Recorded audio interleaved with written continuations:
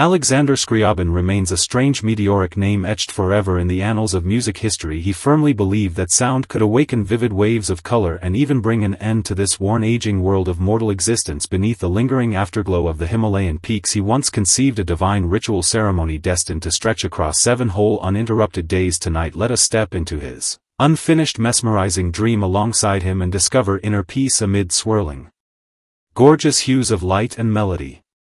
If sound could take tangible shape, if melody could radiate radiant glow, its form and splendor would surely match the visions crafted within Scriabin's creative mind. His entire life wandered endlessly between supreme elegant refinement and the blurred edge of quiet madness. His grand symbolic work, intended to trigger humanity's destruction and spiritual rebirth, was ultimately halted forever by a small wound upon his own lips. In the still hush of this quiet night, listen to the legendary life of this unorthodox artistic genius and feel the boundless cosmic stillness resonating far beyond the limits of mortal perception. Alexander Scriabin was both a poetic soul seated before the piano and a devout follower of mystical theosophy. He pursued the transcendent art of synesthesia, blending visual splendor and auditory harmony into ethereal resonant unity. Fate delivered the most absurd, unexpected ending at the most passionate climactic moment of his life, leaving endless mystery, speculation and unanswered questions for generations to come. Tonight, accompanied by the soft dim glow of the burning hearth, we wander together into the vast spiritual wilderness belonging to this profound mystic composer.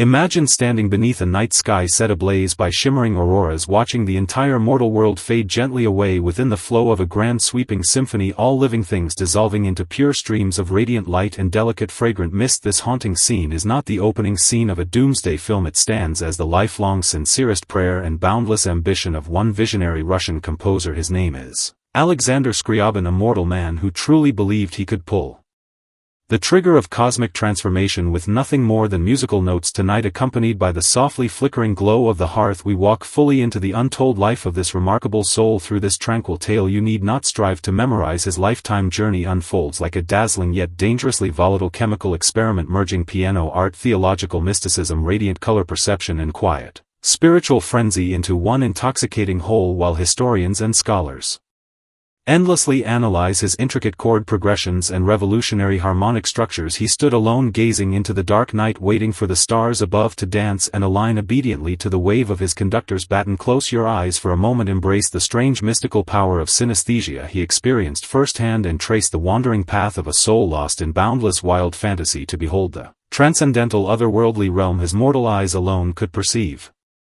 In April of 1915, spring descended upon Moscow, carrying a cold oppressive dampness heavy in the air. Alexander Scriabin collapsed alone inside his city residence. The visionary who once proclaimed himself a spiritual prophet destined to lead all humanity toward divine transcendence lay weakened and tormented by a tiny festering sore upon his upper lip. The affliction stemmed from an ordinary, almost trivial everyday moment, a minor careless cut sustained while shaving. No one could have foreseen that the man who spent every day crafting the grand cosmic drama Mysterium, meant to ignite universal transformation, would ultimately fall defeated by an invisible microscopic bacterium. In his final hours, clouded by fading consciousness, he still scribbled enigmatic, colorful symbolic markings across blank music manuscript pages, symbols only his own mind could fully comprehend. His loyal students waited anxiously outside his door, fully expecting to witness a sacred ascension into divine light, just as he had long prophesied within his own musical creations. Yet the script written by the cold hand of death turned out startlingly plain, mundane and steeped in cruel ironic contrasts. Scriabin's sudden untimely end echoed the fate of a magnificent grand symphony whose strings snap, abruptly falling silent mere seconds before reaching its soaring emotional climax. This abrupt fracture plunged all his devoted followers into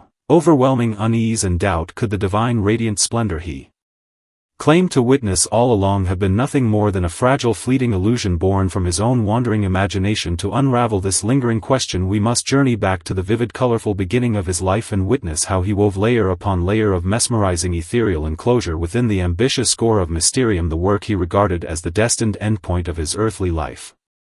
Scriabin's way of perceiving the surrounding world differed entirely from ordinary human perception. He possessed the rare innate gift known medically as synesthesia. When he pressed a simple C note upon the piano keys, he saw no plain black and white keyboard before his eyes, only blazing waves of fiery vivid red. As melody shifted seamlessly into F-sharp minor, deep mysterious pools of purple light would emerge and swirl within his field of vision. This extraordinary natural gift marked his early years shaping him into a melancholy sensitive poetic pianist, earning him the beloved title the Chopin of Russia. Yet as he delved deeply into the theosophical teachings of Madame Blavatsky, his artistic ambition underwent an almost morbid dramatic transformation. He was no longer content merely to let audiences listen to musical sound alone. He longed to make them witness divine presence woven into melody and elevate music into a sacred ritual instrument capable of crossing dimensional boundaries.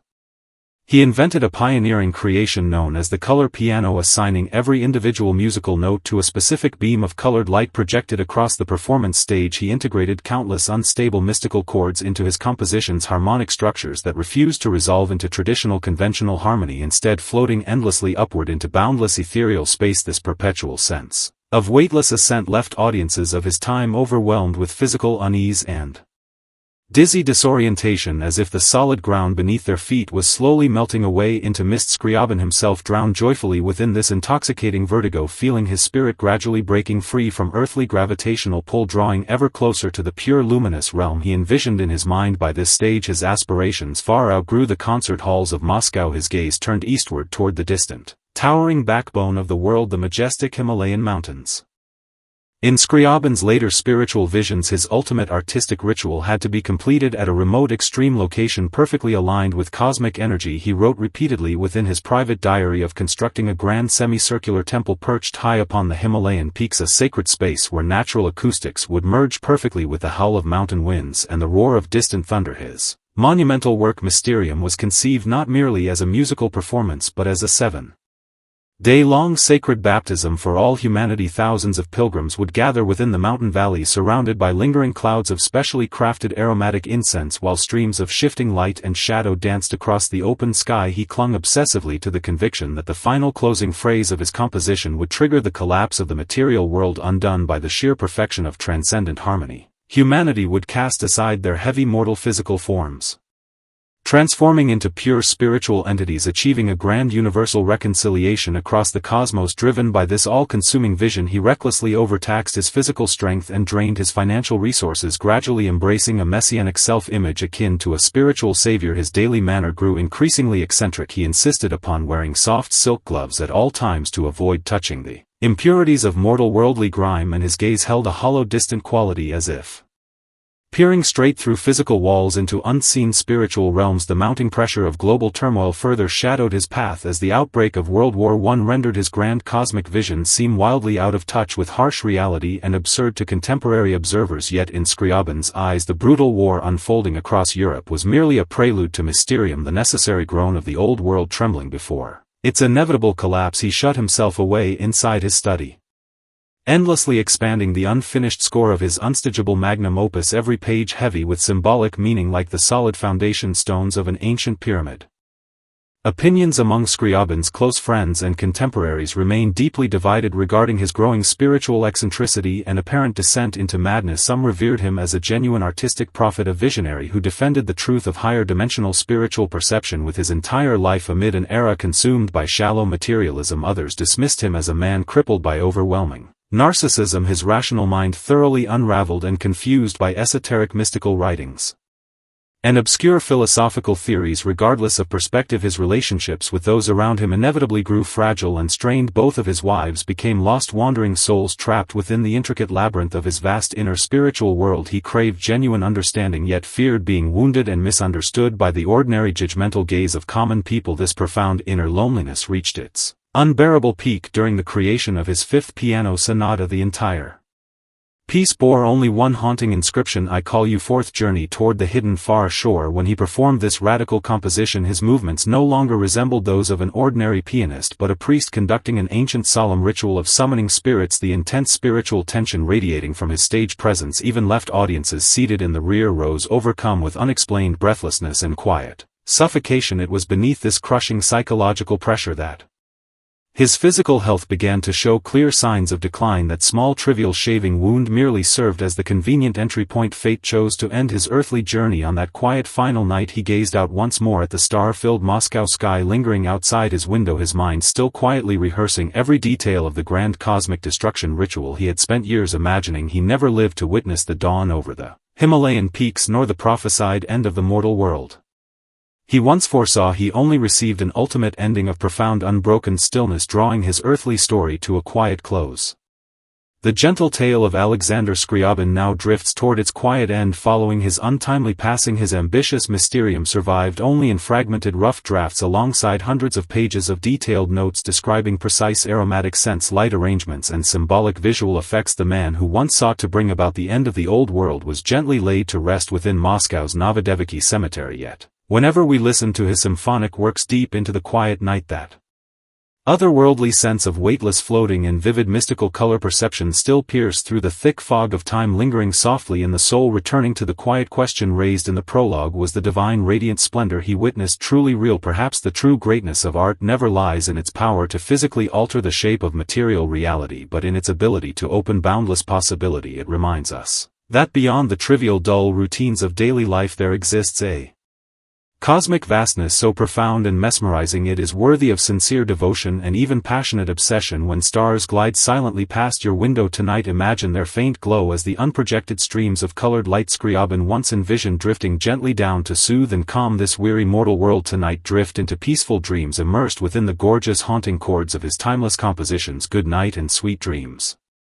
She blazed forth as the most dazzling star of the Victorian era, a name alone enough to light up every opera house and theatre across the whole of Paris. Nellie Melba, a remarkable woman who rose out of the remote wild outback plains of Australia, conquered the arrogant old European world purely with the incomparable beauty of her singing voice. Beneath her gorgeous satin gowns, glittering diamond crowns and glamorous stage radiance lay an almost obsessive hunger for fame, wealth and social prestige.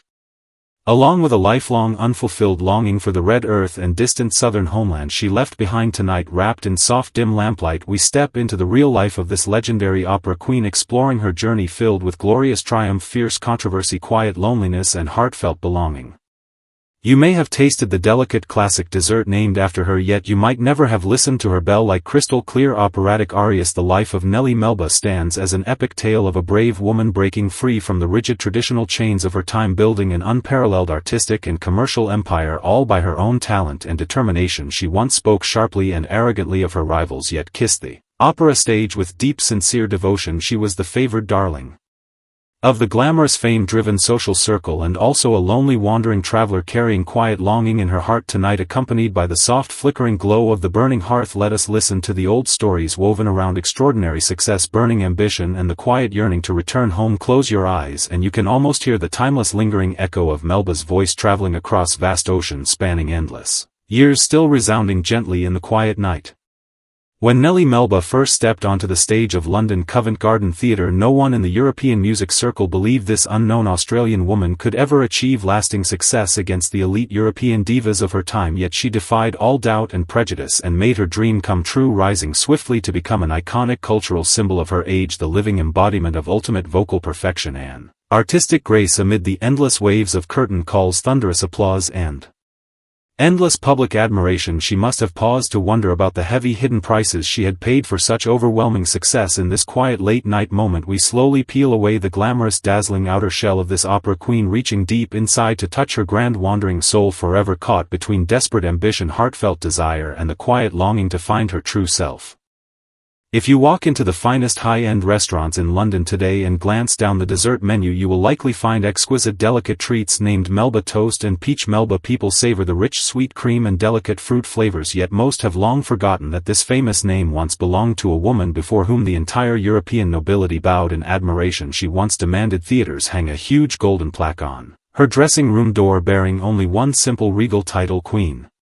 In the early 20th century, the name Nellie Melba transcended all national borders, standing as a priceless symbol representing the highest level of vocal art, unparalleled fame and elite social status. Tonight, accompanied by the softly flickering glow of the hearth, we walk fully into the untold life of this remarkable soul. We trace how this woman, born in the desolate barren wilderness of Australia, single-handedly broke open the male-dominated elitist world of classical opera, carving out her own glorious place against all odds. We also explore why, after winning every honor, fame and luxury life could offer, she faced relentless, harsh judgment over her private life, spending her later years performing one endless farewell concert after another, trapped in cycles of reluctant goodbye and quiet regret. Relax your breathing and let our story begin with that uniquely pure, resonant voice carrying the raw, untamed breath of Australia's red earth, utterly unlike any sound familiar to European ears. Back in 1882 in Queensland, Australia, the sun blazed fiercely over endless open land where the air carried the rich earthy scent of soil mixed with the sweet fermented aroma of sugarcane. Nellie Melba, still known then by her birth name Nellie Mitchell, sat aboard a rickety bouncing cart staring blankly out across the boundless lonely wilderness. She had just escaped a disastrous unhappy marriage, trapped with a rough uncivilized husband prone to heavy drinking and violent outbursts, a life that stretched before her dull, hopeless and unchanging in that rigid conservative era. For a single young mother with a small child to leave her hometown and chase artistic dreams across the vast ocean was regarded as reckless self-destruction and social ruin. Yet deep within Nellie's heart burned an unyielding fire, ignited long ago when she first heard the powerful roaring sound of a pipe organ echoing inside a Melbourne church. Driven by fierce resolve, she made a decision deemed scandalous and unrestrained by society. She abandoned her lifeless, loveless marriage, took her young child with her, spent nearly all her savings, and boarded a ship bound for Europe 16,000 kilometers away. Rocking gently inside her cramped cabin, Nellie watched the Australian coastline fade slowly into the distant horizon. She shed no tears, only holding within her heart a cold, fierce determination to conquer the pinnacle of the old European world. She chose to reinvent herself, taking her stage name from her beloved hometown Melbourne, and from that moment the legendary Nellie Melba was born. This change was far more than merely adopting an artistic alias. It marked a painful, deliberate separation from her old identity, a bold act of self-reinvention to rewrite her own destined path. She understood clearly that to stand firm in proud Victorian London, surrounded by old-world arrogance, prejudice and elite exclusivity, she needed not only a voice blessed by heaven itself but also a will harder and colder than frozen ice. On a cold, misty winter morning in Paris, Nellie Melba arrived at the door of the legendary vocal master Madame Marquesi, placing all her hopes and future upon this final chance. The moment she sang her first soaring high note, the strict, experienced teacher who had trained countless famous opera divas rushed out of the room, calling excitedly to her husband, "I have finally discovered pure gold." Madame Marquesi's sharp artistic intuition proved absolutely correct. Nellie's voice held an otherworldly, flawless purity, like smooth round pearls rolling across a polished silver plate, without the slightest imperfection or flaw. Yet the exclusive European social circle was unwilling to welcome this young woman, dismissed as a simple country girl from the Australian outback. On the night of her first London debut, music critics wrote cruel, scathing reviews, mocking her stiff, awkward stage acting, claiming her singing lacked the graceful charm and subtle elegance of refined European female vocalists. These bitter taunts and dismissive remarks never broke her spirit, instead awakening the tough, untamed resilience rooted deep in her outback upbringing. She threw herself into relentless, dedicated study, mastering fluent French, German and Italian, observing every subtle gesture, mannerism and etiquette of noble ladies, learning to blend seamlessly into metropolitan high society and hide her rough rural roots beneath polished composure. She carefully shaped and cultivated her public persona, understanding fully that in the glamorous, extravagant world of high art, deliberate mystery, quiet arrogance and dignified reserve formed the perfect staircase leading to the throne of opera royalty. She declined ordinary, trivial social gatherings, appearing only at the most exclusive, prestigious events, even when privately struggling with anxiety over earning enough money to cover her son's education fees. Her relentless self-discipline, precise calculation of public image and single-minded pursuit of fame allowed her to rise rapidly within just 5 years, becoming the undisputed ruling diva of London Covent Garden Theatre. When she stepped onto that same stage once again, the same audiences who once mocked and underestimated her now lined up patiently for hours in cold wind and rain, simply to hear her sing one gentle, haunting melody from La Bohème. Fame and glory are always a double-edged sword, capable of weaving the most luxurious, elegant cloak around your shoulders while piercing straight into your deepest hidden vulnerabilities. At the height of Nellie Melba's career, her private life became the most talked-about, sensational topic across every major newspaper and social circle in Europe. Her passionate, well-publicized romance with the Duke of Orleans, heir to the French royal throne, nearly shattered the perfect, dignified public image she had carefully built for years. The social atmosphere of that era was steeped in hypocritical double standards. Noble men could openly keep countless lovers without judgment, while any successful, powerful woman daring to pursue love freely was immediately condemned as morally corrupt and disgraceful. Nellie faced relentless pressure on all sides: a bitter divorce lawsuit filed by her former husband back in Australia, collective rejection and condemnation from religious authorities and high society elite standing united to isolate and discredit her. At this critical turning point of fate, Nellie revealed astonishing cold resolve, cutting off all contact with the Duke without hesitation, retreating into her private dressing room, shutting herself away from public view. She understood perfectly within the ruthless game of power and reputation, noblemen could afford to lose love and social standing, yet she could never afford to lose her voice the only true armor protecting her survival and status. She returned firmly to the opera stage, performing sacred hymns with an almost divine untouchable grace, using the sublime height of her artistic mastery to silence endless malicious gossip and public criticism. Her relentless obsession with fame, status and artistic supremacy gradually made her appear sharp, difficult and unapproachable to those around her. She even used her powerful influence to block emerging young singers whose talent might one day threaten her dominant position. Her private dressing room overflowed with priceless jewels and precious gifts bestowed by royal patrons, yet after the final curtain fell, when she sat alone before her dressing mirror removing heavy stage makeup, the woman staring back remained still the lonely, vulnerable young girl once lost in the vast, quiet Australian wilderness. She had built an enormous, unshakable empire of fame, wealth and prestige, yet trapped herself inside its golden walls, living out her days as a solitary queen with no true companion or inner peace. In 1902, after 16 long years living abroad in Europe, Nellie Melba made up her mind to return to her Australian homeland, the place where her life journey first began. This homecoming should have been a glorious, triumphant return, yet for Nellie it unfolded as a complex emotional journey filled with inner conflict, quiet struggle and tangled belonging. The Australian people embraced her proudly as a national icon. Thousands flocked to the docks of Melbourne simply to catch a glimpse of the celebrated diva, blessed and admired by all of Europe when she sang the deeply nostalgic, heartfelt ballad Home Sweet Home on stage. Tough-weathered miners in the audience shed quiet tears of sincere emotion. Beneath this warm outpouring of national pride and affection, Nellie felt a profound sense of unease arising from an unbridgeable rift between herself and her homeland. She had long grown accustomed to the refined elegance of Parisian perfume, London silk fashion and sophisticated Viennese etiquette, while Australia remained raw, plain, unpolished and unrefined. In her eyes she cherished deeply the rugged red earth that had given her inner strength, resilience and fortitude, yet secretly looked down upon its simplicity, backward ways and lack of sophisticated culture. She once sparked widespread public controversy during an Australian tour, complaining that first-class train accommodation at home lacked the comfort and luxury she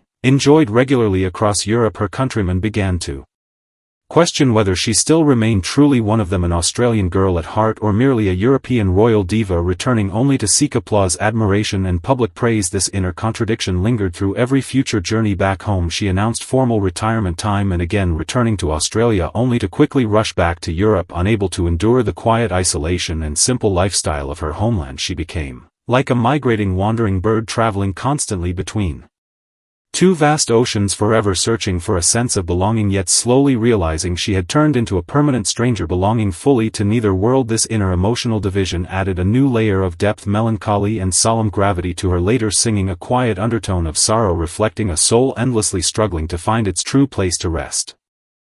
Nellie Melba's later years unfolded as a long, graceful, gradual decline marked by elegant poise and quiet melancholy. She left behind a puzzling, unforgettable legacy in music history, performing countless repeated farewell concerts across Europe and Australia. Every time audiences believed they were listening to her final public performance, she would gracefully return once more to the stage, continuing to sing even as her high notes began to tremble softly and her breath grew short and strained. Some critics mocked her for greedy love of money, others sneered that she could never let go of the glamorous spotlight and public adoration, yet only Melba herself understood the quiet truth. Stepping away from the stage meant facing the reality of aging, letting go of her identity as an immortal opera diva and confronting the ordinary, vulnerable self hidden beneath the fame. In 1931, after contracting a severe infection during a cosmetic surgery operation, the legendary opera queen passed away peacefully in a Melbourne hospital. In her final moments, she refused expensive, luxurious champagne, requesting instead a simple, cool glass of fresh Australian spring water. After her passing, Melbourne honoured her with a state funeral, the lengthy funeral procession stretching for kilometres, bringing the entire city to solemn, respectful silence. The red Australian land she once longed to escape finally opened its arms, gently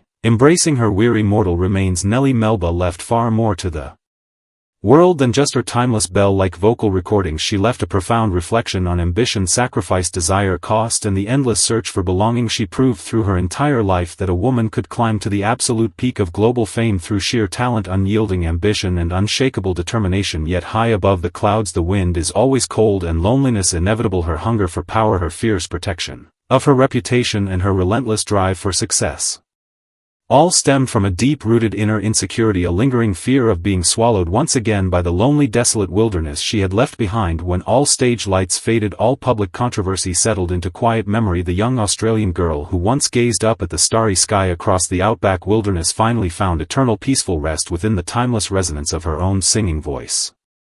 Now we return to the dessert menu mentioned at the beginning of our tale. The next time you encounter the name Melba printed beside fine desserts, do not see it merely as a label for sweet delicate treats. Remember what it truly represents: the endless struggle of an Australian girl traveling 16,000 kilometers across oceans, the extraordinary courage of a woman breaking through cruel rigid social rules to carve her own path to glory. The life story of Nellie Melba answers the quiet question we all ponder: what does true success really mean? For her, success meant earning the admiration and respect of the entire world while willingly returning in the end to the quiet, humble red earth where her journey first began. She was a proud, controversial, arrogant diva, yet also a devout, dedicated artist with almost saint-like reverence for the craft of singing. Our quiet story of Nellie Melba now draws to a gentle close. The night outside has deepened into stillness, and all the world has settled into calm tranquility. May Melba's timeless voice drifting across a century of time turn into the soft night breeze brushing gently past your ears, sweeping away all weariness, fatigue and restlessness accumulated throughout the day. Let go of every worldly chase for fame and gain, release every unfulfilled desire and lingering obsession in this quiet, peaceful night. Reconcile gently with your own inner self, just like the Australian land where Nellie finally returned. Embrace your dreams calmly and peacefully. Slow your breathing, settle your thoughts deep into quiet stillness. Good night and sweet dreams. Camille Saint-Saëns bears a name blessed and kissed by divine grace from heaven. He stood as an erudite polymath, towering far above his contemporaries, yet plunged into the dark abyss of unbearable grief after losing his beloved children at the very height of his glory. Tonight let us follow in his footsteps, traveling from the elegant concert halls of Paris to the boundless golden sands of North Africa, and listen closely to the hidden stories of farewell, loss and spiritual rebirth concealed behind the quiet resonance of piano keys. The world remembers only the holy, graceful swan depicted, immortalized in music by Camille Saint-Saëns, yet few have ever seen the haggard, empty, hollow gaze left in his eyes after losing two of his precious children within merely 6 short weeks. Behind that shocking, sensational breakdown of his marriage lay the most private, desperate despair hidden deep within the heart of a grieving father. Accompanied by the soft, warm glow of the burning hearth, we step together into the real-life journey of this towering master of French music. The entire life of Camille Saint-Saëns unfolds as a long, endless journey of deliberate escape and quiet wandering. At the peak of his artistic fame and social prestige, he chose to abandon his renowned identity, live under an assumed name and vanish silently into the distant dust of foreign lands. Was it the relentless, crushing pressure of cruel fate, or his inner longing for spiritual redemption that drove him to prefer living as a wandering, anonymous stranger far from his homeland? The night has grown deep and still. Settle yourself quietly and listen to the echoing tale of genius, destiny and overwhelming tragedy woven through his lifetime. In the bleak, sorrowful autumn of 1881, Camille Saint-Saëns, the greatest musical genius France had ever known, suddenly vanished completely from the sight and memory of everyone around him. He left only a few brief, cold lines scrawled upon a note inside his hotel room, then disappeared without trace, leaving all who knew him uncertain of whether he was alive or gone forever. Dubbed the natural successor to Mozart, he stood firmly at the absolute peak of his career, possessing fame, wealth, social prestige and every worldly blessing any mortal could ever desire. Yet this favored child of heaven endured an unspeakable family tragedy, brutal enough to shatter any human soul, losing 2 children in the span of just 6 short weeks. Tonight, accompanied by the softly flickering glow of the hearth, we walk fully into the untold life of this remarkable soul. Through this tranquil tale you need not strive to memorize beyond his identity as a legendary composer. Saint-Saëns was also a gifted poet. An avid archaeologist, a passionate astronomer and a meticulous mathematician, he was a brave spiritual warrior striving to combat inner emptiness and existential nihilism through boundless knowledge and relentless learning. Yet beneath the cruel, crushing blow of fate, he chose a path of self-imposed exile and desperate escape. Close your eyes and let us journey back to that distant era, woven together by the soft light and shadow of Paris and the endless golden dust of North Africa, to feel the profound, quiet solitude hidden behind the lonely, graceful spirit of that solitary swan.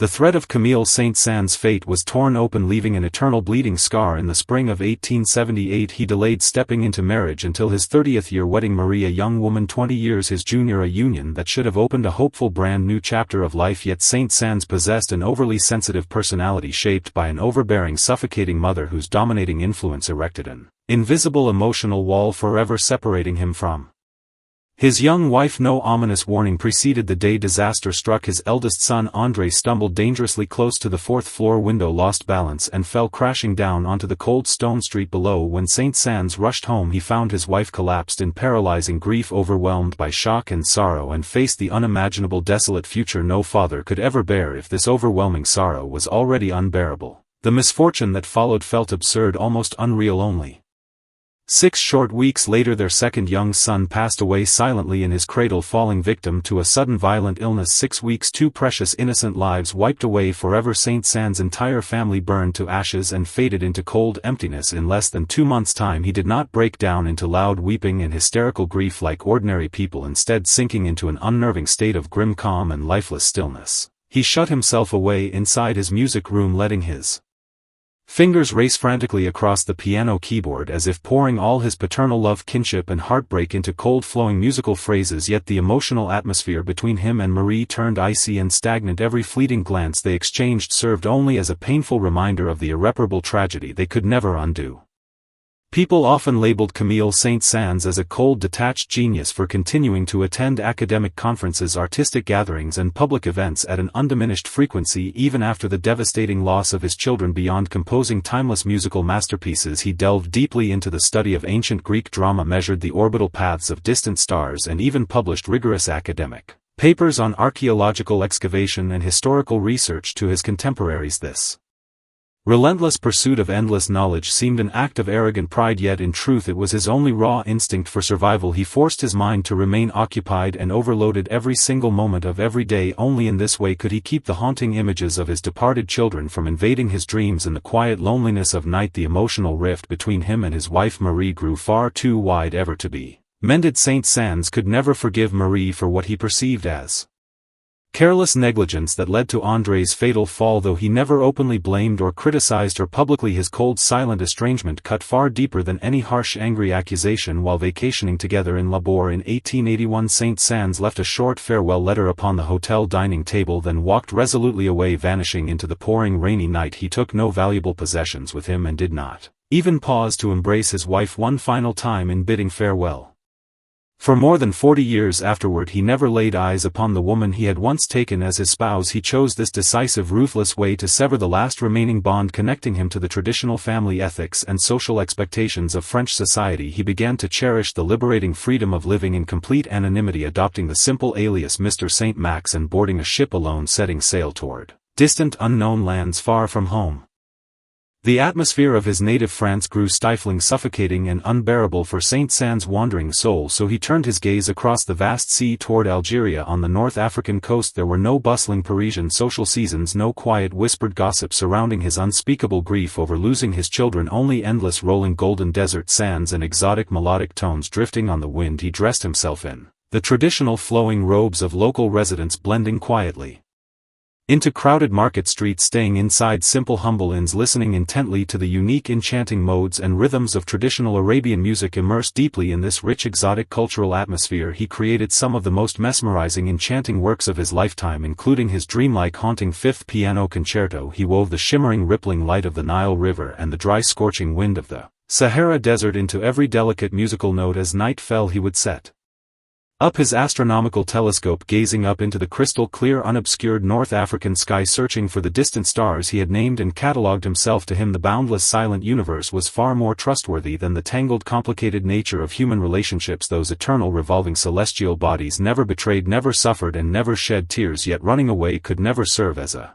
permanent final escape. A vague, lingering sense of professional mission and artistic duty would always draw him back to Paris, the glorious city he loved deeply yet also resented bitterly. He became a living contradiction, a steady pendulum swinging endlessly between extreme scholarly rationality and the raw emotional longing of inner escape. He began accepting performance invitations from across the globe, traveling extensively across America, South America and every corner of the known world. He seemed to race against the ticking passage of time, determined to wander and explore. every untouched corner of the planet before his own life drew to a close. In his later declining years, Camille Saint-Saëns evolved into an unshakable monumental figure towering over the French music scene, yet remained a lonely eccentric outsider misunderstood by many. He stood firmly opposed to all emerging modern artistic movements, stubbornly defending the purity, dignity and solemn grace of classical traditional composition, making him appear outdated and out of step with the changing trends of his era. He openly criticized Debussy's impressionist style, dismissing its blurred, vague melodic textures as a sacrilege and insult to the true essence of art. Contemporary critics and younger musicians mocked him as an old-fashioned relic of the past, overlooking his deep-rooted morbid obsession with artistic order and structural precision. His own life had once fallen into complete chaotic disarray and collapse, so he clung rigidly to strict formal structure and perfect balance within his compositions to grasp a fragile sense of inner security. He accumulated immense vast wealth throughout his long successful career, yet donated nearly all his fortune to charitable institutions, scientific research funds and academic foundations. He remained alone and solitary for the rest of his life, accompanied only occasionally by a small loyal dog and a handful of devoted servants who could never truly step into the secluded depths of his inner soul. He began mentioning death frequently within his private diary entries, facing the inevitable end not with fear but with quiet resignation and relieved anticipation. In the cold, chilly winter of 1921, at the advanced age of 86, he journeyed once again to his beloved Algiers, the land that had given him so much quiet solace. He spent the final month of his life there, wandering along the seashore each day, sorting through piles of unfinished scholarly manuscripts covering astronomy, archaeology and philosophy. Late into the night on December 16, Saint-Saëns passed away peacefully in his sleep, with an astronomical report still resting beside his bedside.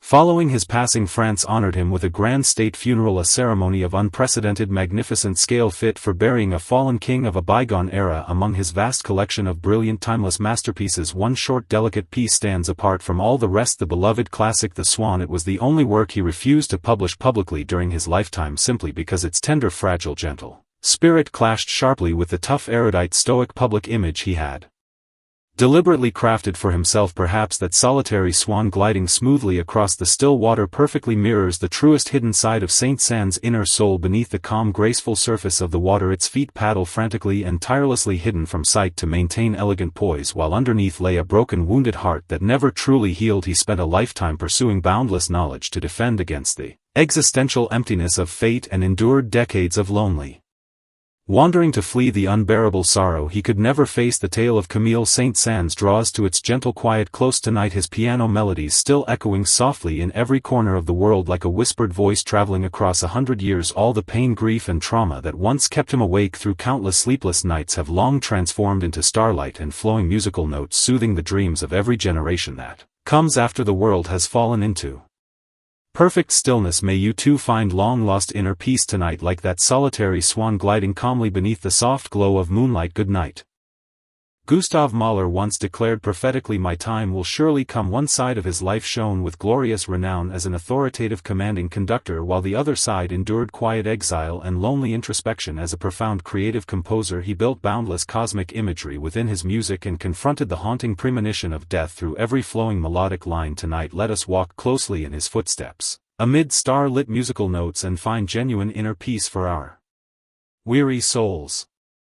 In the quiet stillness of late night, when mortal prosperity fades away, come listen to the life story of Gustav Mahler, a man who ruled the conductor's podium with tyrannical strictness and uncompromising precision, yet melted into fragile vulnerability when left alone in solitude. The tragic love between him and Alma, his relentless persistent pursuit of unfinished musical masterpieces, all stand as the most genuine reflection of human life, fate and emotion. Close your eyes, sink into this tranquil narration and embrace the profound philosophical thoughts that transcend the boundaries of life and death, hidden within his melodies. Within every page of Gustav Mahler's musical scores lies the most heartfelt, sincere confession toward life. He endured the piercing agony of losing beloved family members one after another, and faced the cruelest prejudice and cold rejection from the musical circle of his era, yet in the end he stepped into the boundless cosmic realm of music and lit an eternal warm lamp of comfort for every lonely wandering soul in the world. Tonight slow down your restless pace, listen to this gentle tale of Mahler's life, and may you drift into sweet peaceful dreams. If the faint whisper of death could ever be heard by mortal ears, it would never sound like harsh shrill screams but unfold as the slow lingering almost motionless melody penned by Gustav Mahler back in 1907 Vienna. The man who once reigned supreme over the entire European music scene fell into the darkest devastating collapse of his entire life. His eldest daughter passed away prematurely. He was stripped of his prestigious professional position and his doctor detected ominous abnormal murmurs within his chest like the solemn tolling of a funeral bell. Gustav Mahler, a man who spent his whole life questioning the true meaning and essence of existence, was finally cornered and forced to face the inevitable shadow of death. Tonight, accompanied by the softly flickering glow of the hearth, we walk fully into the untold life of this remarkable soul. Through this tranquil tale you need not strive to memorize. In this quiet, unrushed moment we set aside all glorious worldly titles and reputations, merely observing how a wandering traveler adrift deep within his own soul used musical notes to construct an unbreakable bridge leading toward eternal transcendence. Perhaps after listening to the grand symphonic movements he composed amid desperate despair, you will come to understand that all mortal fear, anxiety and panic are nothing more than trivial ripples fading quietly before the ultimate profound stillness of life. The hidden cracks of fate always begin to spread from the most brilliant, splendid moments of life. It was a salon gathering in 1901 when Gustav Mahler first met Alma, the most enchanting, captivating woman in all of Vienna. 19 years younger than him, she possessed extraordinary intelligence, breathtaking beauty and burning ambitious passion. As a born artist, Mahler was utterly captivated and overwhelmed in an instant. The normally calm, poised conductor who commanded the orchestra with the precision of a refined machine surrendered completely to the power of love. Yet the marriage proposal letter he sent to Alma read more like a cold, controlling contractual agreement demanding that she abandon her own dream of musical composition and dedicate the rest of her life solely to standing by his side as his loyal companion. Alma agreed to his terms without hesitation, yet this hidden crack quietly planted the seed of emotional tragedy that lingered for decades to come. Accompanied by Alma's quiet presence, Mahler created some of his most magnificent immortal masterpieces, yet this hard-won happiness felt more like reckless overconsumption of future peace and joy. He seemed like a greedy soul drawing endless vitality, inspiration and emotional nourishment from Alma to sustain his relentless artistic creation, remaining oblivious to the slow withering of her inner passion and suppressed dreams deep inside her heart. This severe emotional imbalance eventually dealt him a fatal, crushing blow at the weakest, most vulnerable moment of his life. When the letters revealing Alma's affair fell into his hands, Mahler suddenly realized the perfect cosmic realm he had painstakingly built with his music was already riddled with countless cracks and hidden flaws at its very foundation.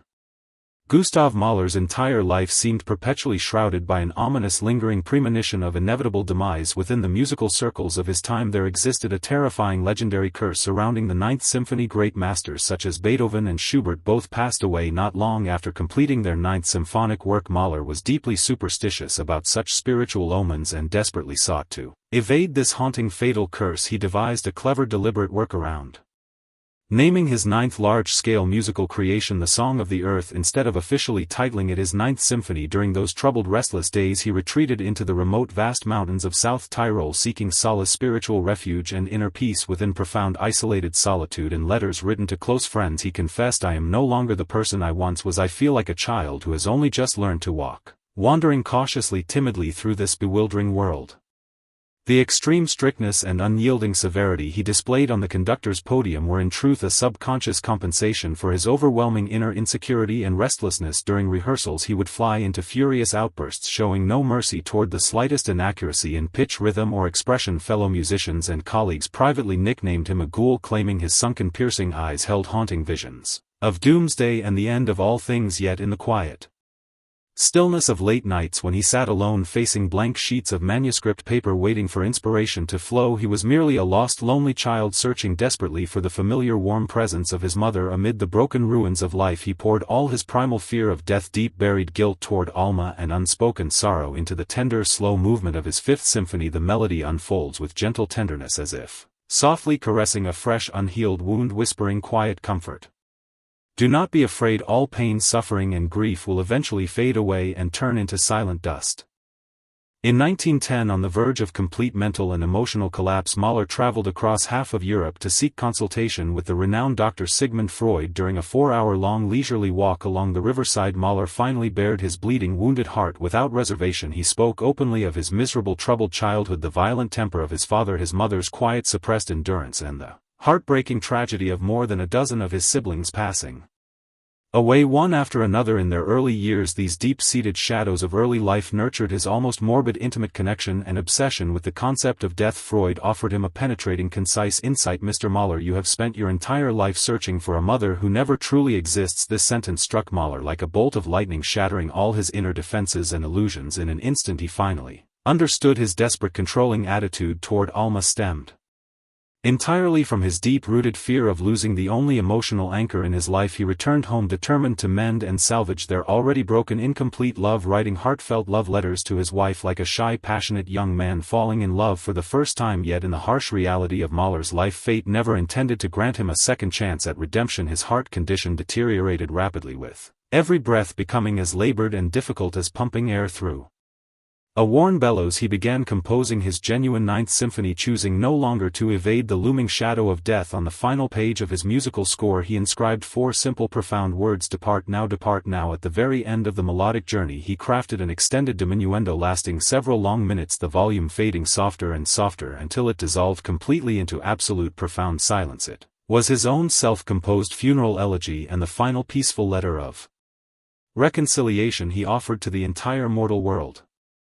Gustav Mahler spent his final days traveling back and forth between New York and his beloved Vienna. In the spring of 1911 his illness left him barely able to support his own body, yet he insisted on journeying back to the city that held all his memories, dreams and artistic faith. Lying on the deck of the ocean liner returning from America, he stared silently at the rolling waves of the Atlantic Ocean, his eyes empty, distant and deep like an unfathomable dark abyss he no longer stood on the conductor's podium leading grand orchestras nor pondered over complex musical compositions. He merely lay quietly, feeling the gradual fading of life slipping away moment by moment. He knew he had finally lost the lifelong gamble he waged against the Reaper, yet in defeat he attained an unprecedented state of inner tranquility and acceptance. After returning to Vienna he whispered his wife's name one last time on his deathbed, then moved his fingers across the bed sheets, mimicking the familiar gestures of conducting an orchestra. He passed away quietly on a storm-swept night at the age of 51. Following his last will and testament, his funeral contained no grand musical performance, attended only by his closest relatives and intimate friends. The man who once commanded massive grand orchestras to roar and resonate with the power of the entire cosmos finally returned peacefully to the embrace of the earth in the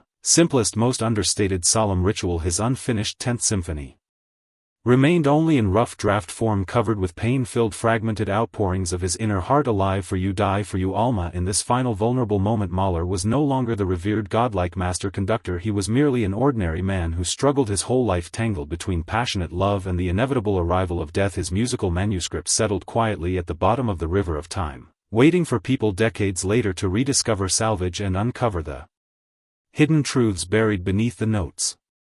The gentle tale of Gustav Mahler gradually draws to its quiet close. Gustav Mahler once firmly believed and proclaimed, "My time will surely come." Decades later, after the world endured the devastation of wars and the emptiness of spiritual loss, people suddenly realized the man who lived a century ago had already written down all our modern loneliness, hesitation and inner struggle within his timeless musical scores. He taught humanity that life consists not merely of joy, laughter and glorious success, but also of irreparable regret, parting sorrow and the inevitable farewell every mortal must face. Returning to the profound puzzle raised in the prologue, what exactly is death? In Mahler's spiritual and musical world, death is never a terrifying final end. It is the ultimate harmonious chord that melody finds after drifting into the boundless void. When you feel weary, heavy and lost deep within your heart on this quiet night, imagine sitting alone in Mahler's small cottage by the lake, listening to the rustling wind sweeping through pine forests and gazing at the lingering snow remaining upon distant mountain peaks. You will soon understand that all life's magnificent waves and turbulent ups and downs eventually settle down into the peaceful calm of this very moment. May Gustav Mahler's timeless philosophical wisdom, transcending the boundaries of time, soothe all the creases, anxiety and restlessness hidden deep within your soul tonight. Sink into quiet, peaceful slumber wrapped in this serene tranquility. Good night and sweet dreams. Amid the sweeping artistic currents of the 20th century, Andrew Wyeth stood like a quiet, unshakable reef, standing apart from the restless tide. He never painted bustling city prosperity or glamorous worldly splendor, choosing instead to depict the barren meadows, dappled window shadows and lonely wandering souls of his hometown. If your heart is tangled with unease and inner unrest, the timeless quiet stillness lingering within Wyeth's paintings may serve as the most soothing remedy for your weary spirit. Tonight, accompanied by the gentle warmth of the burning hearth, let us step into the hidden, secluded inner world of this quiet master of realistic art.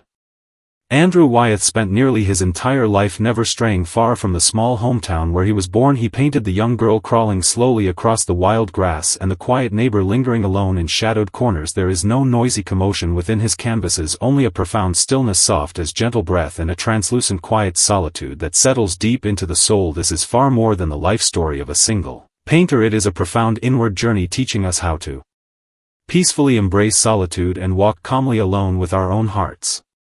Why do Andrew Wyeth's paintings always strike a tender chord within the souls of those who struggle with sleepless nights? It is because within every subtle stroke of light and shadow he embedded the quiet accumulation of passing years and the heavy profound weight of fate. From Christina to Helga, through decades of silent devoted observation and portrayal, he built an eternal realistic paradise frozen in time and memory. Tonight, immersed in the soft muted hues of Wyeth's palette, let your wandering thoughts settle gently to the ground and find the long-lost inner peace you have been longing for. When the entire world chased after relentless speed, noisy excitement and radical artistic revolution, one man chose to sit quietly upon the barren meadows of his hometown for an entire lifetime. The figures in his paintings almost never wear a smile, and the backgrounds are always filled with faded wooden door frames, weathered windows and dry yellowed hay. Yet within this almost frozen sense of suspended time, countless insomniacs across the globe have found lasting comfort and spiritual refuge. Known widely as the quiet solitary realist, Andrew Wyeth left behind a haunting enigma that stirred deep reflection within the art circle for generations. For 15 long years he concealed a secret from his wife and the entire outside world, quietly creating more than 200 intimate portraits of his neighbor in complete privacy. Was this a forbidden obsessive infatuation, or an artist's most profound silent vigil over the slow fading of life itself? Tonight, accompanied by the softly flickering glow of the hearth, we wander fully into the untold life of this remarkable soul. Through this tranquil tale you need not strive to memorize. In this unrushed moment we do not merely trace the life experience of a painter, we sink into the soft light and shadow of Wyeth's world and find a peaceful resting place for our restless, anxious souls. The quiet turning point that shaped his artistic destiny unfolded on a quiet afternoon in 1948 in the small town of Cushing, Maine. Seated beside his window, Andrew Wyeth caught sight of his neighbor Christina supporting her frail body with thin arms, struggling slowly to crawl up the yellowed wild grass toward the old house standing atop the hillside. Christina suffered from severe physical disability, yet she firmly refused to use a wheelchair, choosing to endure the rough, earthy path rather than surrender the last trace of her human dignity. That simple, poignant scene struck Wyeth straight to the depths of his heart. He did not step forward to offer physical help, instead choosing a far more profound way to respond. He spent 9 whole months quietly capturing that silent, unyielding resilience upon his canvas. The finished work would later become the timeless masterpiece known as Christina's World. Viewers gaze upon the painting and feel the weight of profound loneliness, desolate wilderness, and yet an unbreakable quiet strength growing steadily from stillness. Wyeth once said he painted far more than just a young girl crawling across an empty field. He portrayed the inherent smallness and stubborn perseverance of humanity standing alone beneath the vast indifferent sweep of the world. This intense, focused observation of ordinary, trivial daily moments became the enduring underlying tone of Wyeth's lifelong artistic creation. At that time the art world was swept up in the wild celebration of abstract expressionism. Delicate, quiet, realistic works such as his seemed out of place and utterly out of step with the turbulent era, yet he paid no heed to mainstream trends or public judgment, standing like a stubborn, solitary forest keeper, building a solid stone wall leading deep into the inner soul upon the quiet edge of the changing artistic age. To truly understand the almost cold, restrained tranquility permeating Andrew Wyeth's art, one must look to the profound influence of his father, the renowned illustrator N.C. Wyeth. Raised beneath his father's strict, demanding gaze, Wyeth grew up in a semi-isolated, secluded environment, wandering between the grand, heroic historical fantasies constructed by his father and the desolate, quiet reality of the rural wilderness. All changed abruptly in 1945 when a devastating car accident claimed his father's life. In that instant Wyeth's world sank into overwhelming gray sorrow, regretting deeply that he had never painted a complete formal portrait of his father. This immense lingering sense of guilt evolved into an almost obsessive dedication to recording, preserving and capturing fleeting moments of life. He began visiting the farm of his neighbor Carl Kerner, frequently wandering among weathered, peeling walls and cold iron anvils, seeking faint, lingering traces of his father's presence amid the familiar rural atmosphere. It was also during this period that Wyeth's painting style underwent a dramatic, profound transformation. Abandoning bright, dazzling layers of color, he turned fully to the dry, cold, textured aesthetic of tempera painting, embracing a muted, decaying beauty full of subtle melancholy. He would spend more than 10 hours each day secluded inside his studio, using ultra-fine, delicate brushstrokes to depict every fine texture of dry hay and every subtle wrinkle. Etched into the skin of elderly farmers, to him death was never an absolute end but an eternal quiet order hidden within the slow fading and withering of all living things. This relentless pursuit of intricate subtle detail lent his works a mesmerizing sense of time. Standing still as you gaze quietly upon his paintings, you slowly feel yourself dissolve into a tiny speck of dust drifting gently downward beneath the soft afternoon sunlight. This unhurried tranquil rhythm is exactly what troubled insomniacs crave most, a calm steady pace that slows the pounding restlessness of the heartbeat and soothes the racing mind.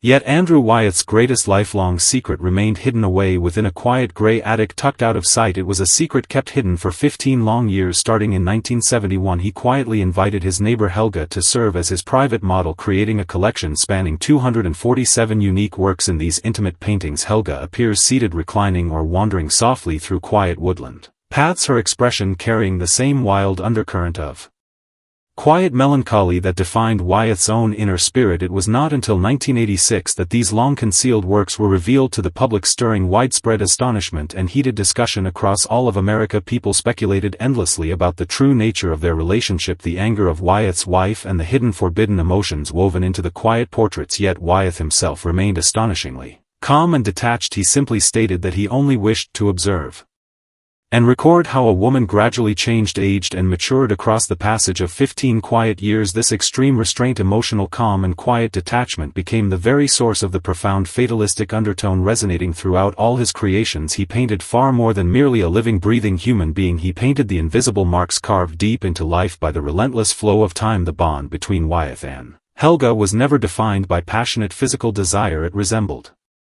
two lonely souls drawing close to one another, sharing silent warmth and mutual understanding through the long, cold, quiet winters. The translucent blue tonal layers within his paintings and the soft billowing curtains stirred by faint wind all stand as quiet evidence of his desperate attempt to seize and preserve fleeting ephemeral moments of life. This restrained, profound affection endowed his art with a solemn reverence akin to quiet religious devotion. If you feel worn out, exhausted, and overwhelmed by the noisy restlessness of modern life, pause and imagine the quiet scene of snow falling thickly across the quiet countryside of Maine. Wyeth sits calmly beside the glowing fireplace, waiting patiently for a single stream of soft sunlight to drift across the ancient elm tree standing outside his window. It is the most loyal, quiet vigil over the beauty of life and the most silent, unyielding resistance against inner anxiety and worldly unrest.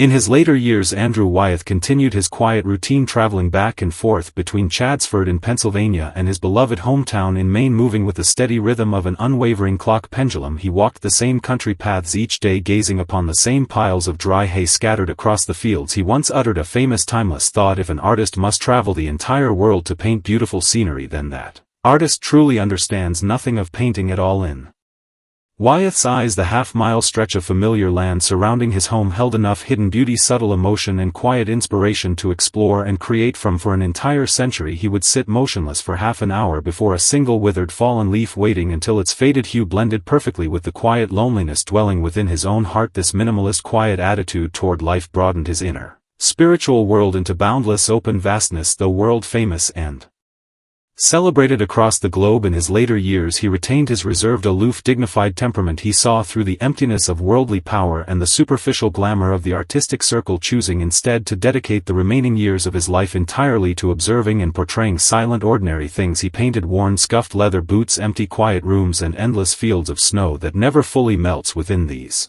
understated works, Wyeth dissolved the boundaries of self-ego an identity, transforming himself into an invisible window or a soft passing breeze. As you gaze upon his paintings, you feel an unprecedented sense of inner freedom, a freedom that requires no explanation to others, no compromise to please the trends of any era. This quiet, unspoken freedom is the hidden peace every restless soul tossing and turning through sleepless nights subconsciously longs to find.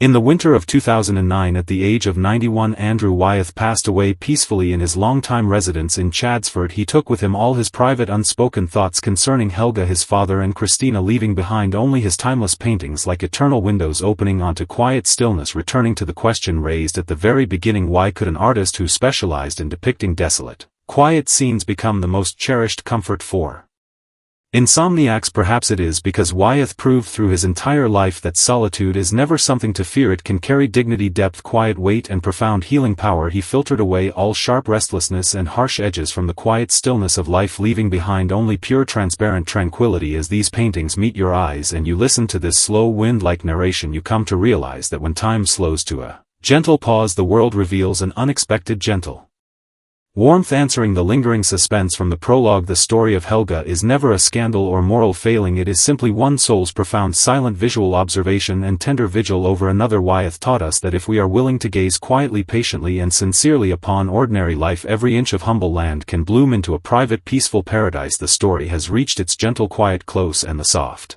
wind captured in Wyeth's paintings may now be drifting gently across the quiet meadow within your own heart. Drift slowly into deep peaceful sleep. Wrapped in this undisturbed inner tranquility, may you rest easy and embrace sweet untroubled dreams. Good night.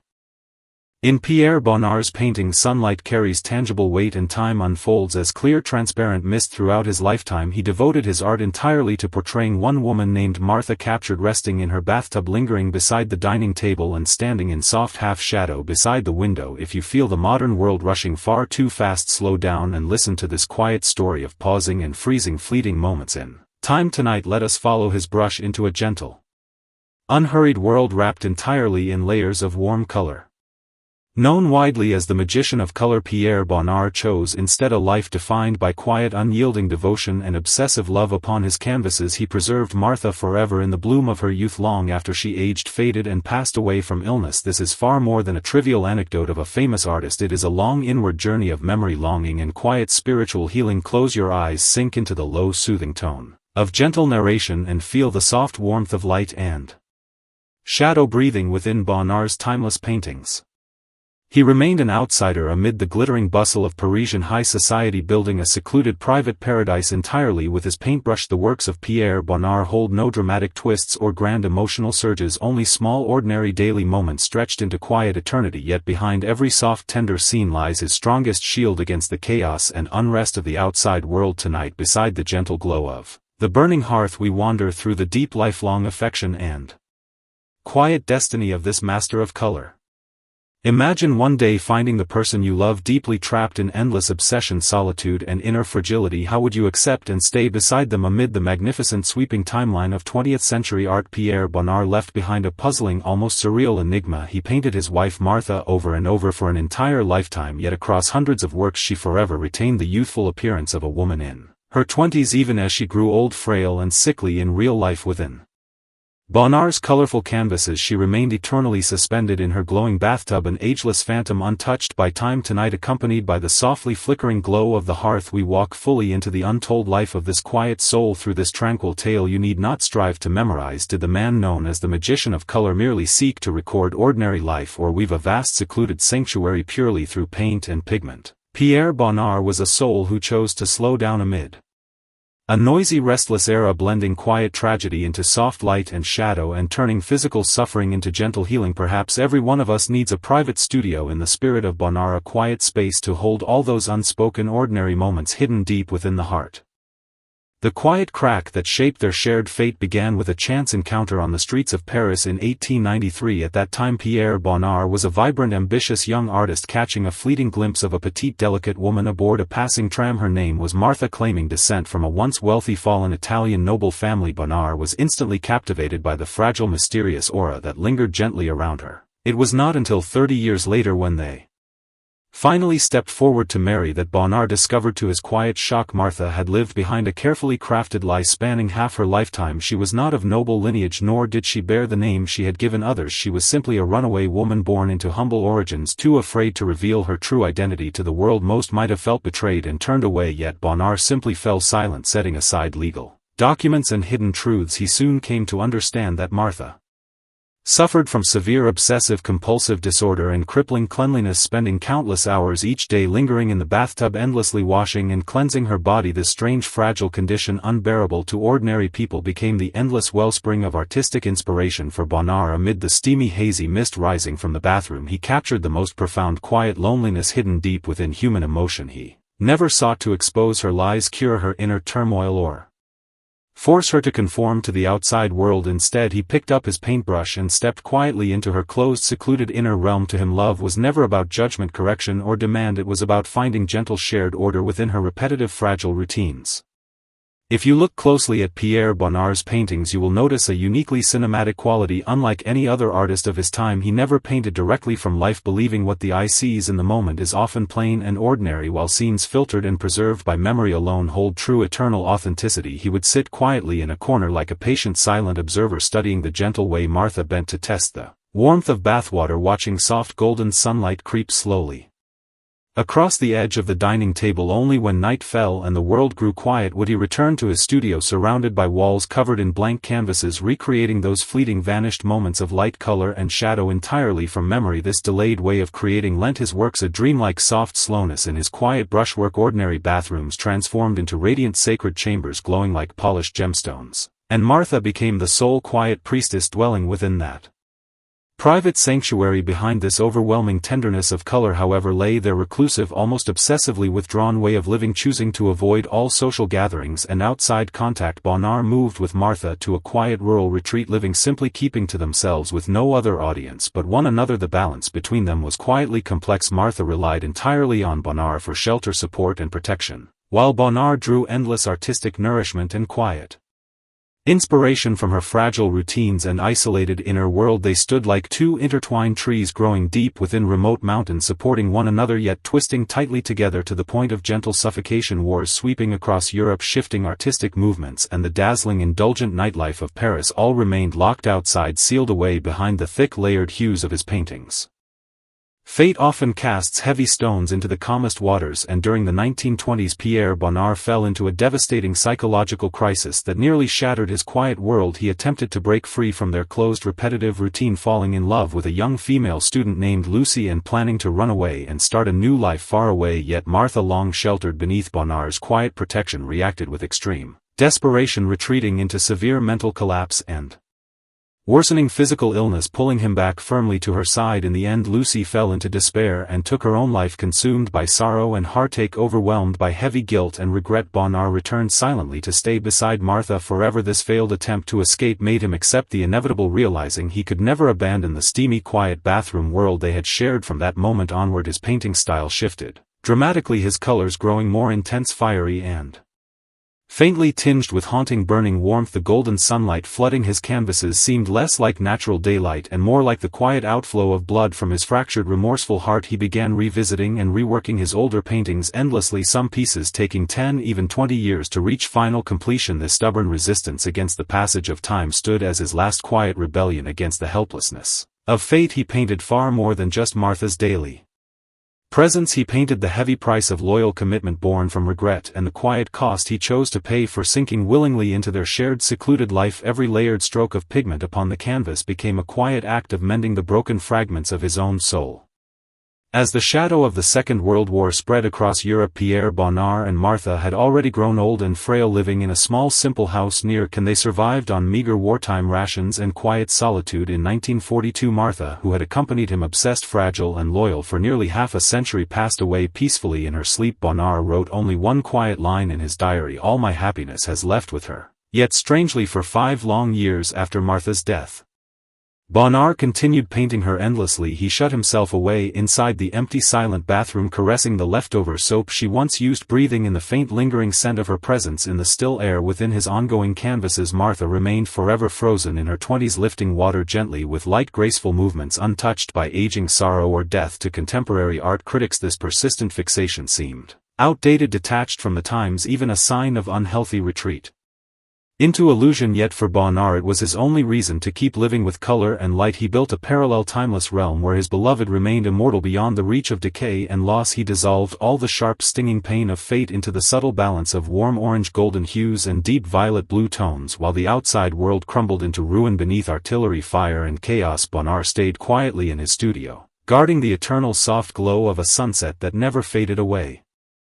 In 1947, at the age of 80, Pierre Bonnard lay weak in his hospital bed, bathed in the bright southern French sunlight streaming through the window. In his final fading moments, he asked his nephew to fulfill one last wish, to repaint a patch of dull green in the lower corner of his painting flowering apricot tree into brilliant vivid yellow. Even at the very end of his life, he still chased endlessly after that perfect soothing balance of light, color, and quiet harmony. Now we return to the quiet enigma raised at the beginning of this tale. Why did he keep painting their ordinary life woven with hidden lies and quiet fragility? Perhaps Bonnard understood deeply that life itself is a gentle illusion, and only love, beauty, and quiet devotion can lend that illusion lasting dignity and grace. What he left behind is not merely a collection of masterpieces, but a gentle, slow-acting remedy for the anxious, rushing soul of humanity when we grow weary, exhausted, and unsettled amid the restlessness of the modern world. Bonnard's soft, harmonious colors always calm the heart, restoring inner peace and quiet stillness. Answering the quiet question from the prologue, he never ran away from life's hardships. Instead, he built an eternal, monumental realm of peace using nothing but tiny, ordinary daily moments. The story has reached its gentle close, and the flowing light and shadow within his paintings will keep watch over you through this long, quiet night. Sink into sleep wrapped in this warm, lingering calm. The world may be chaotic and restless, yet there always exists a quiet sanctuary of light and color reserved only for your soul. Rest now and drift into peaceful, untroubled dreams. Good night. Amid the chaotic restlessness of the mortal world, there exists a kind of profound stillness that reaches straight into the innermost depth of the soul. Arnold Böcklin used his paintbrush to create the world-renowned masterpiece, The Isle of the Dead. It embodies a peace that transcends the boundary between life and death and stands as the ultimate haven of solace for every restless, insomniac soul longing for quiet refuge. Tonight, let us follow the footsteps of this artistic master and drift gently into dreamland amid the soft, silent rhythm of oars gliding across calm water. Why do the paintings of Arnold Böcklin always wrap the heart in a strange, soothing calm? His life and creations are never merely an ode to death itself, but a lifelong pursuit of eternal tranquility, untouched by worldly disturbance. Beneath the dense, dark cypress trees on the mysterious Isle of the Dead lies the painter's deepest, heartfelt choice toward fate and destiny. This is far more than a simple journey through art. It is a gentle, soothing comfort, dedicated to every quiet, lonely night. Arnold Böcklin was a wandering soul, lingering constantly between life and death, between tangible reality and ancient mythological fantasy. His magnum opus, The Isle of the Dead, became a sacred spiritual dwelling cherished by countless great minds across history, yet it remains shrouded in endless riddles and hidden mysteries. Within this tranquil, flowing narrative, we shall peel back the layers of enigmatic color and shadow to behold the radiant human warmth hidden beneath his mystical creations. Accompanied by the soft glow of the burning hearth, listen to this piece of quiet history that needs no deliberate memorization, and let your wandering thoughts settle slowly into peaceful stillness. There exists one timeless painting that once hung quietly inside Adolf Hitler's office and also left the revolutionary Lenin lingering in prolonged silent contemplation before its haunting atmosphere. The artwork depicts a solitary, remote island encircled by towering dark cypress trees that pierce the misty sky. A lone small boat drifts slowly toward the shadowed rocky cave hidden deep within the island. There is no audible sound lingering across the canvas, yet it conveys a boundless stillness, vast enough to swallow the passage of time and rise far beyond the limitations of life and death. This iconic work bears the name The Isle of the Dead, and its creator Arnold Böcklin was regarded in his era as a visionary artist who had touched the mysterious realm beyond mortal existence. Tonight, accompanied by the softly flickering glow of the hearth, we walk fully into the untold life of this remarkable soul. Through this tranquil tale you need not strive to memorize. Within this quiet, unrushed narration, we seek to answer the age-old question that has puzzled the world for over a century. Why did Arnold Böcklin portray death with such irresistible allure and serene peace? Perhaps every shadow he layered upon his canvas was painted to offer a safe anchoring dream for every soul tossed in unrest and anxiety deep into the lonely night. The origin of this legendary masterpiece began not with grand epic ambition but with a sorrowful, heartfelt request from a young grieving widow in Florence during 1880. The soft breath of spring could not dispel the lingering gloom and melancholy hanging heavy in the air. Young Marie Bernhard, burdened with overwhelming sorrow and exhaustion, stepped quietly into Arnold Böcklin's art studio. She had recently lost her beloved husband and longed to possess a painting steeped in dreamlike quiet stillness, something that could mend the shattered fragments of her fragile heart and shield her from the harsh chaos of everyday reality. At that time, Arnold Böcklin was a solemn, reserved, middle-aged man with deep, penetrating eyes, immersed in his own solitary exploration of Mediterranean mythology. Marie's earnest request touched the softest, darkest corner hidden deep within his own spirit, for he too had witnessed the passing of countless beloved family members and close friends throughout His life as he brushed the first layer of deep dark blue seawater upon the blank canvas. He could never have imagined this initial sketch would evolve into 5 distinct versions of an eternal artistic legend. He paced slowly back and forth inside his studio, pondering endlessly how to capture that fleeting sacred moment where even the wind itself seemed to pause and fall completely silent. Is this scene a depiction of death itself? In Arnold Böcklin's understanding, it was far more than mere demise.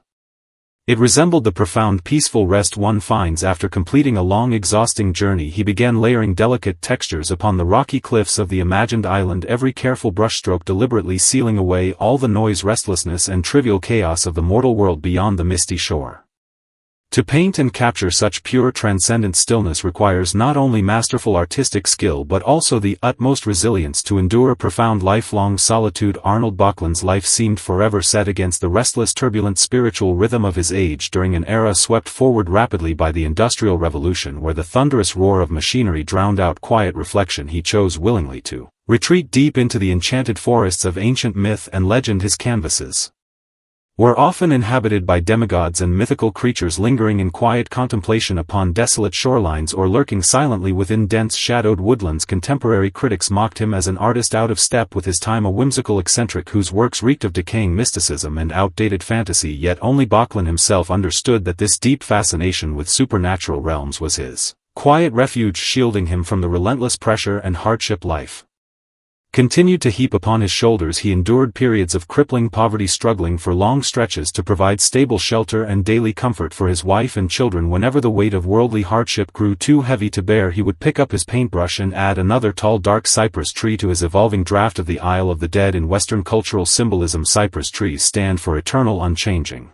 tranquility, and within Böcklin's paintings they transform into silent, solemn guardians standing watch over hidden ancient secrets. Within this self-imposed artistic seclusion he gradually refined his unique aesthetic style, defined by cold restrained tones, low saturated hues and an undercurrent of immense quiet power. The soaring fame of the Isle of the Dead brought Arnold Böcklin widespread public recognition, yet it also gave rise to profound widespread misunderstanding among society. The powerful nobles, ambitious politicians and influential figures of his time attempted to interpret hidden meanings of imperial power, sacrificial fate and lament for fallen empires within the painting's silent atmosphere. Later notorious dictators were particularly drawn to stand in quiet contemplation before the lone mist shrouded island, sensing an aura of solemn destiny and unyielding authority emanating from its shadows. Yet in private letters written to close friends, Böcklin revealed an entirely different inner perspective. He confessed that the mysterious island was in truth the place his own soul most longed to escape toward, a realm requiring no unnecessary words, no bitter struggle, only simple peaceful existence in quiet unbroken stillness. During this period his mental temperament grew increasingly sensitive and reclusive, to the point of refusing nearly all social gatherings and public appearances. He would spend an entire week observing the faint subtle trembling of rippling water beneath shifting light and shadow, solely to perfectly depict the delicate gentle waves left trailing behind the lone boat upon the canvas. This almost obsessive devotion to capturing minute details was his quiet inner defense against the fear of chaotic, unpredictable life beyond his studio walls. His relationship with the outside world grew increasingly strained. Art dealers grew frustrated with his unconventional temperament, his habit of casually altering agreed delivery dates and even suddenly destroying nearly finished masterpieces out of sudden inner unrest. Behind this seemingly irrational, almost paranoid behavior lay the heart of a solitary visionary racing against the relentless passage of time. He dedicated his life's work to fully presenting that otherworldly serene peace of death before mortal eyes, allowing ordinary people to glimpse the quiet tranquility belonging to a realm beyond everyday perception. When we gaze once more deeply into the layers of the Isle of the Dead, we realize the lone boat carrying a white funeral coffin never sinks into despair or shadow. On the contrary, it stands as the most luminous, striking element across the entire composition, guiding the viewer's gaze steadily forward, gliding calmly toward the quiet, sheltered rocky cave hidden amid mist and trees. In the middle and later stages of his artistic career, Arnold Böcklin began casting richer layers of light and shadow upon the solemn hooded ferryman guiding the vessel. He pondered endlessly over a profound philosophical question: if death is humanity's final destined resting place, could the journey toward that ultimate end be filled with solemn ritual and quiet dignity? This deep philosophical reflection lent a strange sacred grandeur to his later works, retaining the signature somber muted tone yet shedding much of the primal fear surrounding the concept of death. He spent his final years living peacefully in a Small villa nestled in Fiesole, Italy, overlooking rolling layers of distant mountains stretching across the horizon. He no longer needed to paint that fictional imagined island, for his own inner world had already transformed into that very sanctuary of eternal stillness. He began forgiving those who had misunderstood and misjudged his creations, and accepted his destined identity as a pioneering master of symbolism.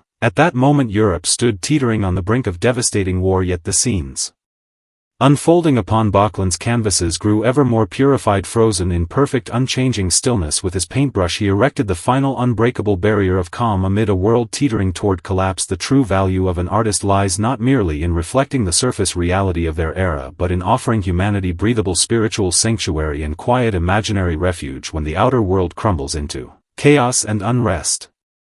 In a quiet winter day of 1901, Arnold Böcklin laid down his paintbrush, forever departing peacefully from the mortal world. He never journeyed to the solitary mist-shrouded island he had immortalized upon canvas, instead being laid to rest in Florence, the very city where he had drawn endless inspiration throughout his lifetime. His legacy, the Isle of the Dead, survives to this day, preserved in multiple versions across museums and private collections around the globe, continuing to offer quiet healing and comfort to countless restless insomniac souls. Returning to the lingering question posed in the prologue, why did he portray death with such haunting gentle charm and serene beauty? For Arnold Böcklin, death was never a terrifying final end, it was merely a profound endless sleep, a homecoming for the weary soul exhausted by the struggles of mortal life. The supernatural quiet stillness he spent a lifetime seeking exists not in far-off mythical realms, but in the instant we set aside all inner defenses, close our eyes and surrender to calm acceptance, when we cast aside fear of the unknown and glide peacefully into the depth of our own inner world. Like that lone silent boat, we come to understand the true greatness hidden within Böcklin's art. Even the wind drifting past the window now carries the faint cool misty aura of his legendary island, gentle, restrained and full of quiet comfort. The hearth fire softens to embers, and this quiet tale draws to its gentle close. Carry this century-old tranquility within your heart and drift slowly into your own private island of dreams. May you embrace a long, peaceful, untroubled sleep tonight. Good night. He owned no house, no bank savings, not even a fixed bed to call his own. Paul Erdos, one of the greatest mathematicians of the 20th century, spent his entire life traveling the globe with only an old suitcase, wandering from lecture halls to study desks across every corner of the world. Tonight, accompanied by the faint soft glow of flickering hearth flames, we walk into the supremely pure, unworldly life of this wandering scholarly hermit. Have you ever known a genius who traveled the entire world carrying nothing more than a single worn suitcase? Paul Erdos freed himself entirely from material attachments, devoting his whole existence to searching for the perfect mathematical proofs hidden within God's secret book. His life story flows like a soft wandering ballad, calming all the restlessness and impetuosity of your busy day. Close your eyes, sink into the profound stillness of numbers and the vast universe, and listen quietly to the life tale of this extraordinary soul. His life had no final destination, only endless encounters with fellow mathematicians and countless unsolved conjectures waiting to be unraveled. Known as the purest soul of his time, Paul Erdos built a utopia filled with kindness, affection and profound wisdom within the cold, rigid world of logical reasoning. Through his unique gentle temperament and unyielding perseverance, tonight nestled within this soft, unhurried tale meant only for quiet remembrance, may you drift peacefully into slumber amid the warm, soothing flow of gentle narration. Imagine an early morning in the 20th century, an elderly scholar appearing at your doorstep holding a worn, weathered suitcase in his hand. He carried no form of identification beyond his passport, no extra clothing stored away, not even any certainty of where his next meal would come from. The first words he spoke were not ordinary greetings, but a soft, gentle smile asking whether your mind was open to new thoughts and ideas. This peculiar wandering guest was none other than Paul Erdos. Tonight, accompanied by the softly flickering glow of the hearth fire, we walk fully into the untold life of this remarkable soul. Through this tranquil tale meant only for quiet reflection, he was the greatest lifelong wanderer the world of academia had ever known, and an unwavering seeker chasing the pure essence of universal truth. He never possessed a permanent home or fixed residence, or rather any place furnished with merely paper and ink instantly became his shelter and sanctuary. He firmly believed a secret timeless book existed, kept by the divine, holding every flawless, elegant mathematical proof ever conceived. Within the limited span of his mortal life, he chose to live as a humble hermit, striving to catch fleeting glimpses of those ultimate cosmic mysteries and share them with all of humanity. Now let your breath sink slowly into calm stillness, follow his lean, slender figure and embark upon that long, quiet journey dedicated solely to the pursuit of truth and heartfelt kindness. The life of Paul Erdos began with a complete abandonment of worldly possessions, marking the most distinctive defining divide between himself and ordinary people. While most individuals spent their lives consumed by anxiety over buying property, accumulating savings, and securing social status, he realized early on that material attachments only imprisoned the freedom of thought and intellectual creativity. From that moment forward, he embarked upon a lifelong wandering journey that lasted more than half a century. His entire worldly belongings fit neatly inside one aging suitcase holding a few simple changes of clothes and thick stacks of handwritten mathematical manuscripts. To outsiders, this rootless lifestyle seemed nothing more than constant displacement and homelessness, yet in his eyes it embodied the ultimate state of spiritual lightness and freedom. He once remarked plainly that personal property brings nothing but endless trouble. Owning a house means endless repairs and maintenance. Keeping a bank account means constant worry over interest rates and financial fluctuation. He donated every prize, reward, and salary he earned to impoverished young students or offered as incentives to scholars who managed to crack long-standing mathematical puzzles. He claimed no permanent nationality, settled in no fixed hometown, and spent his days sleeping on the living room sofas of mathematicians across every nation and continent. Wherever he traveled, he spread the latest mathematical theories, innovative ideas, and academic insights among local scholars. Much like a wandering bee carrying pollen between blooming flowers, this extraordinary way of life demanded immense inner courage and a level of spiritual purity bordering on the divine. Amid the noisy, chaotic turmoil of the 20th century, he deliberately lived his life resembling a medieval ascetic monk, his faith resting not in religious doctrine but in the inherent logical order and ethereal beauty hidden within mathematics itself. If you observe the daily routine of Paul Erdos, you will find his existence operated like a precisely calibrated machine, sustained only by endless cups of strong coffee and intricate mathematical equations. He worked up to 19 hours each day, allowing only brief moments of deep sleep, spending every remaining hour immersed in thoughtful contemplation, academic discussion, and rigorous logical deduction. To outsiders, this extreme, self-sacrificing lifestyle appeared like exhausting, toilsome labor. Yet to him it represented the sole genuine meaning and purpose of being alive. He referred to scholars who abandoned mathematical research and academic pursuit as already deceased, while reserving the simple word leaving for the inevitable arrival of physical death. This unique personal vocabulary revealed his absolute, uncompromising definition of life's true value and spiritual purpose. He lived endlessly captivated by the pursuit of uncovering elegant, flawless proofs from what he called God's book, a realm of transcendent beauty far beyond physical sensory perception. On one quiet late night, he suddenly unraveled a prime number conjecture that had baffled the mathematical community for decades. Instead of celebrating his breakthrough, he simply recorded the complex symbolic reasoning calmly upon blank sheets of paper. He held the profound belief that mathematics was never an invention created by human minds, but an inherent universal eternal order existing long before humanity came into being, casting himself merely as a fortunate discoverer stumbling upon hidden cosmic truths. This humble reverence toward universal truth shielded him entirely from the temptations of worldly fame, reputation, and material gain. Within cold, abstract mathematical symbols he found solace warmer than sunlight itself. This inner comfort stemmed not from the thrill of academic victory but from the quiet, trembling peace that came from conversing directly with the fundamental essence of the universe.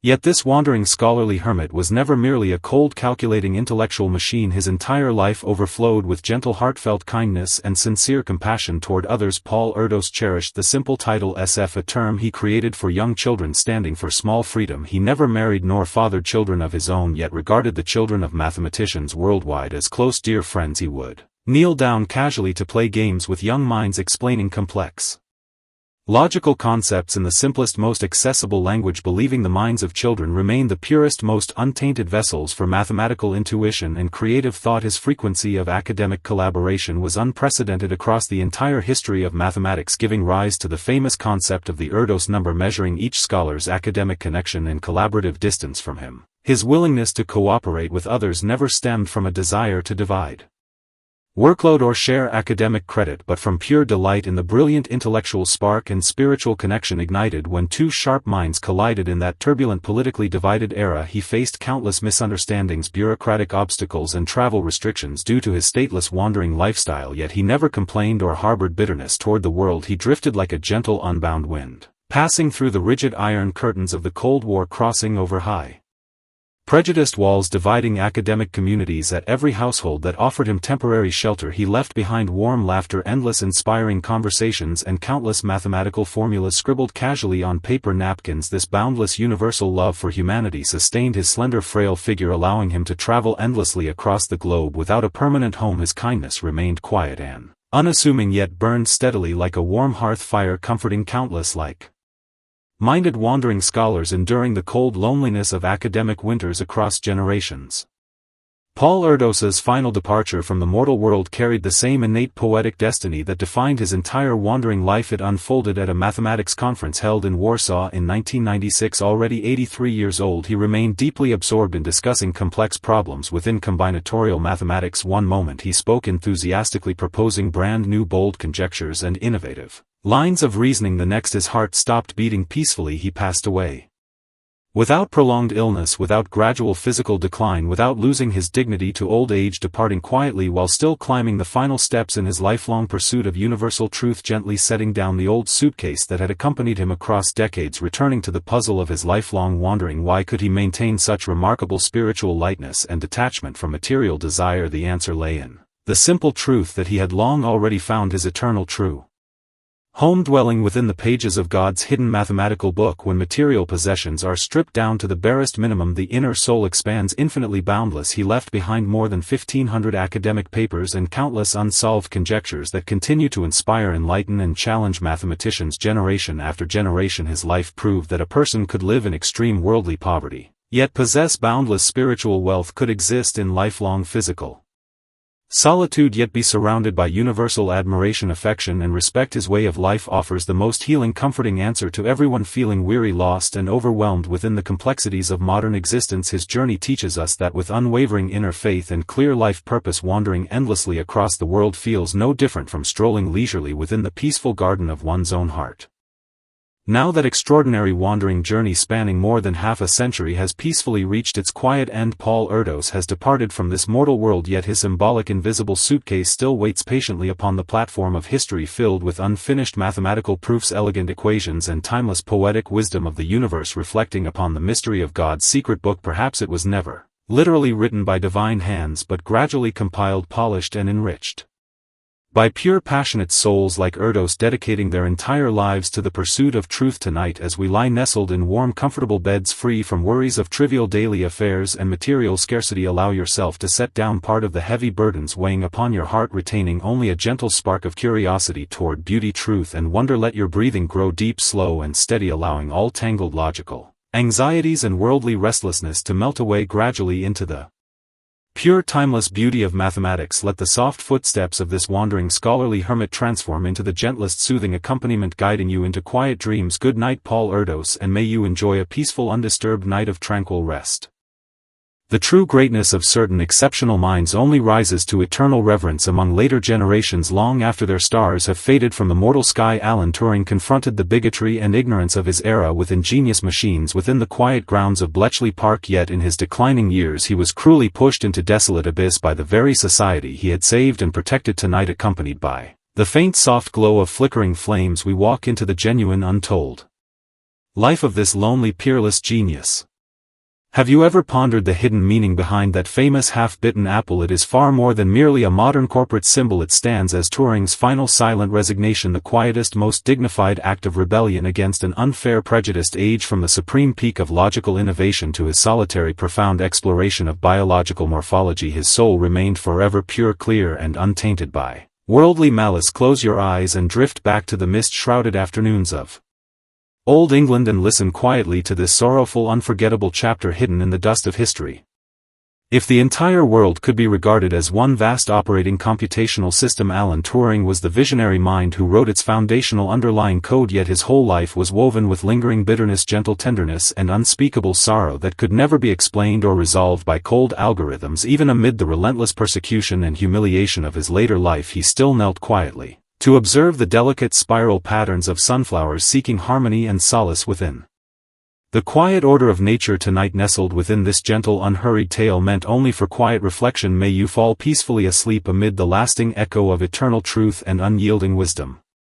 Late one night in June 1954, inside a quiet bedroom in Wilmslow, Cheshire, the stillness was so complete only the steady ticking of a clock echoed through the room. Upon the bedside table lay a half-eaten apple, a faint subtle bitter scent of almonds hanging softly in the still air. Few could have imagined that this 51-year-old man who passed away from chemical poisoning had single-handedly shortened the course of the Second World War by at least 2 entire years. His name was Alan Turing. Tonight, accompanied by the softly flickering glow of the hearth fire, we walk fully into the untold life of this remarkable soul. Through this tranquil tale meant only for quiet reflection, he is honored as the father of modern computer science, the terminator of ancient complex cryptography, and a lonely overlooked figure deliberately hidden in the shadows by an ungrateful era. The world remembers his brilliant, confident days cracking the unbreakable Enigma code, yet few pause to speak of the heartbreaking humiliation and torment he endured in his final years. He was a prophet living far ahead of his time, trapped helplessly within an old world bound by rigid prejudice and ignorant bias. His fate carved one of the deepest, most painful rifts across the pages of human civilization, and it is this quiet night that allows us to gently mend the lingering regret left behind.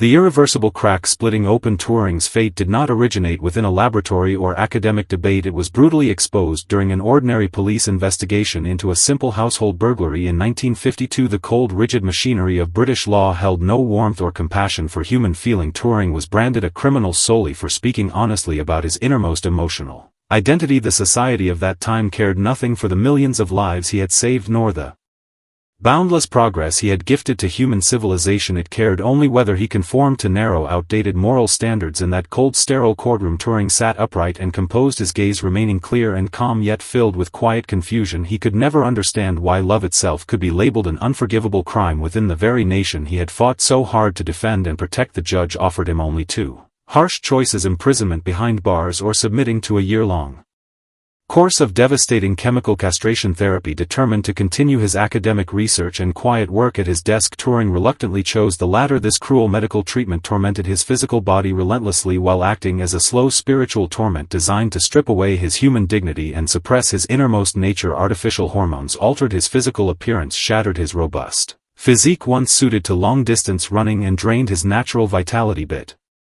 by bit. This forced, bitter compromise cast the heaviest, darkest shadow over the final chapter of his life, confining this unparalleled genius to a lonely, isolated island of his own making, cut off from the world he had dedicated himself to uplifting.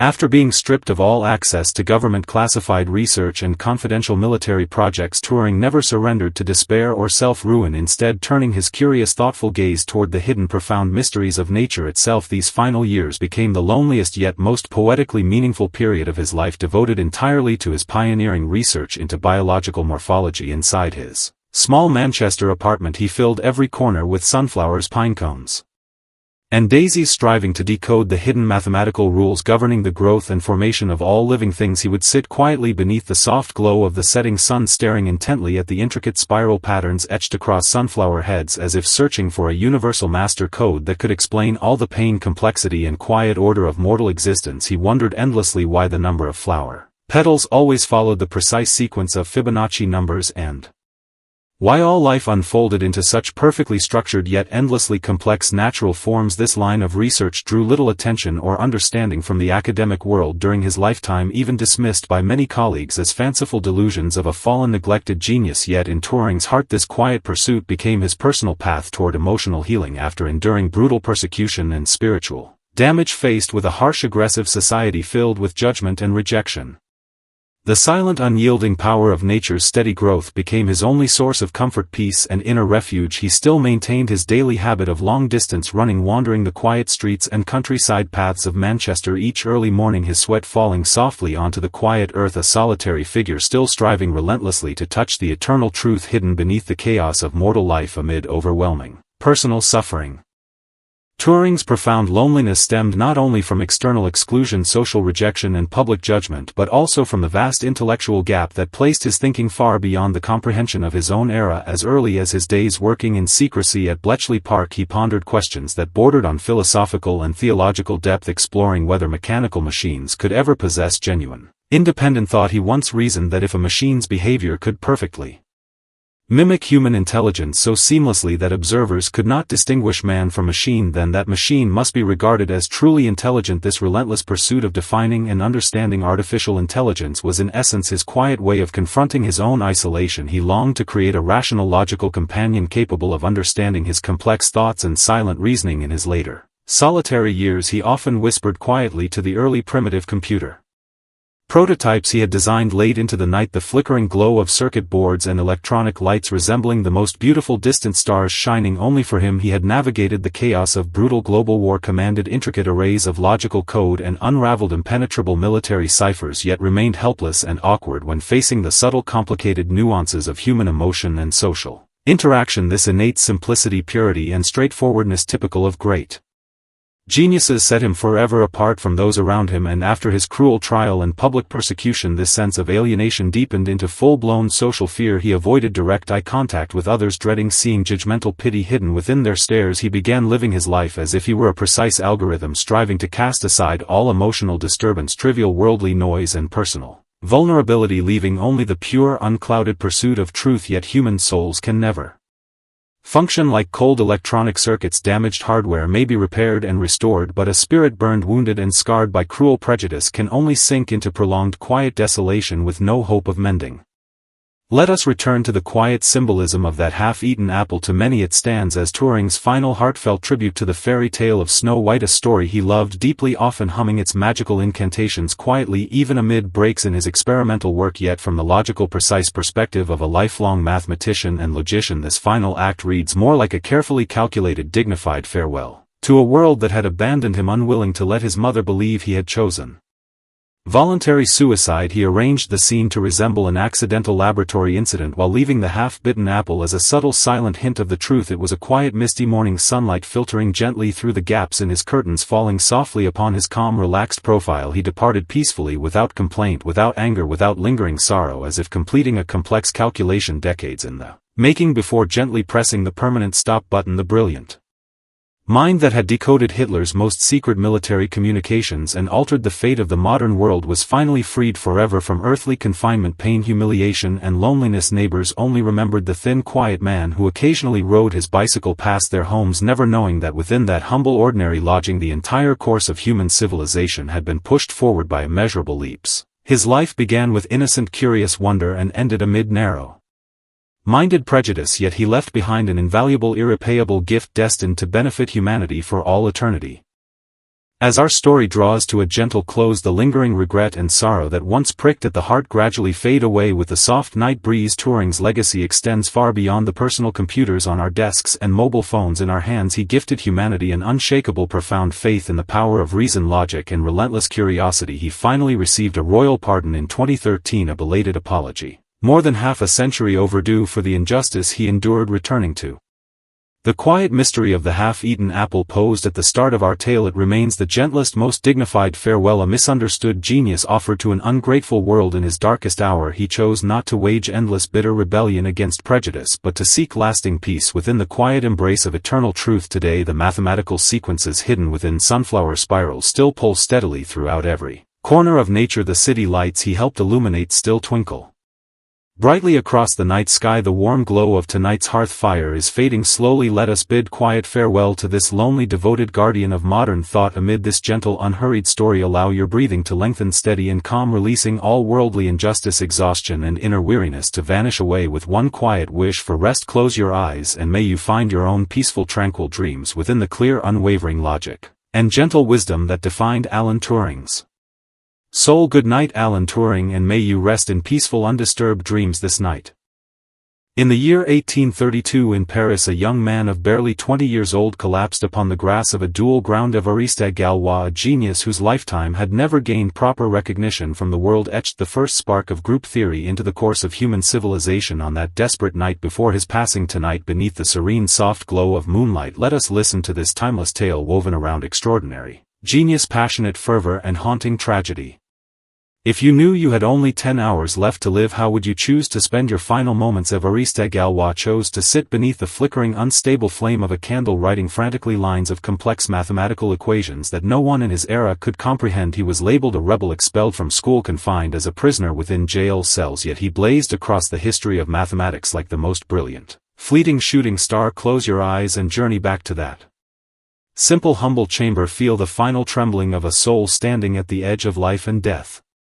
Some souls achieve true greatness only after their mortal life fades into the dust of time. Évariste Galois, the legendary hero of the mathematical world, spent every day of his short life fighting against academic arrogance, social prejudice, and unfair worldly judgment. He was imprisoned for embracing revolutionary ideals, died in a meaningless duel triggered by tangled romantic affection, yet in the depths of utter despair he perceived the profound symmetrical beauty hidden within all things in the universe. Tonight, walk with me into the extraordinarily brilliant yet bitterly desolate brief life of Galois, filled with unescapable fate, lonely persistence, and tragic splendor.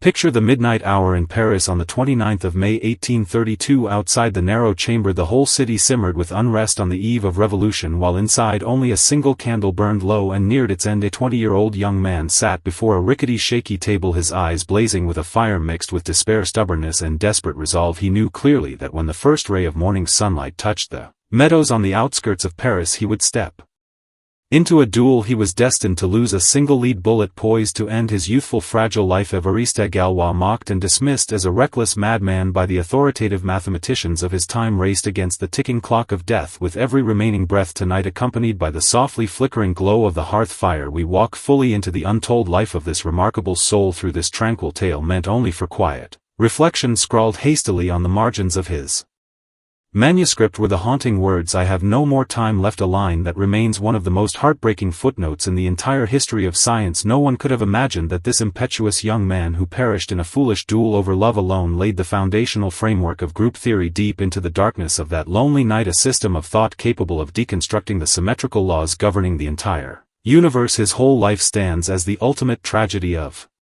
youthful genius, a sorrowful elegy of how an extraordinary mind bloomed into cold, exquisite beauty upon the crumbling ruins of worldly arrogance and ignorant prejudice.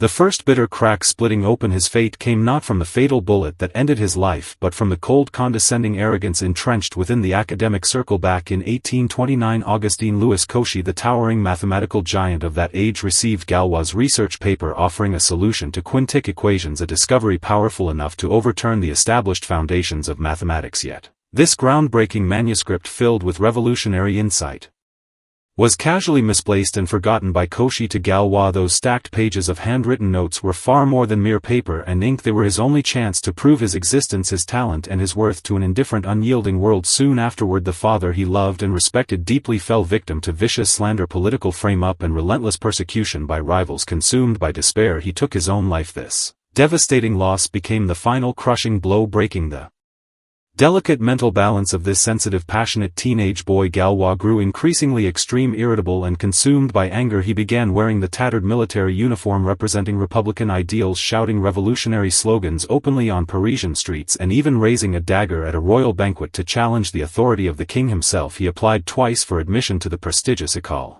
Polytechnique, the most revered academic palace of French mathematics, yet was rejected.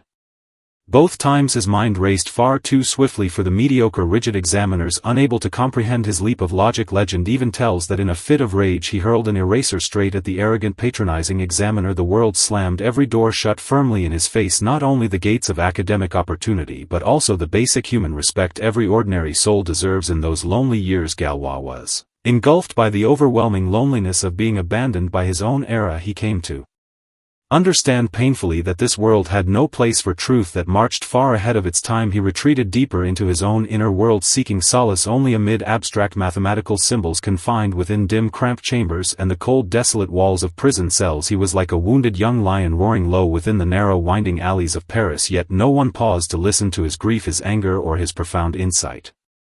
Living in an era tangled between revolutionary upheaval and social unrest, Galois' brief experience of love was also steeped in tragic, reckless fervor. He fell deeply in love with Stephanie, the daughter of a local physician, a young woman with deep, captivating eyes yet a cold, distant heart. This romance was doomed to remain nothing more than an illusory dream from the very start, yet it became the last fragile lifeline holding him steady amid the darkness of his doomed life to protect the young woman's reputation, or perhaps to seek a quiet release through self-destruction, he accepted an unnecessary meaningless duel challenge. His opponent was said to be a former fellow Republican comrade, meaning he was destined to die at the hands of someone once bound to him by shared ideals and loyal friendship. On the quiet eve of the duel he wrote no love letters, composed no final will and testament, instead pouring every last ounce of his strength into revising and perfecting his mathematical research papers. He crossed out messy scribbled notes over and over again, writing in despair on the blank margins, "Please convey to Jacobi these propositions are of great importance, though I do not have time to complete the rigorous proofs." He understood clearly that his mind held the key to an entirely new era of mathematical thought, and he also knew that by tomorrow morning that brilliant mind would be shattered into broken flesh and blood. In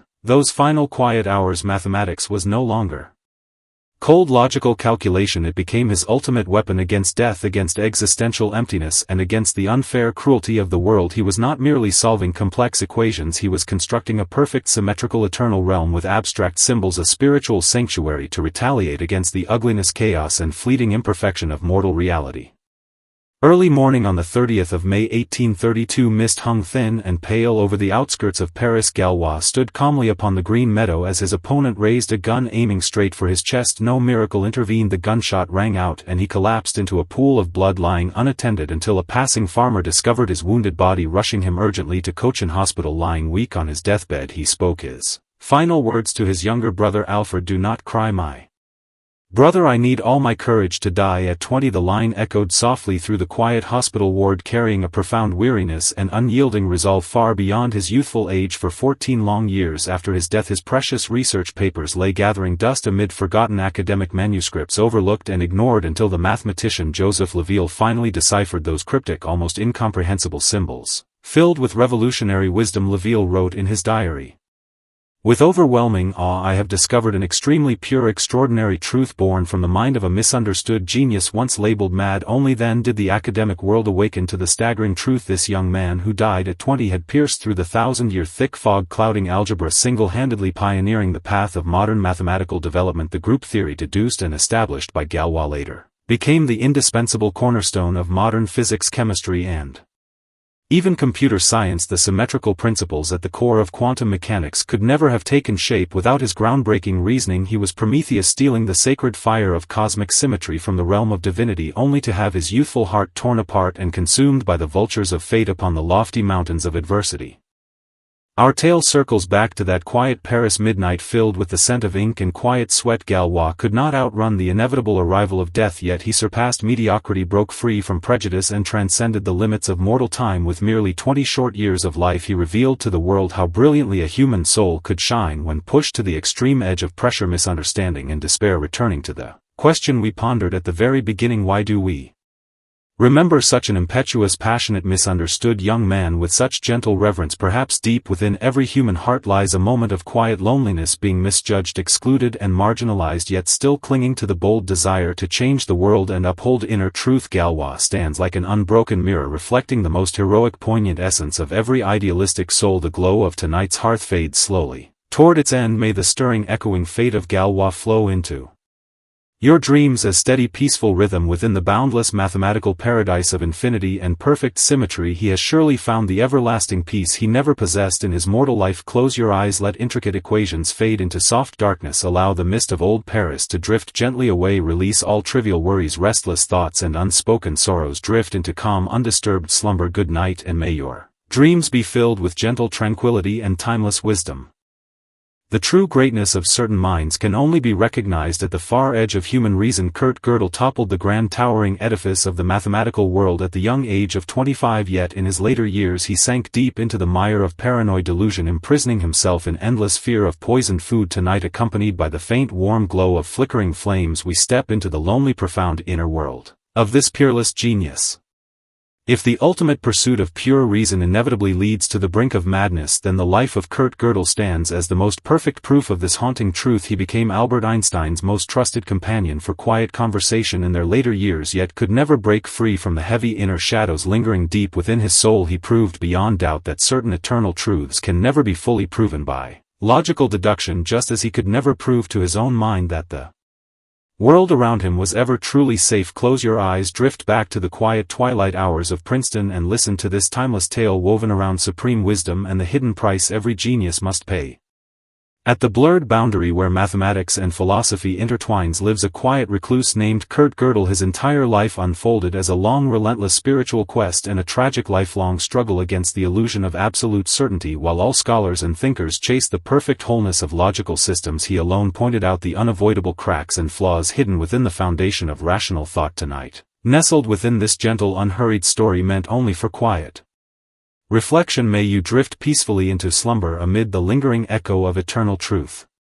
Imagine the bitter cold of January 1978 sweeping through Princeton, the frigid wind piercing through window frames like sharp steel needles. Lying weak in a hospital bed was an extremely gaunt elderly man refusing all food, his eyes filled with deep suspicion toward the entire world. He was universally acknowledged as one of the greatest logicians humanity had ever known, his profound intellectual insight once sending ripples of shock and awe across the entire mathematical community. His name was Kurt Gödel. Tonight, accompanied by the softly flickering glow of the hearth fire, we walk fully into the untold life of this remarkable soul. Through this tranquil tale meant only for quiet reflection, a man who devoted his entire life to pursuing rigorous flawless logic ultimately met his end consumed by utterly irrational fear. Convinced that every bite of food laid before him had been secretly poisoned, he trusted no one in the world except his wife Adele, and when Adele fell seriously ill and could no longer prepare meals for him, he chose to refuse all sustenance until his last breath. It reads like a bitter ironic fable, a genius who saw straight through the inherent limits of human logic yet could never settle his own life within the boundaries of rational thought. This stands as the ultimate paradox of a lifelong rationalist, the most heroic yet desolate final farewell of a pure sensitive soul, confronting the fractured uncertainty of the mortal world.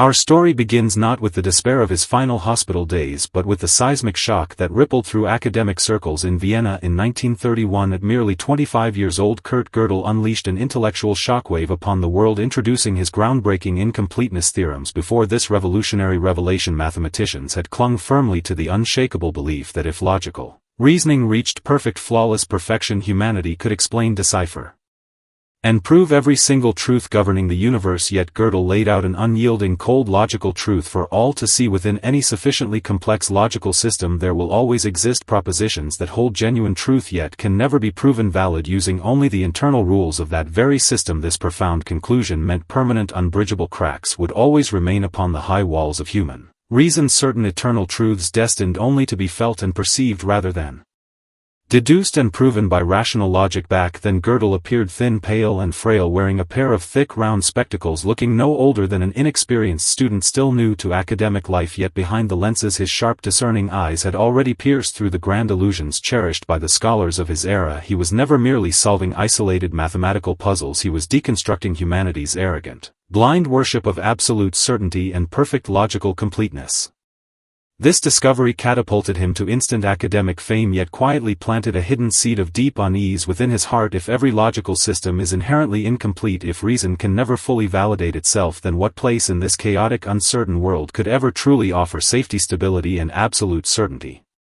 In 1940, fleeing the brutal advance of Nazi tyranny across Europe, Gödel traveled across half the globe to settle at the Institute for Advanced Study in Princeton, United States. It was here he met the most precious kindred spirit of his lifetime, Albert Einstein. By this time Einstein had already achieved immortal fame in the world of physics. He once openly confessed that his daily journey to the Institute existed solely for the precious chance to walk home side by side with Gödel. Each evening street lamps stretched the long shadows of the two unparalleled geniuses, one a towering giant reshaping modern physics, the other a quiet reclusive sage dwelling in the realm of pure logic. They exchanged thoughts on the intricate principles of general relativity, debated the profound essence of time and existence, and even deduced the theoretical framework of the Gödel universe, proposing the bold concept that time could theoretically loop in endless cycles. Einstein understood Gödel's profound loneliness better than anyone else, for both men dwelt within an extremely pure abstract dimension of thought far beyond the comprehension of ordinary people. Yet even Einstein's gentle warmth and sincere companionship could never fully dispel the deepening melancholy creeping over Gödel's mind. He gradually grew pathologically suspicious of the air he breathed, the water he drank, and the ordinary people surrounding him, constantly convinced that unseen eyes watched his every move in secret.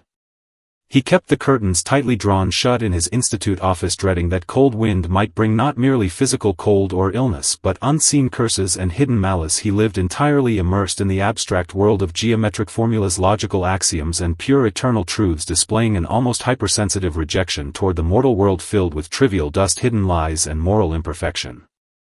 To truly understand the roots of Gödel's crippling paranoia, we must first grasp his pathological relentless pursuit of perfect orderly logic. In Gödel's view, the natural world should contain no random chaos or unexplained coincidence. Every event, every occurrence ought to possess clear logical reasoning and undeniable cause behind it. During his naturalization interview for United States citizenship, he earnestly and seriously explained to the judge that he had discovered a critical logical loophole within the American Constitution, one that could legally allow the nation to transform into a full dictatorship under constitutional pretenses. Einstein, who accompanied him, grew instantly alarmed, rushing quietly to restrain him, fearing this brilliant, uncompromising logician might land himself in serious trouble. This extreme hypersensitivity toward every hidden logical flaw stood as an incomparable gift within academic research, yet became an unescapable disaster in daily life. His paranoia deepened.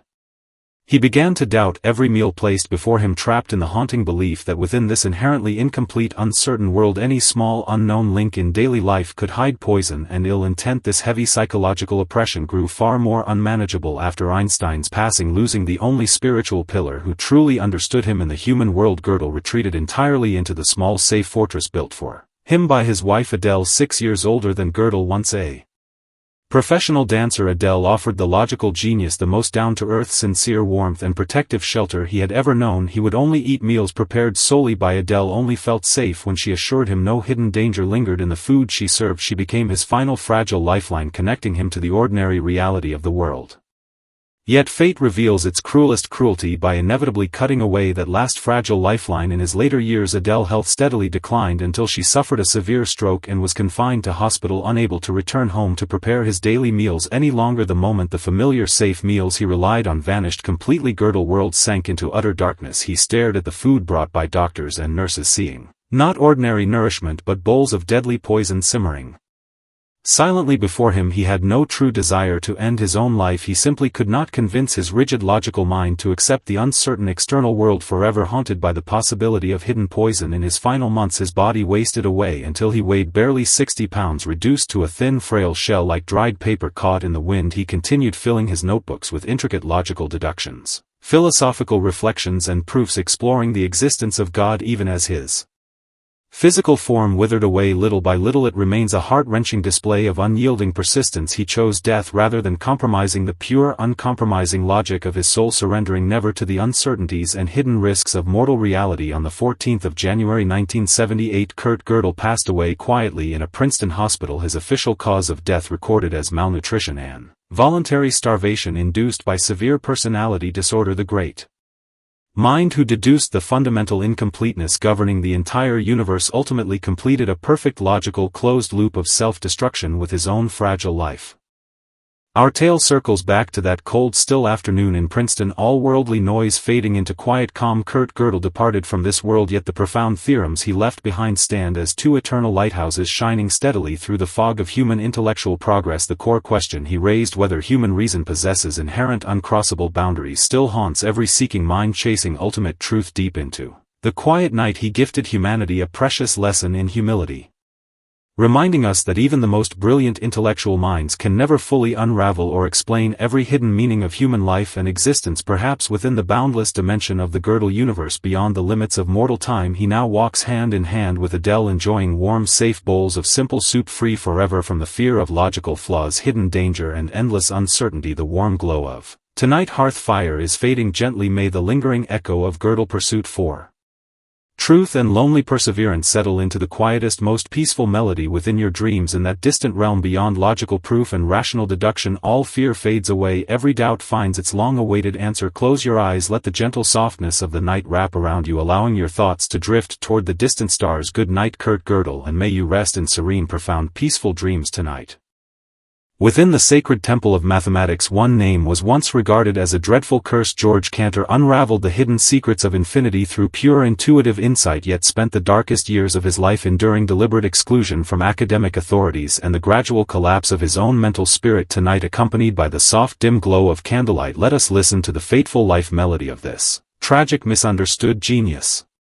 How would you define the boundless concept of infinity for George Cantor? It stood as the threshold leading straight into an unfathomable abyss. This extraordinary mind who dared to quantify the eternal and boundless was condemned as a heretic of science by the rigid academic authorities of his time. He lingered within the quiet confines of a psychiatric hospital in Halle, wrestling endlessly with his mathematical intuition while slowly reconciling himself with profound lifelong loneliness. Close your eyes and drift back to those forgotten years hidden beneath the dust of mathematical history and feel the quiet, unshakable power carried within his lonely journey. If the whole world fails to understand your extraordinary greatness, would you choose humble compromise or retreat into quiet madness? George Cantor walked the path of the latter, or rather the unyielding truth chose to dwell within him. From the most prestigious halls of mathematical academia to the cold, lonely wards of a mental asylum, his fate mirrored the very set theory he discovered, filled with endless paradox, hidden meaning, and profound philosophical thought. Tonight, let us step together into his inner world, woven with inescapable fate, quiet sorrow, and unrelenting persistence. Imagine gazing up at the countless twinkling stars scattered across the quiet night sky, trying endlessly to count their boundless number. What if someone told you that infinity itself carries different sizes, that some forms of infinity are vastly larger than others? Would you dismiss such a notion as pure madness? Over a century ago there lived exactly such a man, abandoned and rejected by the entire world solely for this groundbreaking revelation. His name was George Cantor. Tonight, accompanied by the softly flickering glow of the hearth, we walk fully into the untold life of this remarkable soul. Through this tranquil tale meant only for quiet reflection, Cantor dared to quantify the very concept of infinity, a profound abstract notion once believed to belong only to the divine. He pushed open the heavy iron gate leading into the forbidden territory of mathematical thought, only to find no warm applause waiting beyond the threshold, nothing but endless harsh criticism, public condemnation, and an inevitable bed inside a psychiatric ward, a wandering spirit walking forever along the fragile boundary between genius and mental unrest. He passed away desolately in the cold loneliness of Halle's psychiatric hospital during a bitter winter. Hardly any fellow mathematicians attended his humble funeral, yet his name would later rise to become an eternal guiding star that every scholar of mathematics must look up to with reverence. The winter of 1884 settled over Halle, Germany, with thick heavy snow blanketing every sound and footprint across the quiet city. Inside a dim, secluded hospital ward, George Cantor stared blankly at the stark white walls, tracing complex abstract mathematical symbols with trembling fingers. He had just endured a severe nervous breakdown, diagnosed by doctors as the result of extreme overwork and mental exhaustion. Yet Cantor understood deep within his soul it was the painful scar left upon his spirit after gazing directly into the overwhelming truth of the mathematical universe. This was far from his first brush with the edge of mental collapse. The first bitter crack in his destined journey originated from the very mentor he had always respected and admired, Leopold Kronecker. Kronecker publicly denounced Cantor as nothing more than a charlatan and a dangerous heretic of scientific thought, leveraging his immense academic power and influence to block every possible opportunity for Cantor to take up a teaching position at the prestigious University of Berlin. In an era that revered academic authority above all else, such deliberate isolation and professional marginalization acted as a slow, cruel murder, stripping away Cantor's social standing and credibility as a respected mathematician. Little by little, in the quiet stillness of every late night, Cantor would fall into quiet contemplation, asking himself repeatedly whether seeing and understanding profound universal truth could ever truly be regarded as a sin. He attempted to seek spiritual redemption by writing letters to the royal court and delving deep into theological research, yet external acknowledgement and worldly validation could never fill the hollow emptiness growing wider inside his heart. This suffocating sense of being isolated and abandoned by the entire intellectual world became fertile ground for repeated episodes of mental illness, gradually pushing him further toward the boundless ocean of infinite mathematical thought that only he alone could perceive and comprehend.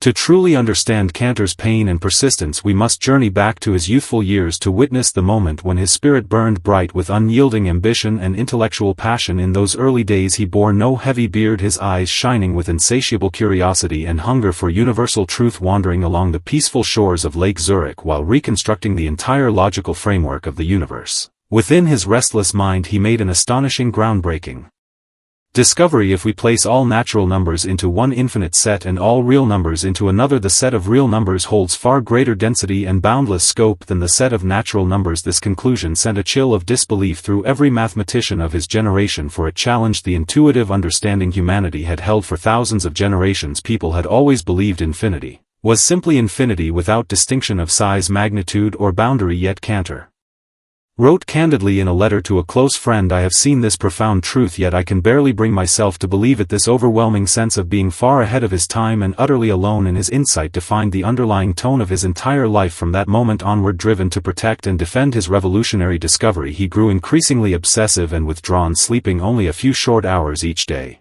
devoting every waking moment to endless calculation, rigorous logical proof, and tireless reasoning, striving to construct the grand, unshakable intellectual edifice of set theory. Every brick laid within this monumental structure seemed soaked with his relentless effort, mental strain, and silent perseverance. He gradually withdrew from ordinary social connection with the outside world, the only source of strength sustaining him being the distant radiant light of universal truth shining far beyond the reach of his contemporaries. Yet the long shadow cast by Kronecker loomed endlessly over his journey, like an invisible hand scattering poisonous seeds of doubt, suspicion, and criticism. At every moment of his academic triumph, in personal letters to his family, he revealed profound exhaustion, confessing he felt like a lone sailor navigating a vast endless sea surrounded by thick impenetrable fog, while the small flickering lantern in his grasp grew fainter and weaker with every passing day.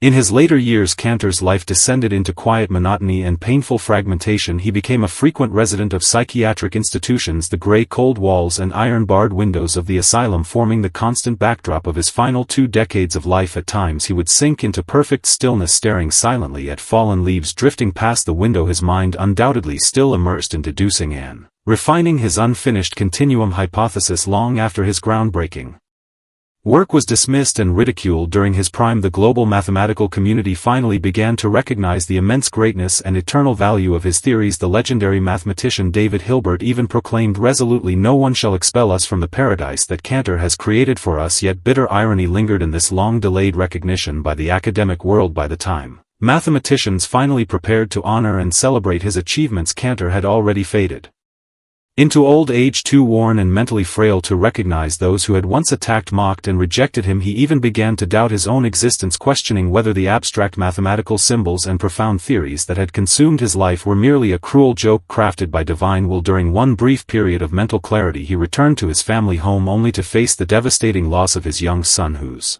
untimely death delivered the final crushing blow to his fragile spirit.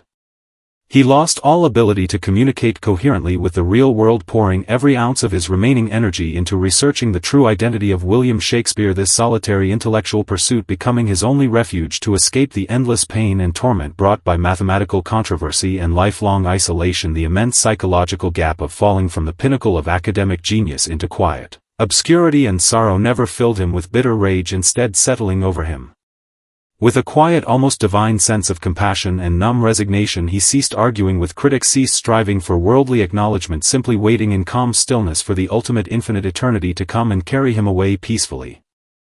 On the 6th of January 1918, the corridors of Halle University Psychiatric Hospital were bitterly cold like an icy cellar. George Cantor lay curled beneath thin blankets, watching the last traces of sunset fade slowly beyond the distant skyline. Plagued by severe wartime material shortages, the hospital lacked even the most basic heating facilities, and the brilliant mind who had deciphered the layered magnitudes of infinity lay wasting away slowly from malnutrition and bitter cold. His gaze had grown distant and unfocused, yet his fingers traced slow, unconscious circles across the plain bedsheets, as if sketching the outline of one final perfect set. In his last fleeting moments of life, did he feel a quiet sense of liberation or an unspeakable lingering regret? He had spent his entire life chasing absolute logical certainty, striving to build an unbreakable foundation for mathematical thought, yet in the end he was surrounded only by unpredictable fate-haunting mental illusions and profound solitude. News of his passing did not even merit a small notice in local newspapers, for the world was far too occupied struggling to survive amid the ruins and chaos of the First World War. Yet if we could traverse the boundaries of time, we would witness that at the very moment his breath faded away, the set theory he single-handedly founded was taking root, flourishing and spreading within university lecture halls across the entire globe. The quiet ashes left behind after the fierce burning of a genius spirit appeared hauntingly desolate against the bitter winter wind, yet carried an innate sacred solemnity. He was like a solitary candle burning itself completely to illuminate the blind spots of human cognitive understanding. Once its flame flickered out forever, the darkness of intellectual ignorance had been permanently dispelled and pushed back for all future generations. By the end of this quiet tale you may finally understand the tragic undertone woven into Cantor's life from the very beginning. He was never truly insane. He was merely a man who walked too far ahead of his era and saw universal truth far too clearly, leaving the world with no choice but to label his extraordinary insight as madness. Returning to the question we posed at the very start, does infinity possess varying magnitudes? Cantor answered with unshakable certainty that it does, yet he also taught us through his lifelong journey that the human spirit bears clear limits of endurance. Even a soul capable of calculating, unraveling and defining infinity cannot withstand endless years of isolation, public hostility and relentless mental torment. Today George Cantor rests quietly in the cemetery of Halle, his tombstone engraved with the symbolic notations of his immortal set theory. He left behind an invaluable intellectual legacy that continues to benefit all scholars and thinkers for eternity, while also leaving a profound timeless warning about the hidden price of extraordinary talent and relentless pursuit of truth. The warm glow of tonight's hearth is slowly fading away. Let us pay quiet tribute to this brave solitary visionary amid the calm lingering rhythm of quiet thought. As you close your eyes and drift toward peaceful dreams, may your inner world be free from academic exclusion, worldly hostility and physical suffering, filled only with the pure boundless ocean of infinity that Cantor chased and cherished his entire life. Let your breathing steady, gradually release all trivial calculations, daily worries and lingering troubles to drift away with the quiet night wind. Rest your mind, settle your spirit and drift into gentle, untroubled slumber. Good night and sweet dreams. Some human minds seem not to belong to the planet we call Earth. John von Neumann is celebrated as the father of modern computer architecture and the cold, incisive intellect behind the Manhattan Project. His intellectual genius towered far beyond the limits of his era, yet in his final years he sank deep into overwhelming fear of existential nothingness and endless shadow. Tonight, beneath the faint gentle glow of flickering flames, we step into the real life of this extraordinary mind, often regarded as an alien intellect walking among ordinary humans. If the ultimate pursuit of pure reason inevitably leans toward icy detachment, then the life of John von Neumann stands as the most flawless game of logic ever lived. He stood face to face with the rising smoke and tension of the Cold War, using mathematical formulas to simulate and calculate the very survival or destruction of human civilization. Yet at the final threshold of life he became like a vulnerable child, searching desperately for spiritual redemption that no logical equation could ever explain or define. Close your eyes, drift back to that dust-laden turbulent age and listen to the profound life story of this unparalleled genius.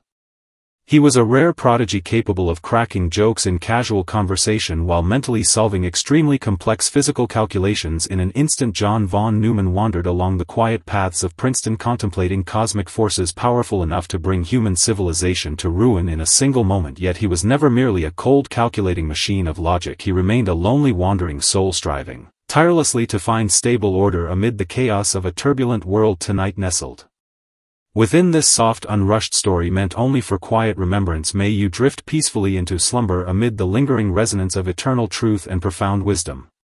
Picture the cold days of February 1957 at Walter Reed Army Medical Center in Washington. Lying weak and tormented in a hospital bed was a man acknowledged across the globe as the sharpest intellectual mind alive. His name was John von Neumann. Tonight, accompanied by the softly flickering glow of the hearth fire, we walk fully into the untold life of this remarkable soul. Through this tranquil tale meant only for quiet reflection, he was the kind of genius who could craft witty remarks at social gatherings while casually deriving complete frameworks of game theory without effort. People even half-jokingly suspected he was an otherworldly intellect concealed within a human form. Yet this towering figure, who precisely calculated the detonation altitude of atomic bombs and laid down the foundational structure of modern computer design, was eventually shattered by raw primal fear. In his final days he could not bear staying alone in the dark hospital room, insisting that nurses keep the lights burning all through the night, for his rational mind could never prove what lay beyond death or ease the terror of eternal emptiness. The staggering peak of his intellectual power standing against the fragile weakness of his soul forms a haunting, profound paradox. This is the final lingering puzzle left behind by this great mind.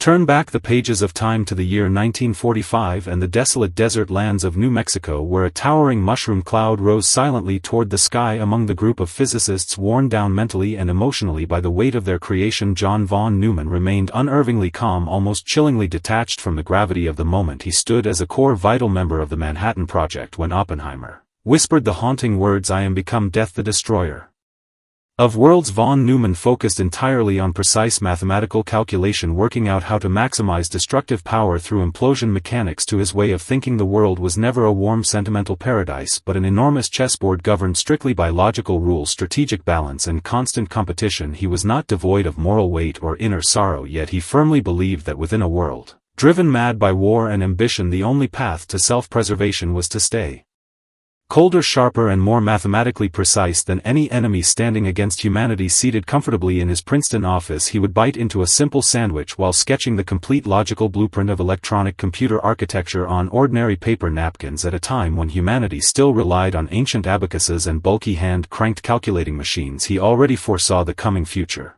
ruled by silicon chips, digital logic, and automated computation. This extraordinary power of foresight earned him a place among the most trusted advisors of political power, yet also drew him inevitably into the cold, ruthless whirlwind of Cold War tension and global rivalry. He became one of the founding thinkers behind modern Cold War strategic logic, his theory of mutually assured destruction hanging over human civilization like an unyielding sword of Damocles for more than half a century, shaping every layer of international confrontation and fragile peace for generations to come. If you observe John von Neumann closely, you will find he was never the stereotypical dull, secluded scholar absorbed only in abstract equations. He loved lively social parties, fine-tailored suits, and the pleasures of worldly life. In the 1930s, within the academic community of Princeton, he often drove luxury sports cars, hosted lively gatherings, and played loud music on his phonograph late into the evening, much to the quiet annoyance of his neighbor Albert Einstein. Beneath this easygoing, worldly enthusiasm lay a nearly obsessive inner craving for perfect, stable order. Born and raised as a Jewish child amid the political unrest and chaos of Hungary, he understood all too well what social turmoil truly meant. It brought displacement, loss, the collapse of rational order, and the destruction of all stable certainty. This drove him to devote himself wholeheartedly to mathematics, for mathematical truth is eternal, unchanging, untouched by political shifts, warring regimes, or human prejudice. His almost miraculous gift for instantaneous complex calculation was in truth a form of psychological self-defense. He sought to convert every uncertain variable in life into predictable, controllable patterns through pure logical formula. On one occasion, a colleague, hoping to test his legendary mental ability, handed him an extremely intricate advanced integral problem. Von Neumann simply closed his eyes for a brief moment and delivered the correct answer within seconds. When his colleague jokingly asked if he had used some hidden mathematical shortcut, he smiled gently and replied, "I simply see the answer directly, just as you instantly see that an apple is red." Yet this innate gift of perceiving answers without effort also filled him with deep, quiet pessimism toward the future of human civilization. If cold, unyielding logic proves that self-destruction is an inevitable path for humanity, how should ordinary people endure and find meaning within such a destined fate? By the 1950s, John von Neumann had risen to become the most vital scientific consultant to the United States government. A single word from him capable of steering billions of dollars of national research investment and shaping the direction of technological progress for decades ahead. Yet at the very height of his career and influence, death arrived unexpectedly in the most bitterly ironic form: terminal cancer. Many speculated that his illness stemmed from prolonged radiation exposure. During his direct on-site observation of nuclear tests at Bikini Atoll, as the flawless network of neurons inside his brilliant mind began to decay and fail, as the alien-like intellect he possessed slowly dulled, even struggling with simple basic arithmetic, von Neumann broke completely under the weight of despair. It was a moment of piercing heartache. A man who had worshipped rationality as his lifelong anchor, forced to watch his own sharp intellect crumble away like a fragile sandcastle washed away by the tide. He would cry out in terror from his hospital bed, unable to endure the loss of full control over his own mind, for to him his intellect was the only solid, unbreakable connection linking his soul to the real world. Religious faith, which he had once viewed as unnecessary ignorance, now became his last desperate lifeline. Amid despair, he summoned a priest to his bedside, lowering his proud rational head to seek confession and spiritual solace, searching for compassion and salvation. That No mathematical formula, logical proof or probability calculation could ever explain this profound inner transformation. Shocked his colleagues within the scientific community, yet beneath his cold composed exterior had always lived a vulnerable child consumed by fear of the unknown and the endless dark void beyond mortal life. Our story drifts back to that cold winter night in Washington, marking the moment when one of the sharpest minds in human history ceased to think and create forever. What John von Neumann left behind extends far beyond modern computers that reshaped every corner of human life or the game theory frameworks that rebuilt modern economics and strategic thought. He left behind a profound, timeless fable about the invisible boundaries of human intelligence and rational pursuit. He calculated every complex variable of war, technology, logic and strategy, yet could never compute the gentle warmth of human affection or the fragile impermanence of mortal life. On this quiet, dust-shrouded night we may find quiet solace within the journey of his life. Even a mind as unparalleled and extraordinary as his still needed a faint glimmer of lamplight to stand against the swallowing darkness of the unknown. It is this very trace of human imperfection that softens his cold, alien-like silhouette, restoring to him the genuine weight, warmth and vulnerability of being human. The hearth fire of this night is fading slowly. Let go of tangled complex logic and endless rational deduction. Sink into pure simple tranquility and drift into peaceful rest beyond the distant realm of mathematical proof, probability and calculation. All fear fades away, every complicated formula dissolves into soft twinkling starlight scattered across the night sky. Good night, John von Neumann, and may you enjoy undisturbed peaceful dreams through this quiet evening. Beneath the damp, misty night of the Caribbean Sea in the 17th century, a solitary man sat upon a grand throne piled high with gleaming treasure, his gaze cold, sharp and unyielding. He was Henry Morgan, a fearless hero of his time who broke free from the chains of indentured servitude and eventually rose to command the vast, unruly ocean. Tonight let us listen to the endless rhythm of rolling waves and step into his thrilling life filled with rebellion, struggle and extraordinary triumph against cruel fate. If social class stands as an unfathomable abyss that ordinary mortals can never cross, then Henry Morgan was the rare soul who leaped over it, stepping across countless lost lives and barrels of rich spiced rum. He was a ruthless pirate whose name struck terror into the hearts of every Spanish settler and sailor, yet also a knight honored and ennobled by the British Empire. Close your eyes, sink into the calm, soothing flow of gentle narration and feel the deepest quiet breath of the ancient Caribbean Sea.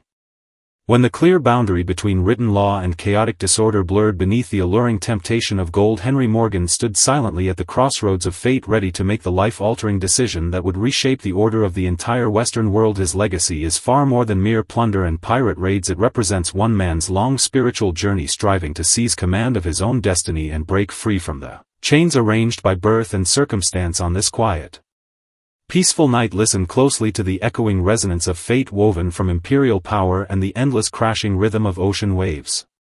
In the island nation of Jamaica during the 17th century there existed a peculiar official warrant sealed with the red wax imprint of the British Empire. It bore the name Henry Morgan, adorned with the revered title of knight and the official rank of lieutenant governor, yet upon Spanish wanted posters his name was branded that of a cold-blooded butcher, a demon of the seas and a ruthless marauder who spared no mercy. How did a young man once sold like livestock as a white indentured servant on the island of Barbados climb all the way to the summit of colonial power? Tonight, accompanied by the softly flickering glow of the hearth fire, we walk fully into the untold life of this remarkable soul. Through this tranquil tale meant only for quiet reflection, along this journey filled with the sharp salt tang of seawater and the harsh rust of weaponry, you will witness the most powerful act of breaking free a man could ever achieve. He never bowed to the restrictions of established rules, for in his lifetime he became the very one who forged new rules and reshaped old ones. His life surged like the wildest raging wave of the Caribbean, rising from the dark squalid lower decks of trading ships all the way to the central halls of political power in Whitehall. Listen closely. Beyond the steady crash of ocean waves you can hear the faint lingering whisper of Henry Morgan echoing down through the depths of history.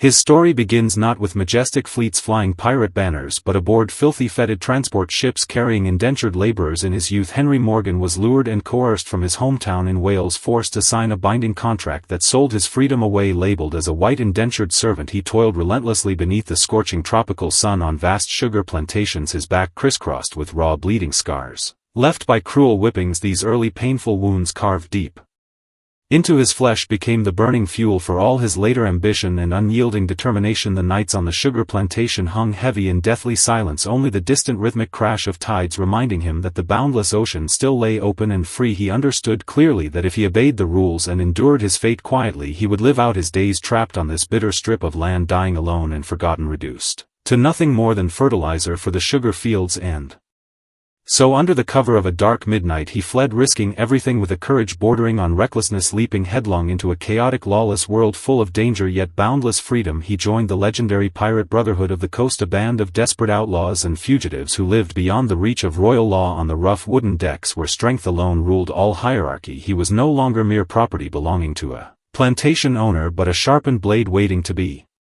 unsheathed and set free. He learned to stand steady amid raging tropical storms and mastered the subtle art of reading and manipulating the greedy, fickle hearts of fellow captains and pirates far shrewder than any ordinary sailor. His rise to fame began with the bold raid on Portobello, a prosperous fortified port that served as Spain's primary warehouse for storing massive shipments of stolen gold and treasure. To outsiders, the fortress stood impenetrable, guarded by strong walls, heavy artillery and loyal seasoned soldiers, yet to Henry Morgan its defenses were riddled with hidden weaknesses and vulnerable gaps. Instead of launching a direct frontal cannon battle, he led his loyal men on grueling secret marches through muddy, sweltering marshlands, enduring exhaustion, hunger and relentless insect bites for several long days. When his forces emerged silently behind the unsuspecting fortress garrison, his cold, piercing gaze held far more chilling intensity than the dark, icy depths of the ocean itself. The battle that followed ended in brutal, bloody victory, marking the pivotal turning point that catapulted Morgan's reputation across the entire Caribbean. He seized mountains of glittering gold and priceless treasures, yet gained something far more valuable than wealth, an aura of fearsome authority and unshakable influence. He began to realize that simple random plunder could only bring temporary riches, while organized strategic raids held the power to win genuine political authority. He carefully cultivated discreet connections with British colonial authorities, rebranding himself not as a common pirate but as an officially sanctioned privateer. He stood both as the undisputed leader of the pirate fleet and as Britain's shadow vanguard, challenging Spanish dominance and expanding imperial influence across every shipping route of the Caribbean. Every faint dotted line he traced upon nautical charts quietly redrew the dividing lines of British imperial power across the western seas.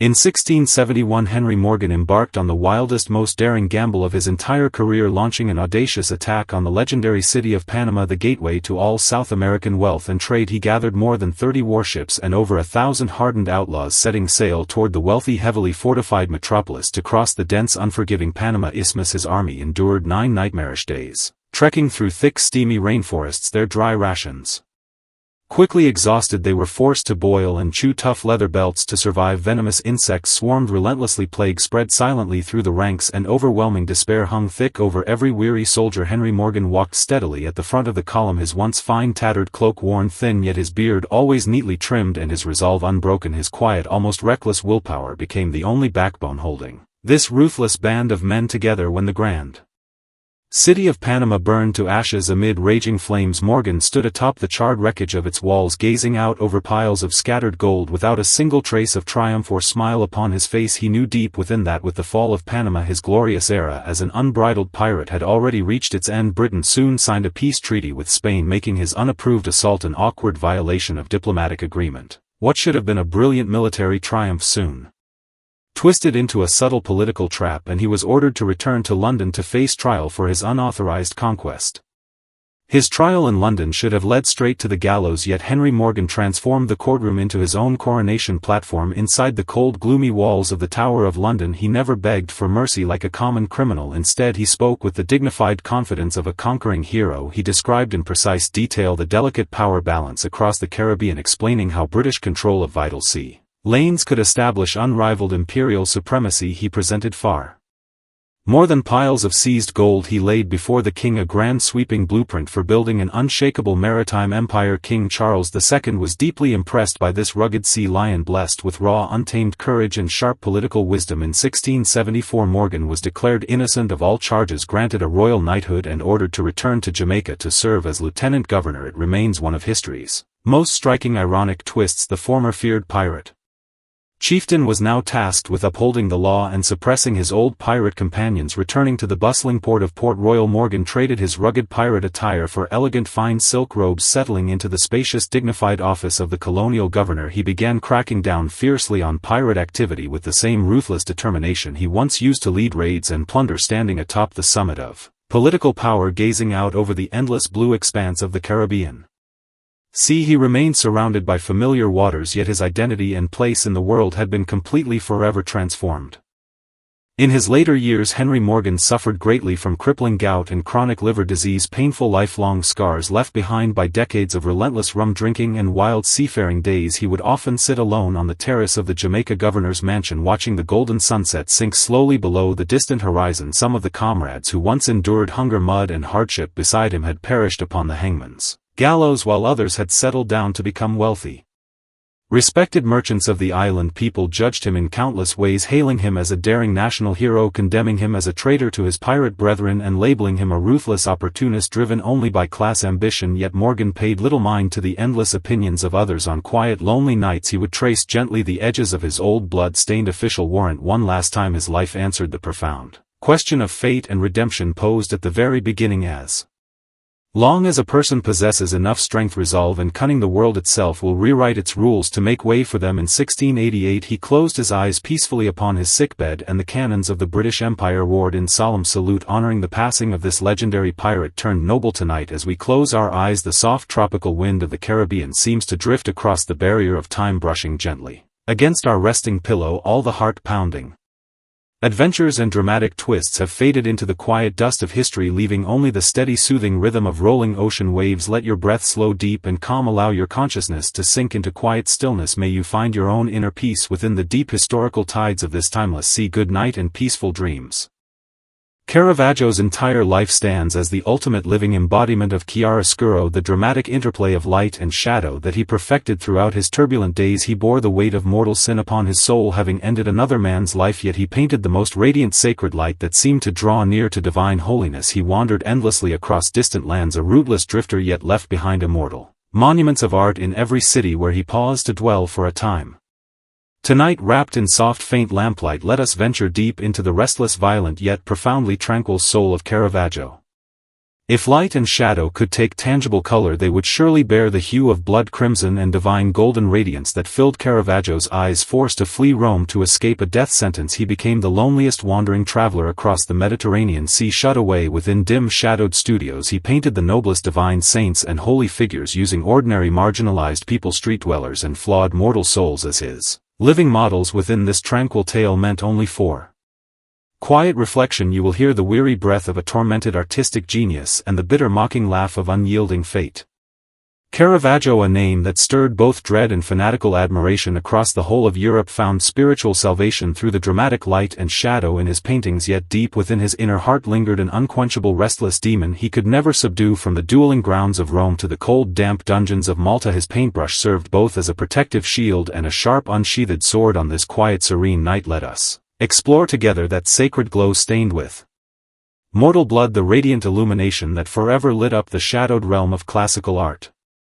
Picture yourself wandering through the darkest narrow alleyways of Rome in 1606, the air thick with the sharp tang of cheap fermented wine and the faint lingering smell of gunpowder. Tacked upon weathered stone walls hangs a public wanted poster bearing a single name, a moniker that sent tremors through the entire artistic circle, evoking both fearful awe and heartfelt sorrow. The artistic genius known to the world as Caravaggio had just pierced his opponent's abdomen in a chaotic, violent brawl sparked by a trivial tennis match quarrel. From that fateful moment onward, he fell from the cherished favored star of Roman art into a hunted fugitive condemned to death by law. Tonight, accompanied by the softly flickering glow of the hearth fire, we walk fully into the untold life of this remarkable soul. Through this tranquil tale meant only for quiet reflection, he tore apart rigid social order and moral restraint with unbridled violence, yet deep within the thickest shadows of mortal existence he left behind the purest, most sacred light for generations to come. He was a brute, a reckless brawler, a man guilty of taking human life, and yet also a lonely, tormented soul who understood divine sorrow and spiritual pain more deeply than any saint of his age. How could such extreme opposing traits coexist within a single mortal body? Let us journey back 400 years to that midnight hour woven of stark light and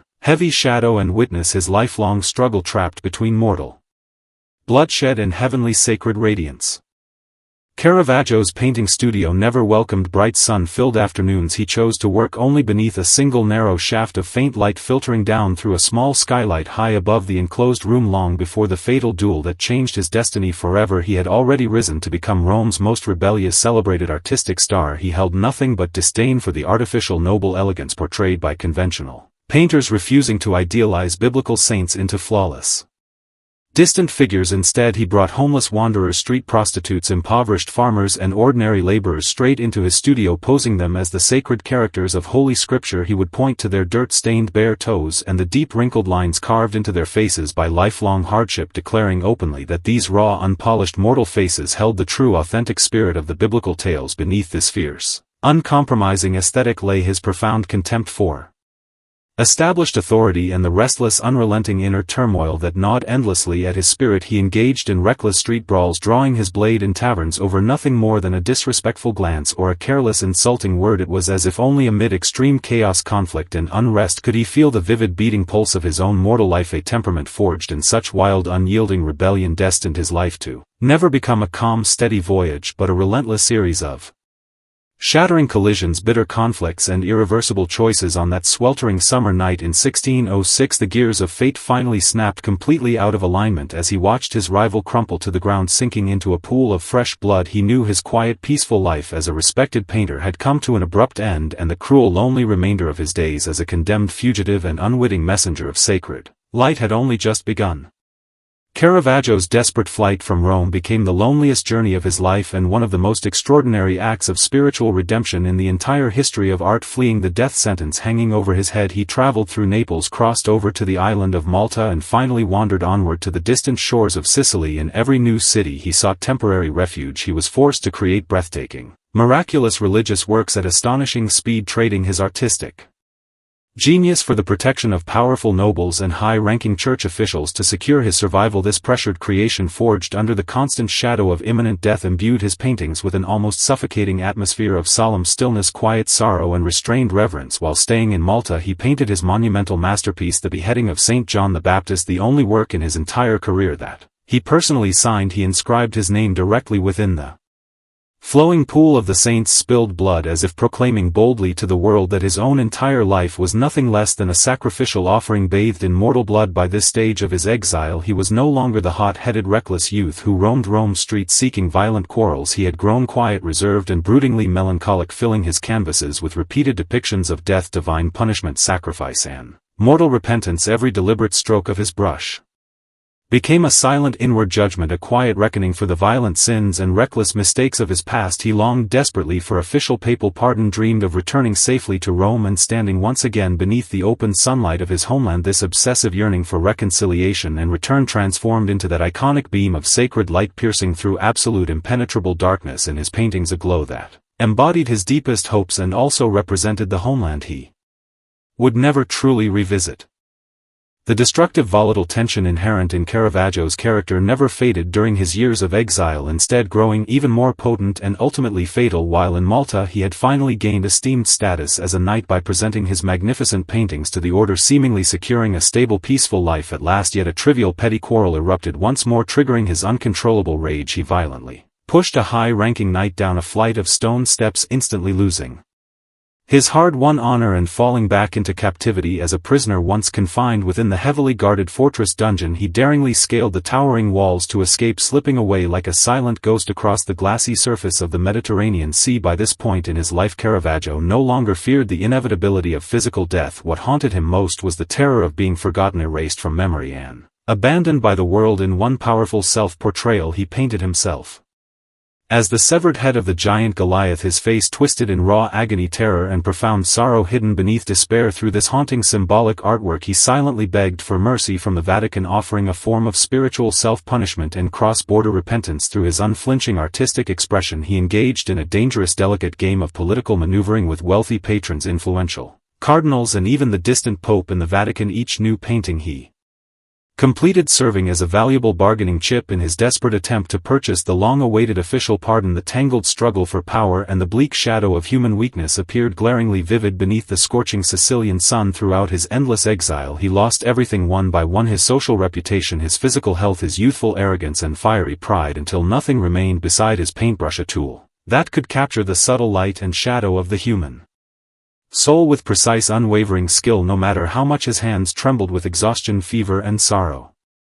In 1610 Caravaggio finally received the long-cherished news he had waited years to hear. The papal pardon granting him forgiveness and safe return was already on its way. Overwhelmed with desperate hope, he gathered all his finished artworks, the only possessions and lifelong treasures he had left, and boarded a small ship bound for a port near Rome. Yet fate delivered its cruelest final twist in the closing moments of his journey. A tragic case of mistaken arrest detained him on the shore, causing him to miss his departing vessel and lose all the paintings that could have secured his pardon and new beginning. He ran frantically along the desolate, sun-baked beach, racing hopelessly after the sailing ship, carrying all his hopes for redemption. The blazing summer sun scorched his already weak and fever-ridden body, while the toxins of malarial fever spread rapidly through his veins, draining his last remaining strength. Collapsing heavily upon the burning hot sand of Porto Ercole, he stared out at the endless blue expanse of the Mediterranean before him, with the land of his dreams forever out of reach behind his back. No saint knelt in prayer beside his deathbed, no sacred light filtered through stained glass church windows to grace his final moments. The artistic genius who had defined the very essence of divine radiance died utterly alone, abandoned by the world like a stray wild dog. His mortal remains were buried in an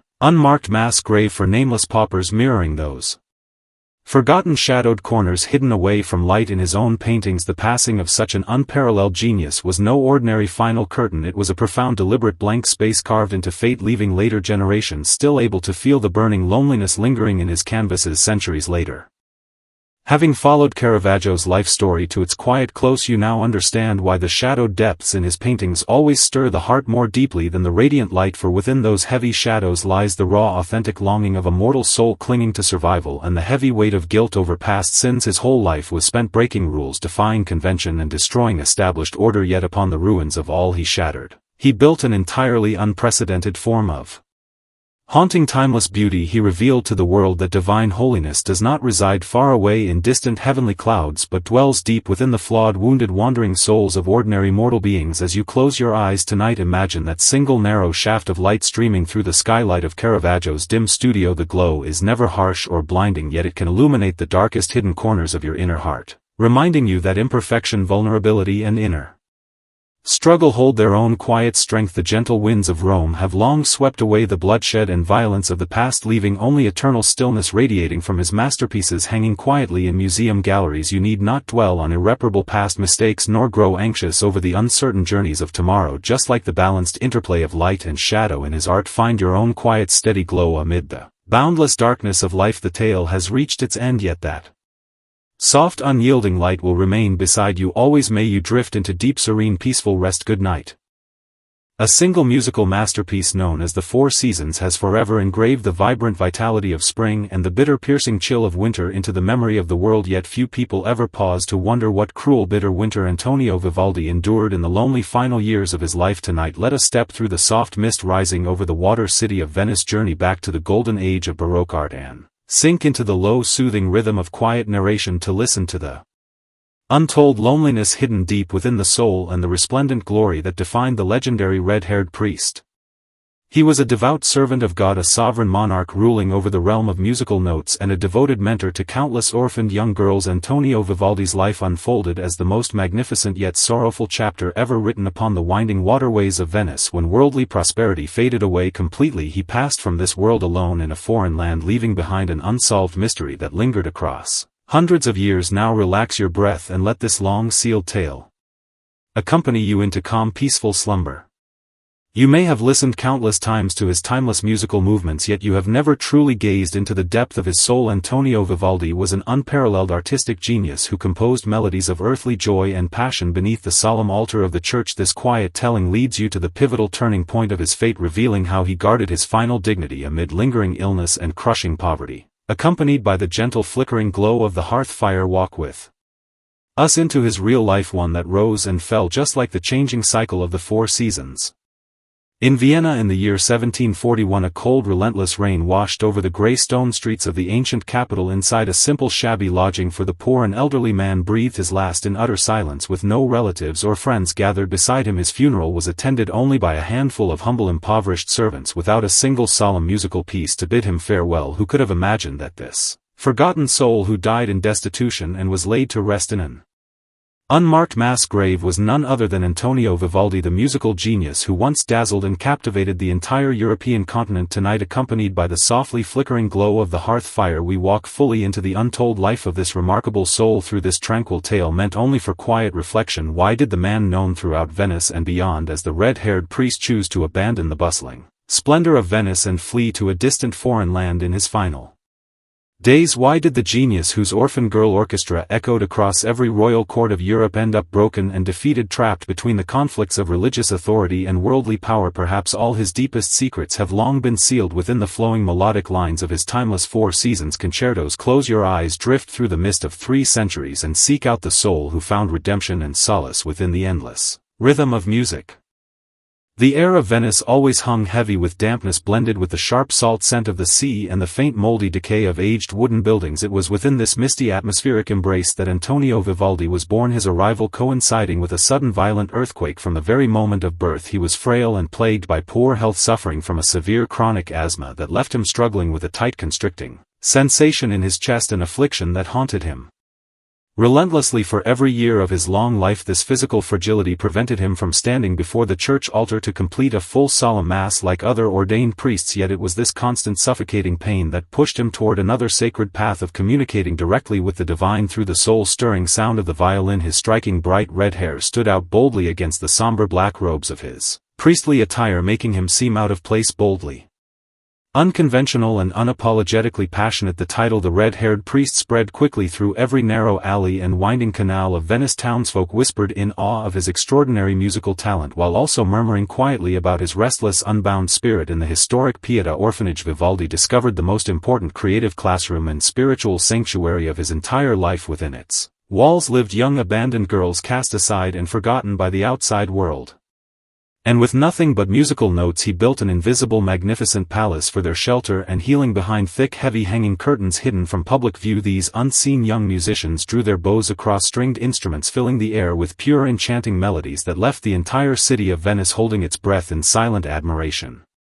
Vivaldi's musical works mirrored the unrestrained grandeur of Venice's legendary carnival, vibrant, ornate, overflowing with passionate longing for the beauty and fleeting joy of mortal life. He could complete a full-length opera in merely 5 days and finish 3 intricate concertos in the span of a single afternoon. Behind this astonishing lightning-fast pace of creation lay a deep lingering anxiety born from the constant awareness that death could claim his fragile body at any moment. Knowing his weakened lungs could never sustain his earthly journey for long, he raced against time, pouring every breath into endless composition. His life teaching at the Pieta orphanage demanded exhausting, relentless labor, yet it also gifted him with the purest quiet peace he ever knew. He taught the orphaned girls to read musical notation, guided them to breathe life into lifeless wooden instruments and awaken the soul hidden within every string. On quiet still nights, as Venetian gondolas glided silently across the glassy surface of the canals, the melodic tones drifting out from the music chambers became a soothing requiem, wrapping the entire water city in calm serenity. Yet fame always carries a double-edged sword. It brought prestigious invitations from royal courts across Europe while also stirring bitter jealousy among fellow composers and growing suspicion within the conservative church authorities. To traditional rigid religious leaders, a priest who immersed himself endlessly in worldly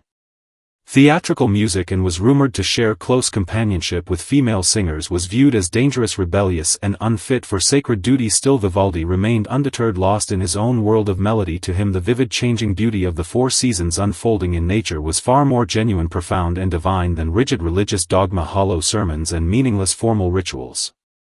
When the 4 seasons swept across every royal court and concert hall of Europe, Vivaldi rose to become the most celebrated iconic musical star of his era. Even Emperor Charles VI of the Holy Roman Empire held him in the highest regard, praising his genius far above any official court composer of the time. This marked the glorious peak of Vivaldi's life. Walking along the ancient stone-paved streets of Venice, every step he took was accompanied by applause, admiration, and endless reverence. He began Traveling frequently to the royal palaces of major European capitals, indulging in extravagant luxury and noble entertainment, a stark contrast to the humble simple austerity of his life at the orphanage. This sharp divide between his public fame and private quiet life left him trapped in a quiet void of emptiness and detachment, in the stillness of lonely nights. Driven by ambition and a desire to prove his worth in the commercial world, he began investing heavily in opera productions, only to become entangled in a tangled web of mounting debt and financial ruin. The tides of public taste in Venice shifted subtly with the passing years. Audiences grew fickle, critical, and hard to please. His once revolutionary musical style was dismissed as outdated, overly ornate, and excessively flamboyant. Those who once worshipped him as a divine genius now mocked his elaborate melodic embellishments. Behind his back, he slowly realized that the Venice that had once sheltered, nurtured, and celebrated him was gradually turning into a strange, unforgiving place. The bright red hair of his youth faded into streaks of gray. The tight, oppressive sensation in his chest grew heavier with each passing day, and the very air around him seemed thickened by the weight of unpaid debts, hidden schemes, and quiet betrayal. The most devastating blow of his life arrived in the form of an official ban issued by the Church forbidding him from performing any of his works within the territories ruled by the Pope. This decree shattered his opera career completely, cutting off his main source of income in an instant and tarnishing the glorious reputation he had spent a lifetime building. Trapped in overwhelming crisis, Vivaldi sat alone on cold, bitter nights, staring at towering piles of his handwritten musical manuscripts.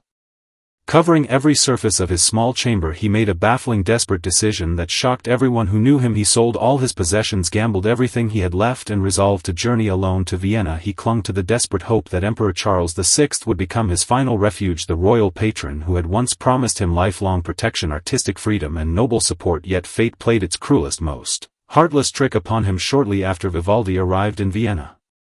Filled with eager anticipation and fragile hope, Emperor Charles VI passed away suddenly and unexpectedly. The new ruling regime held no interest whatsoever in the aging, forgotten Venetian musician, and the entire city fell into a prolonged period of official mourning. All theaters were closed, every note of music fell silent, and Vivaldi was abandoned, utterly trapped in the cold, desolate bitterness of a foreign winter. Penniless, weakened by worsening chronic illness, and abandoned by fortune, the once revered red-haired priest was reduced to a lonely, frail old man stumbling weakly through the icy, snow-covered streets of Vienna.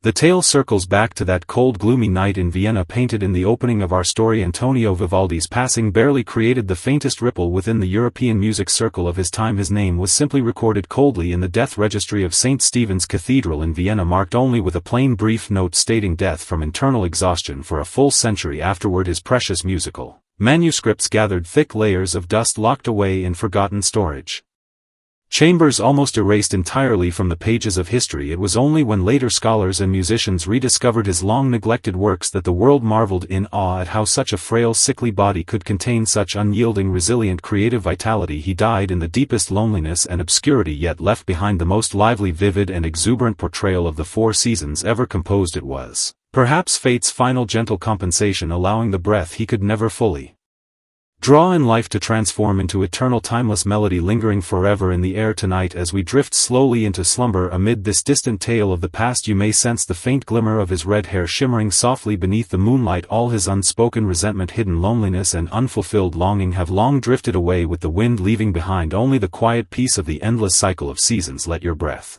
slow, steady, and calm. Allow your mood to flow as gently as the rippling waterways of Venice on this quiet, peaceful night. May you drift into sweet, undisturbed dreams. Good night.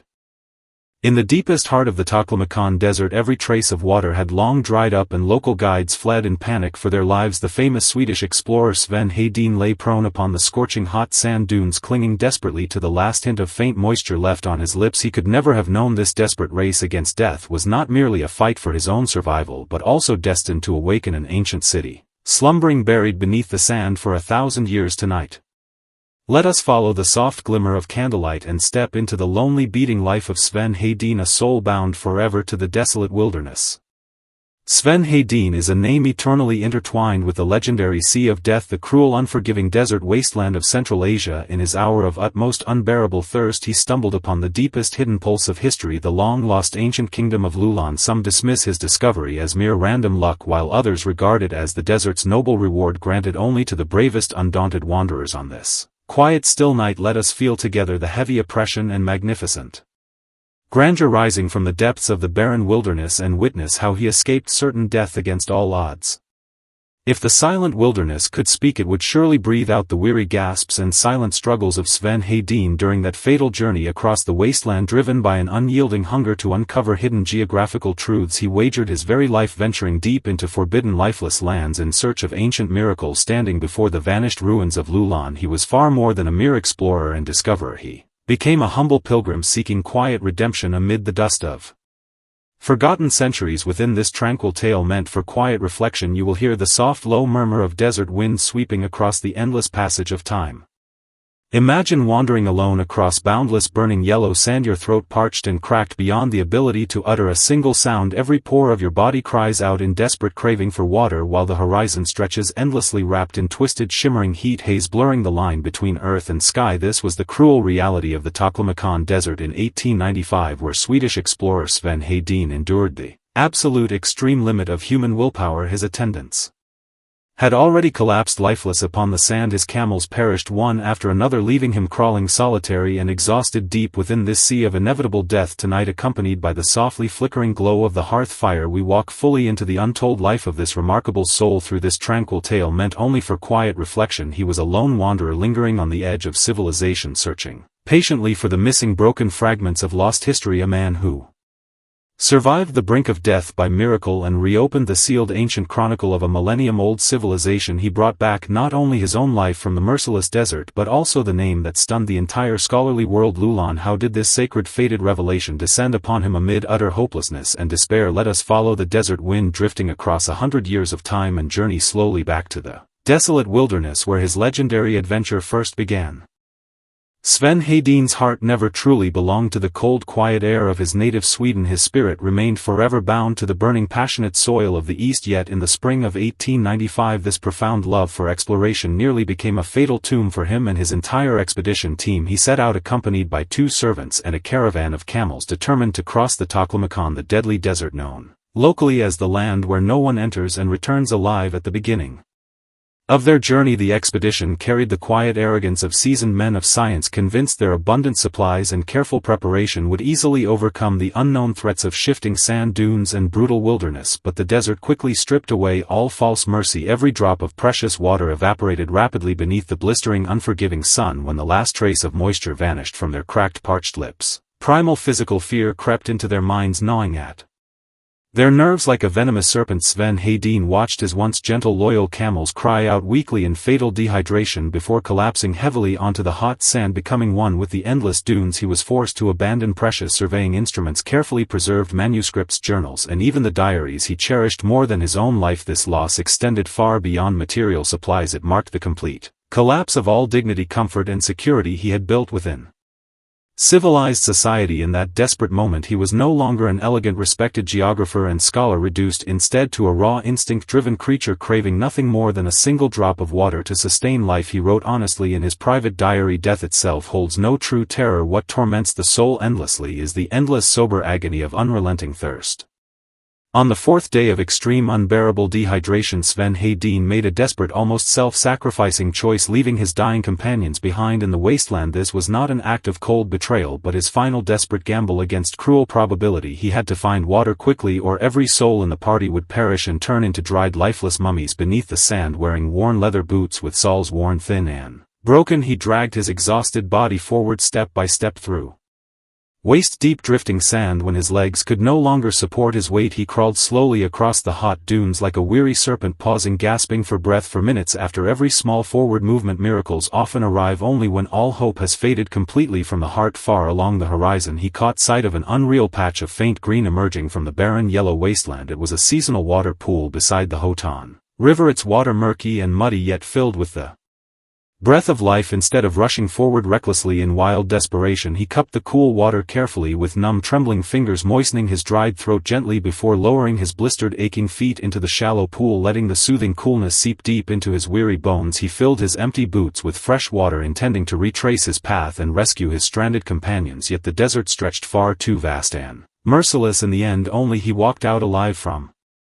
The wasteland this harrowing near-death experience forever transformed his bond with the land he believed his life had been granted back to him as a gift by the silent unforgiving wilderness. Years later, when he returned once more to these barren plains, he chanced upon a cluster of broken wooden pillars standing silently amid the sand after a violent sandstorm. Overwhelmed with a strange trembling sense of homecoming, he realized he had stumbled upon the long-forgotten buried ruins of Lulan, a civilization lost to the world for over 1,000 years.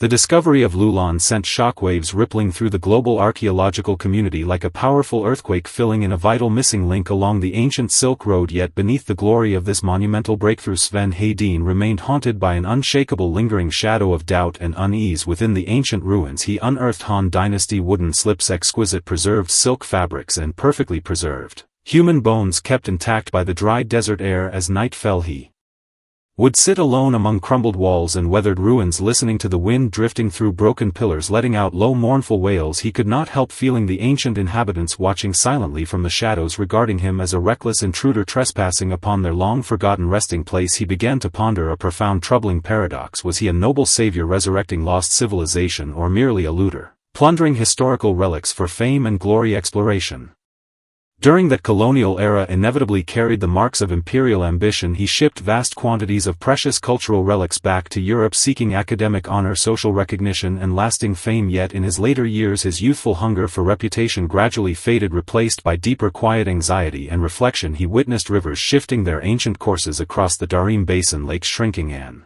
disappearing one by one, and Lop Nur slowly transforming into a desolate, lifeless salt flat. All his life he had sought to conquer and map this vast wild land, only to realize humanity stood tiny and insignificant like a single grain of sand against the immense unyielding scale of nature and geography. His spiritual connection with Lulan deepened into a timeless resonance spanning 1,000 years, bound together by shared fate of destruction, decay, and quiet rebirth. He came to understand he had survived that brutal drought, perhaps for one sacred purpose: to serve as a messenger awakening the silent, forgotten civilization of Lulan to the modern world.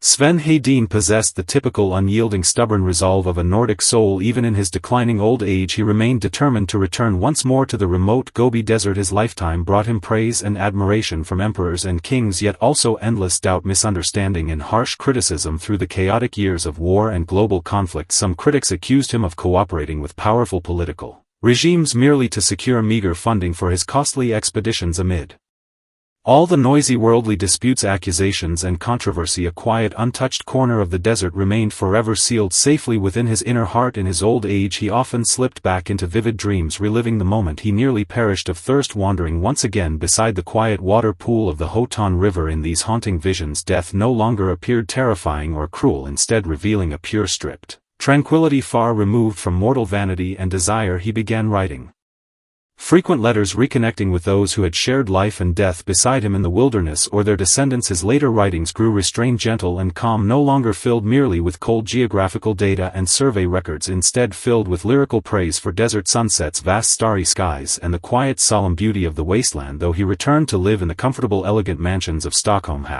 his soul remained forever dried and settled upon the silent shores of Lop Nur. This strange freedom confined by the land, this profound loneliness nourished by ancient ruins, became the quiet underlying tone defining his final years. He waited peacefully in solitude for his final journey onward toward a boundless wilderness, free from tormenting thirst, worldly dispute, and regret, under the eternal stretch of unclouded starry skies. When Sven Hedin finally closed his eyes for the last time, he may have heard the soft rhythm of tides rolling against Swedish harbors, or the endless whisper of wind sweeping across the barren plains of Lop Nur. He left behind not only detailed, precise maps, precious cultural relics, and invaluable exploration records, but also the unbreakable dignity of the human spirit. When facing extreme hardship and despair, he showed the world, even in the most desolate, forgotten corners of the earth, as long as one soul dares to wander, observe, seek, and persist, history will never fade into complete oblivion. His life formed a solitary, complete circle, beginning with raw, primal survival and ending as a solemn, watchful guardian of ancient civilization. Tonight, as we drift toward peaceful sleep within warm, sheltered rooms, we may draw strength from Sven Hedin's quiet perseverance. The temporary thirst, confusion, loss, and uncertainty we face in daily life may well be the necessary path leading us to discover our Own inner Lulon hidden deep within the soul. Outside the window the night wind carries a faint distant scent of desert sand, humming a soft ancient lullaby for your rest. No need to dwell anxiously over the uncertain roads of tomorrow. Simply sink slowly into dreamland amid this calm soothing rhythm. Within the vast gentle wilderness of your dreams may you find your own clear sweet spring of eternal peace. Good night. In the Victorian era of London, refined gentle ladies occupied their days with delicate embroidery, elegant social gatherings, and the restrained trivialities of conventional high society. Yet Mary Kingsley cast aside all worldly restraint, packed her bulky luggage, and stepped alone into the deadly dense jungles of West Africa. Clad in her strict formal Victorian long dresses, she dared to undertake the wildest of adventures, locking gazes with massive crocodiles amid murky swamp mud. Tonight, accompanied by the soft flickering glow of the hearth fire, let us embark on the fantastical journey of this unruly free-spirited soul. She was once confined and trapped within the endless trivial chores of domestic life, not breathing the air of true freedom for the first time until she turned 30. Mary Kingsley, an extraordinary independent woman who dismantled fear with warm good humor and stood firm against deep-rooted prejudice with unshakable calm. To her eyes, Africa was never portrayed as a savage, desolate wasteland, but as a vibrant spiritual movement of living, breathing life resonating with natural rhythm. On this quiet, deep night, let us listen closely to this old wilderness tale about breaking free from bondage and searching for one's true self. If life grants you only one single chance to embrace bold adventure, would you choose to abandon the comfort of a stable, peaceful routine? Mary Kingsley chose exactly this path. Gliding along remote waterways in narrow dugout canoes, she wrote down the hidden, untold side of so-called civilized society. Her entire life became a vivid collision between elegant long gowns and thorny wilderness, a graceful dance between refined sophistication and untamed wildness. You need not strain to memorize every detail of tonight's story. Simply follow her footsteps and wander through the wilds of West Africa as you drift gently toward peaceful sleep.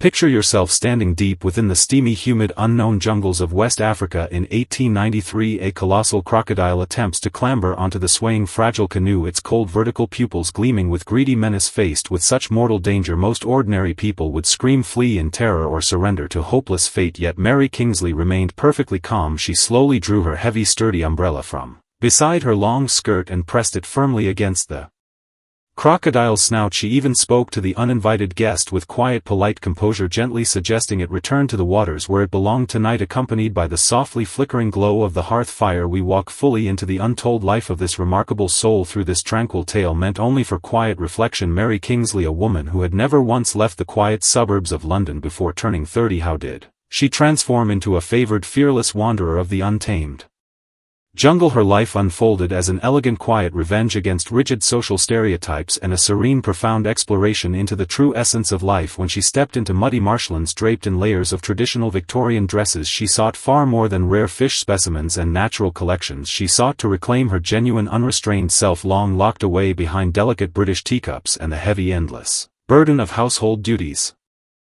One quiet early morning in the year Mary Kingsley turned 30, her familiar world suddenly emptied into profound, lonely silence. Her parents, who she had devoted her entire life to caring for, passed away one after another within only a few short months, leaving her with barely enough inheritance to survive and nothing more than the endless grey, rainy days of London stretching endlessly ahead. For most women of that era, such loss usually marked the opening chapter to a lonely old age or a lifetime of relying on the reluctant charity of distant relatives. Yet Mary pushed open her dust-covered window and gazed toward the dark, shadowed regions marked on the map, lands her father had spoken of repeatedly throughout her youth. Without hesitation, she purchased a one-way ticket bound for the west coast of Africa. She traveled with no accompanying servants, no husband beside her, and no carefully planned expedition route. Neighbors whispered behind her back, murmuring that Miss Kingsley must have lost her senses or set out on a reckless journey destined for self-destruction. Yet the moment she stepped onto the ship's deck, Mary felt the tight, restrictive corset that had confined her spirit for 30 years loosen at last, allowing her to breathe freely for the very first time. Carrying her father's unfinished academic research aspirations and an almost innocent curiosity toward the unknown world, she sailed toward a coastline notorious for its terrifyingly high mortality rate. People of that age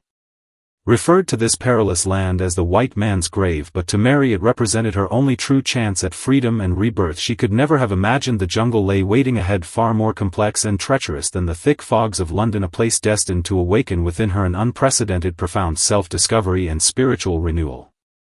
If you had chanced upon Mary Kingsley wandering through the swampy marshlands of Gabon, you would have found the scene strikingly surreal and utterly absurd. Even amid sweltering 40-degree heat, thick clouds of biting mosquitoes and suffocating humid air, she stubbornly maintained her full formal attire, clad in heavy black wool and long dresses with high necklines, tightly fastened cuffs, and a neat small round hat proper enough for any London social gathering. This seemingly rigid adherence to Victorian dress codes concealed Mary's most secret protective armor and quiet survival wisdom. On one occasion she accidentally stumbled into a hidden primitive trap lined with sharp wooden stakes like hardened spears, yet the layered structure of her full skirt miraculously blocked the pointed shafts, saving her from fatal injury. She wrote light-heartedly in her diary, with typical British good humor, giving thanks to the cumbersome elaborate fashions of her time, crediting those restrictive feminine garments with saving her life. She hired local Fang tribe guides, a fierce powerful tribe rumored and feared across Europe as ruthless cannibals. Unlike the male explorers of her time who brandished firearms to intimidate native tribes, Mary earned sincere respect through fair honest trade, unwavering calm, and genuine mutual understanding. She soon realized that when approaching indigenous communities as a humble merchant rather than an arrogant conqueror, all legendary hostility and suspicion melted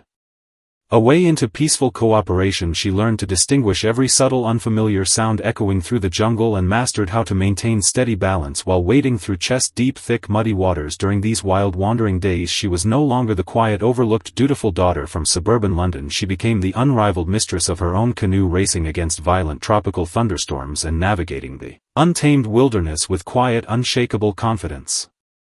Mary Kingsley's observations of Africa carried a remarkable clarity, calm insight, and depth, far ahead of her time. In an era swept up by surging imperialist sentiment, European explorers and colonizers often hid greedy plunder behind the noble pretense of civilizing savage lands, yet Mary perceived sharply and honestly that African societies possessed their own complete legal system, sophisticated social logic, and well-established cultural structures. She would sit quietly beside crackling tribal campfires, listening patiently to village elders recount ancient animist beliefs and ancestral legends, while meticulously recording the habits, characteristics, and traits of every fish species and jungle creature she encountered. She firmly opposed the forced imposition of European religious doctrine to erase traditional indigenous customs, viewing such arrogance as a cruel violation of precious cultural diversity. Her independent, fearless opinions brought her cold rejection from mainstream society. Upon her return to London, with many politicians even condemning her as a traitor to her own heritage, yet during countless long solitary African nights she had witnessed the radiant brightness of human virtue shining vividly amid the most primitive, untamed surroundings. She saw the quiet dignity of Fang warriors facing mortal danger and the unbreakable resilience of African women enduring relentless hardship and pressure. These genuine, heartfelt scenes flowed back to stubborn traditional London. Through her pen filled with gentle British wit and thoughtful reflection, she sought tirelessly to teach the world that Africa was no overgrown wasteland waiting to be trimmed and controlled by outsiders, but a living, breathing forest with its own inherent rhythm, dignity, and right to exist. Her profound compassion arose not from condescending charity from a privileged distance, but from a deep spiritual resonance shared by two souls both once confined, restrained, and longing for true freedom.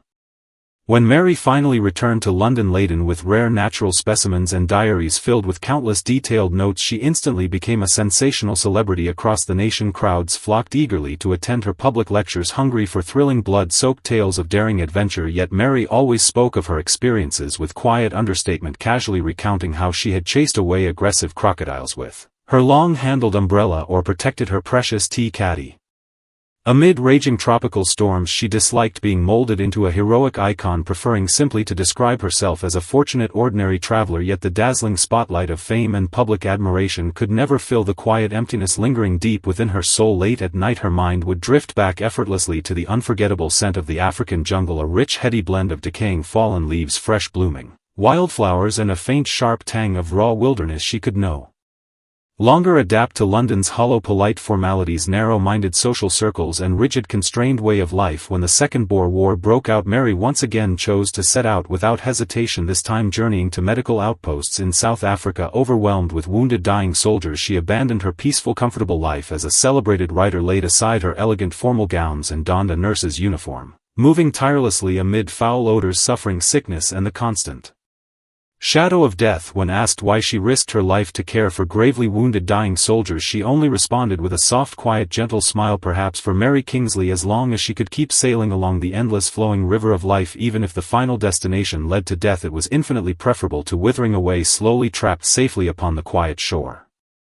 In 1900, Mary Kingsley passed away peacefully from typhoid fever in a South African hospital at the young age of 37. Following her final heartfelt last wish, her body was carried out to the open sea beyond Cape Town, laid to rest in a solemn sea burial, sinking into the depths of the boundless blue ocean. Even in her final moments, she maintained her inherent restrained dignity, requesting doctors leave her chamber so she could face the end entirely alone. Her life journey began within the narrow, quiet confines of a London study, bloomed fully amid the vast untamed wilderness of primitive jungles, and finally sank into the eternal quiet rhythm of ocean waves. She left behind no vast wealth or grand estate, yet gifted future generations with the inspiring image of an alternative way to live bravely, freely and authentically. She taught us that no matter how heavy and restrictive the hemline of reality may weigh upon us, the soul will always find its own quiet path to wade through hardship, break free and journey onward. Now the hearth fire softens into gentle embers, the night outside deepens into profound stillness, a shade of dark natural green reminiscent of the jungle Mary knew so well. You need not dwell on tedious social rules or trivial worries of tomorrow. Let this story drift around you like a soft gentle breeze. May the calm gentle strength of her spirit stay beside you, allowing you to fall into serene, peaceful slumber, just as Mary rested quietly beneath the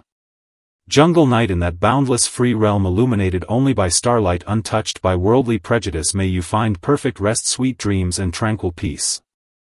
The name Habsburg once stood as the symbol of dominion over half the known world, yet behind this illustrious ancient surname, Arnold von Habsburg endured a quiet, unseen war never fully recorded or detailed in official royal chronicles. Tonight let us step into the obscured shadows of history, listen to a tale of marginality, hidden ambition and quiet disillusionment, and drift into peaceful, undisturbed slumber. Born into the most noble aristocratic lineage of Europe, Arnold von Habsburg spent his entire life lingering on the fringes of his family's core power circle. His personal aspirations appeared tiny, feudal and powerless beneath the towering shadow of the Habsburg dynasty. This is a profound reflection on the joys, sorrows, struggles and fate of a minor figure caught within the sweeping tide of grand history. Sink into the low, soothing tone of the narration, feel the destined calm that settles over mortal fate, and let this gentle story accompany you through a quiet, peaceful night. Some names are destined to be submerged and forgotten by the overwhelming current of grand history, and Arnold von Habsburg is one such soul. He bore the most revered, noble surname in all of Europe, yet never truly held command over his own destiny. His hesitant attempts and silent struggles on the edge of the political whirlwind compose an unsung melancholy elegy tonight beside the softly flickering glow of the hearth fire. Listen quietly to this tale meant only for quiet reflection, and drift slowly into deep, tranquil sleep. Imagine being born into Europe's most prestigious royal lineage, carrying within your veins the blood of rulers who once governed vast territories across half the globe. Your surname alone could swing open the city gates of any kingdom, your family crest bearing the sacred authority of imperial rule. Yet when you step into the innermost council chamber of the dynasty, you find no seat reserved for you, and the gazes of all the nobles and royals merely pass over you with cold, polite indifference. This was the quiet, lifelong fate of Arnold von Habsburg, a man who walked as an invisible outsider, lingering perpetually on the fringes of imperial power. Tonight, accompanied by the softly flickering glow of the hearth fire, we walk fully into the untold life of this remarkable soul. Through this tranquil tale meant only for quiet reflection, his entire existence became an unremarkable hidden brick within the magnificent, towering edifice of Habsburg glory, and an unsung elegy of unfulfilled political ambition, the unspoken aspirations, quiet sighs and hidden regrets he left behind in the footnotes of history feel far more genuine and touching than the legendary deeds of emperors and monarchs recorded in official annals. When the radiance of supreme power blazes too brightly, those who stand quietly in the shadows often see through to the deeper, unchanging essence of human nature and worldly fate. Fate played its first quiet, cruel trick on Arnold von Habsburg, endowing him with the glorious Habsburg surname, yet stripping him of the birthright and priority that came with noble lineage. At grand family gatherings, his elder brothers debated the governance of distant provinces, the deployment of imperial armies, and the arrangement of royal alliances, while he sat silently on the sidelines, lost in observing the hunting falcon resting in his palms. The bitter ache of being marginalized did not arrive in a single moment but seeped slowly deep into his bones through countless lavish yet icy-cold royal banquets and rigid family assemblies. He once sought to prove his worth through diligent dedicated military service posted to the remote borderlands of Bohemia, enduring endless mud, bitter cold and lonely isolation. Commanding a forgotten garrison far from the splendor of Vienna, he watched mediocre distant relatives with higher bloodline precedents enjoy wealth, privilege and ease within the imperial capital without lifting a finger, while he lingered in desolate frontier outposts trapped in endless solitude. This deep rift carved open by fate drove him to sit alone late into the night beside dim oil lamps, tracing repeatedly the intricate map of Habsburg family power and territorial division. He craved no heavy imperial crown nor endless royal wealth. He only longed for simple recognition, to prove that within this enormous cold dynastic machine Arnold von Habsburg was never merely a replaceable spare part filling an empty position. Yet the swirling vortex of royal power shows no mercy to personal pride, its relentless gravitational pull only pushing him further toward the dangerous lonely edge of the family circle. Searching desperately for his own stable foothold, Arnold began traveling frequently to secret private gatherings looked down upon and dismissed by the core members of the Habsburg clan. Within dimly lit secluded manors he met other minor nobles trapped in similar discontent, listening to their quiet complaints, bitter grievances and fanciful fantasies of reshaping the old political order. These meetings were far more than mere emotional release. They became Arnold's quiet, cautious test of the times. Wondering whether he could step forward to fill the power vacuum if the established dynastic order ever began to waver and crumble, he began leveraging the weight of his Habsburg name, acting as a behind-the-scenes intermediary, handling messy political dealings and underhanded affairs that direct royal heirs deemed beneath their dignity. This gray area of covert maneuver granted him an unprecedented, fleeting sense of control, as if he had finally touched the cold hard edge of true dynastic authority. Yet this illusion of mastery was fragile and deceptive, like dancing precariously on the brink of a cliff, every step balanced delicately between betrayal and being betrayed. Late at night, returning to his cold, quiet manor on the outskirts of Vienna, Arnold was always overwhelmed by profound weariness. Staring into the mirror at his distinct Habsburg features, the prominent jawline, deep-set eyes and solemn noble brows, he felt a strange disconnect, as if gazing at a complete stranger. He questioned endlessly whether he fought bravely for his own unfulfilled ideals or merely sought quiet revenge against a powerful family that had never truly embraced, acknowledged or cherished him. Nothing stung Arnold more deeply than the hastily arranged political marriage, decided arbitrarily by the highest circle of Habsburg royalty. He had once hoped his union might serve as a valuable bargaining chip, securing for him a firmer hold over a stable hereditary domain, yet in the end he was informed coldly that he would be wed to an obscure minor noblewoman so insignificant she barely merited formal diplomatic mention. The wedding lacked grand processions, public celebration and the cheering crowds of Vienna, marked only by a few hollow ceremonial cannon blasts tucked away in a forgotten corner of the imperial palace. Standing before the altar, Arnold stared down at the plain, unremarkable wedding band, and in that quiet instant saw clearly his true worth. In the eyes of his family he was nothing more than a stable, disposable asset, a carefully confined symbol kept merely to preserve the purity of Habsburg bloodlines rather than valued as an individual's soul longing for recognition, purpose and belonging. Life after the arranged marriage brought none of the peace he had hoped for, instead entangling him in even more humble, trivial domestic and territorial conflicts. He faced endless obstacles in governing his assigned lands. Even low-ranking local tax officials dared mock him behind his back, dismissing him as nothing more than a shadow of the Habsburg name. These petty, repeated humiliations wore away his spirit far more effectively than brutal battles on the battlefield. He grew increasingly silent, withdrawn and solitary, the ambition that once drove him to linger on the edge of power slowly fading, turning to cold ash within his heart. As the smoke and fire of the 30 Years' War spread across the whole of Europe, Arnold von Habsburg finally encountered an opportunity that seemed destined to rewrite his fate. The Habsburg court needed a trusted noble to serve as governor over newly reconquered territories torn apart by war, trapped in unrest, chaos and extreme instability. A posting regarded as a fearful, unwanted burden by direct royal heirs became Arnold's last desperate lifeline. Amid lifelong marginalization, he departed with only a small retinue, arriving on charred, war-scarred ruins, striving to rebuild order, stability and hope from the wreckage. In those difficult years he revealed extraordinary inner resilience, dining alongside common farmers, sharing rough quarters with ordinary soldiers, pacing charred, broken landscapes to resurvey land boundaries and restore livelihoods. For a brief, precious period Arnold seemed to escape forever from the overwhelming shadow of the Habsburg dynasty, gaining an almost sacred respect and loyalty among the local people of this barren war-torn land. He founded simple village schools, repaired ruined churches, and ruled the region with a compassion and sense of responsibility far ahead of the aristocratic mindset of his era. Yet once order was restored and the land regained its fertility and strategic value, distant elder nobles in Vienna once again fixed their greedy cold gaze upon his achievements. They dispatched new loyal direct heirs to take over all his hard-won fruits of governance, while Arnold was dismissed and sent back to the fringes once more by a casual official decree, stripped of his merit, achievement, and place of belonging.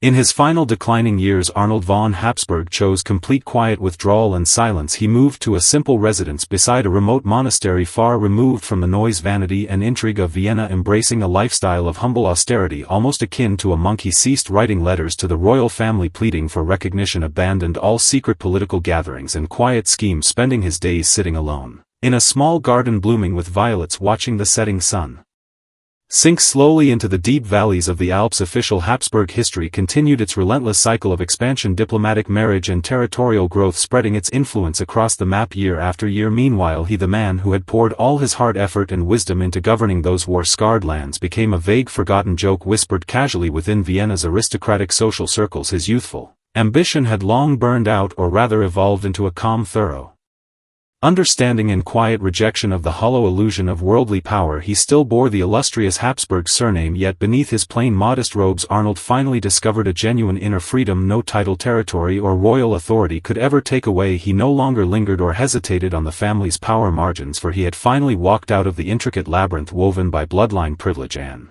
imperial scepters in this peaceful, quiet world filled only with bird song and monastery bells. He felt whole, complete, and free at last, needing no external validation, recognition, or noble title to define his worth.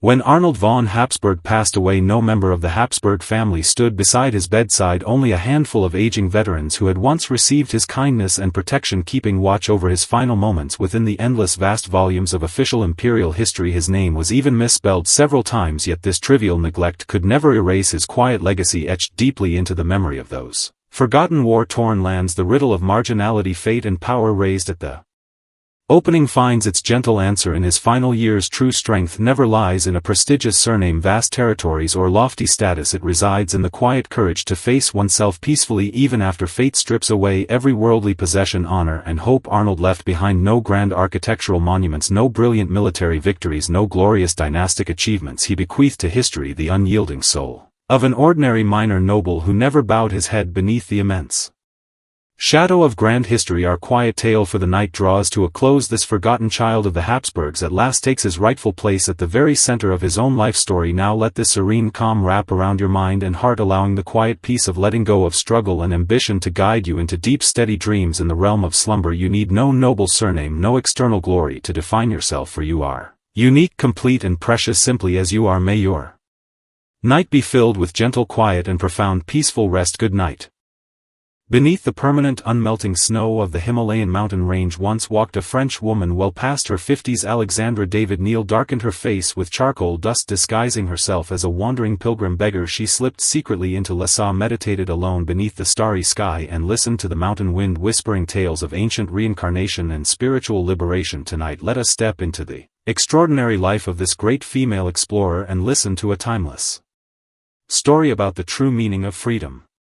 She once stood as a celebrated opera diva, yet turned away from glory at the height of her fame to journey toward the loneliest, most mystical highland plateaus. Alexandra David Neal traveled on foot, measuring the vastest distance between earthly reality and spiritual transcendence. Upon the old streets of Lhasa, no one recognized this dust-covered, weathered woman as the dazzling, shining star who once graced the grand stages of Paris. Let the quiet night wind carry you back to the pure, serene nights of old Tibet and guide you toward peace hidden deep within your own heart. How far can a human soul wander once casting aside all worldly bonds and trivial attachments? Alexandra David Neal showed the world that spiritual freedom lies never in reaching a fixed destination but in the fearless, graceful posture of walking forward. At the advanced age of 55 she trekked on foot over mountain passes that stood as the boundary between life and death, driven only by the longing to behold the sacred city dwelling deep in her heart. Let this gentle, unrushed narrative cradle your spirit and grant you a calm, peaceful night of rest.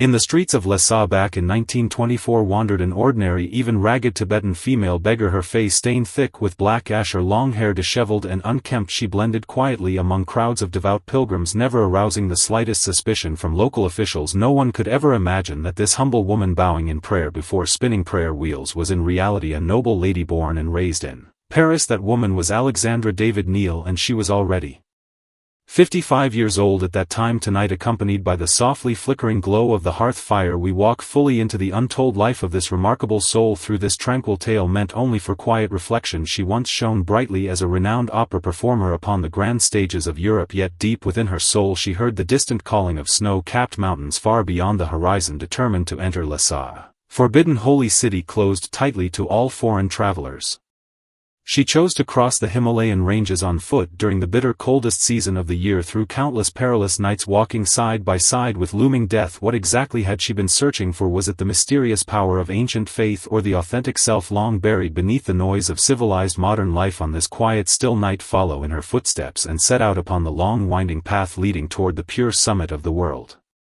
The hidden cracks of destiny often quietly emerge amid seemingly stable ordinary existence before encountering the profound wisdom of Tibetan Buddhism. Alexandra David Néel lived a life filled with glamorous contradiction. She toured opera houses across Paris and London, bathing endlessly in blooming flowers, thunderous applause and public admiration, yet her inner soul remained as barren and parched as an empty wasteland. She once entered marriage attempting to fulfill the traditional role of a devoted wife, yet the enclosed walls of family life only filled her heart with suffocating confinement. She told her husband more than once that she had to set out on her journey, even if it meant perishing along the road in pursuit of inner truth. In 1911 she made a decision regarded as utterly insane by the standards of her time to travel eastward entirely alone. She trimmed all her belongings down to a single small handbag, carrying an intense longing for the unknown world before vanishing over the distant horizon deep into the open east. Within the dense jungles of India and the quiet ancient monasteries of Sikkim, she began learning the intricate Tibetan language and studying ancient sacred scriptures almost forgotten by time. By this point she was already well into her 40s, and according to the rigid social expectations of her era she ought to have settled down quietly, waiting for the slow passing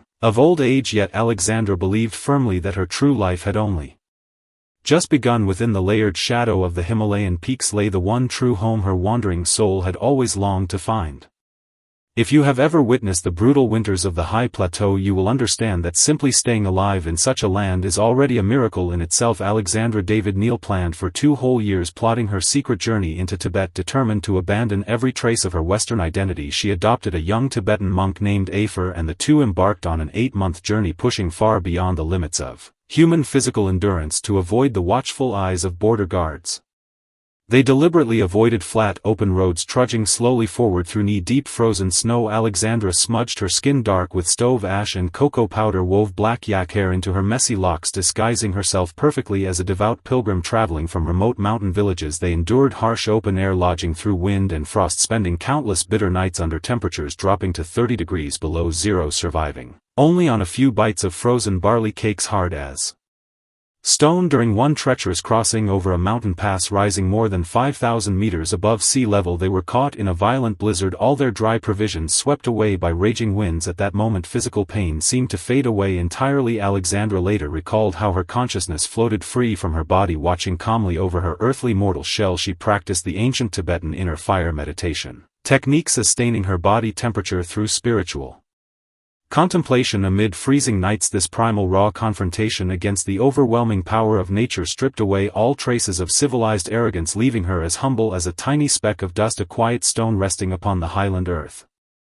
In that closed, isolated era, the intertwining of political power and religious tradition turned Lhasa into an impenetrable forbidden land for all outsiders. Every step Alexandra David Néel took slipping into the sacred city felt like walking carefully upon the sharp edge of a blade. She and Afer disguised themselves as wandering beggars, begging quietly along roadside streets, enduring occasional cold rejection, harsh scolding, and rough driving from local herdsmen. Yet this drastic fall from noble status to humble poverty granted her an unprecedented sense of inner freedom, for when a person possesses nothing at all, the whole wide world opens up and belongs entirely to them. As they drew near the borders of Lhasa, they even encountered British officials searching vigilantly for foreign spies. Thanks to Alexandra's flawless command of Tibetan language and perfect mastery of local religious etiquette, she slipped past their watchful gazes without arousing the slightest suspicion. When she finally beheld the gleaming golden rooftops of the Potala Palace glowing softly beneath the sunset, she shed no tears and voiced no cheers. She simply knelt silently in the dusty ground, absorbing the immense weight of ancient history and the overwhelming spiritual power of devout faith. During her 2-month stay within Lhasa, she secretly visited revered Tibetan masters from every corner of the holy city, engaging in profound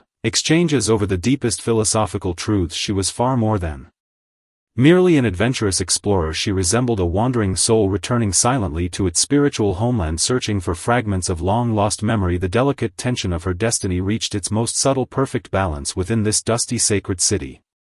Every great legend eventually settles back into tranquil ordinariness, yet Alexandra David Neal's return carried profound echoes written by fate itself when she finally journeyed back to Europe, compiling her experiences, observations and insights from the Tibetan highlands into published books. The entire Western world was left in utter awe. People could not comprehend how an elderly woman could conquer the mighty Himalayas without oxygen supplies, sufficient provisions or modern equipment, yet amid endless public praise and admiration, Alexandra remained calm, almost detached in spirit. She once said, compared with towering snow-capped mountains rising toward the sky, human ego and self-pride stand as the hardest mountain any soul must climb. She chose not to remain in bustling glamorous Paris, instead settling in a quiet remote village in southern France, naming her peaceful residence the Garden of Silent Meditation. There she spent the following decades living with strict simplicity and restraint, keeping her daily practice of quiet meditation until the end of her days. Her husband passed away while she wandered far across distant lands, and her letters revealed restrained, profound sorrow, not rooted in selfish possession but in the quiet helplessness of two spiritual souls passing each other silently along the endless river of time. Her life traced a perfect full circle, traveling from the noisy dazzling spotlight of opera stages all the way to the profound stillness of snow-covered mountain sanctuaries. Alexandra David Neal lived to the remarkable age of 101. On her 100th birthday she even renewed her passport, declaring that she still longed for the rich aroma of butter tea and the whispering wind of the high plateau. Her lifetime journey answered the most haunting question raised at the very beginning. She had never searched for divine miracles, she sought instead the true self capable of living in harmony with all living creation. She left behind not only precious academic records of Tibetan culture, religion and tradition, but also an inspiring philosophy of life that no one need ever yield passively to the limitations of age. Even today snow continues to fall endlessly upon the Himalayas and prayer wheels keep turning steadily within the sacred city of Lhasa. The French woman who once slipped quietly into the heart of Tibet has long transformed into a soft gentle breeze wandering freely across the highland expanse. Our story of her life draws to a quiet close tonight, yet her unyielding inner strength and serene tranquil spirit may linger softly within your dreams. May you carry within your heart an unshakable sacred mountain belonging only to yourself. Release all weariness and burdens of the day, and like her find genuine everlasting peace along life's endless journey. Good night and sweet peaceful dreams. He once sailed aboard the ship from letting himself be trapped and frozen by Arctic ice for 3 long years, and endured a full winter hibernating inside a rough stone hut like a wild polar animal. Fridtjof Nansen, the legendary Norwegian explorer, conquered not only the frozen brutal wilderness of the far north but also broke down deep-rooted human prejudice and division. He created the famous Nansen Passport, granting millions of displaced stateless people the basic right to be recognized as ordinary human beings. Once more tonight, wrapped in the profound silence of endless snow and ice, let us listen to the extraordinary life story of this Nobel Peace Prize laureate. If a person can keep a steady clear mind through months of endless darkness in the frozen polar wilderness, their soul must possess unshakable inner resolve. Fridtjof Nansen was exactly such a remarkable man. His life split naturally into 2 profound halves, one belonging entirely to the pure desolate silence of the Arctic ice fields and the other devoted to healing the broken scarred world of war-torn humanity. He pursued scientific answers to the hidden mysteries of the North Pole while tirelessly exploring endless possibilities for global peace and human reconciliation. This journey leads you into profound quiet solitude, boundless compassion and inner calm, carrying you gently toward restful peaceful dreams. Amid bitter temperatures dropping to 40 degrees below zero, Fridtjof Nansen and his companion endured an unforgettable winter confined within a simple rough stone shelter. It was never a desperate struggle for survival but a life of deep philosophical reflection, quiet contemplation and almost meditative stillness. The inner strength nurtured through long lonely isolation later took shape as the Nansen Passport, saving countless refugees across Europe and beyond. Tonight, accompanied by the soft gentle glow of a flickering hearth fire, step into the authentic life of this polar explorer and revered saint of peace. Picture standing alone close to the North Pole, trapped in the thick endless darkness of the polar night, surrounded by absolute silence stretching in every direction with temperatures plummeting far below 40 degrees. Two men huddle together inside a tiny underground hut built from piled stones and thick walrus skin, living exactly like hibernating polar bears for an entire year. Their only daily routine consisted of cooking simple seal meat to sustain life, spending the rest of their time sitting quietly beneath dim flickering oil lamps, sharing silent glances, reading quietly or sinking into thoughtful stillness. The name Fridtjof Nansen was once seen as a symbol of reckless suicidal exploration, yet as time passed it became a lifeline of hope for millions of homeless refugees. Tonight, accompanied by the softly flickering glow of the hearth fire, we walk fully into the untold life of this remarkable soul. Through this tranquil tale, meant only for quiet reflection, he was a strong, resilient survivor capable of enduring the coldest, loneliest corners of the globe, yet also a compassionate, wise elder, signing official Nansen passports for countless displaced people amid the smoke and chaos of war. His lifetime journey crossed both the pure, untouched frozen wilderness of the Arctic and the complex battleground of human conflict, prejudice and suffering. The peaceful willpower grown from his philosophical stillness in the polar wilderness remains one of the most touching, profound paradoxes in human history. Now slow your breath to the quiet rhythm of the night outside and journey with us toward the eternal silent ice fields of the far north. The turning point of Nansen's story arrived in 1893 along the docks of Oslo, where crowds gathered to bid farewell to what most people considered an utterly reckless suicidal plan, while nearly all fellow explorers struggled desperately to avoid dangerous shifting ice floes and deadly frozen cracks. Fridtjof Nansen designed a uniquely round-hulled vessel, choosing to sail directly into the Arctic ice and allow himself to become trapped, frozen in place. He named his ship Fram, firmly believing that by drifting naturally along ocean currents the surrounding ice would eventually carry them straight toward the North Pole. It was a quiet, patient game of endurance, pushing human perseverance to its absolute limit. Yet 3 long years slipped away and the ship's drifting movement proved far slower than all his careful calculations. Nansen wrote in his personal diary that in this remote frozen wasteland time had lost all meaning. Only the slow, steady path of the stars proved they were still moving forward. This prolonged confinement, isolation and endless waiting gradually transformed Nansen's state of mind, shifting his identity from a determined conqueror of nature to a humble, thoughtful observer. He studied the delicate patterns of floating ice, watched the quiet breathing rhythms of resting seals, and explored the vast, lonely silence hidden deep within his own heart. By 1895 he finally accepted that his ship would never reach the pole, making an even bolder decision to set out on foot with one loyal companion, 2 sleds and teams of sled dogs to race toward the northernmost point on foot.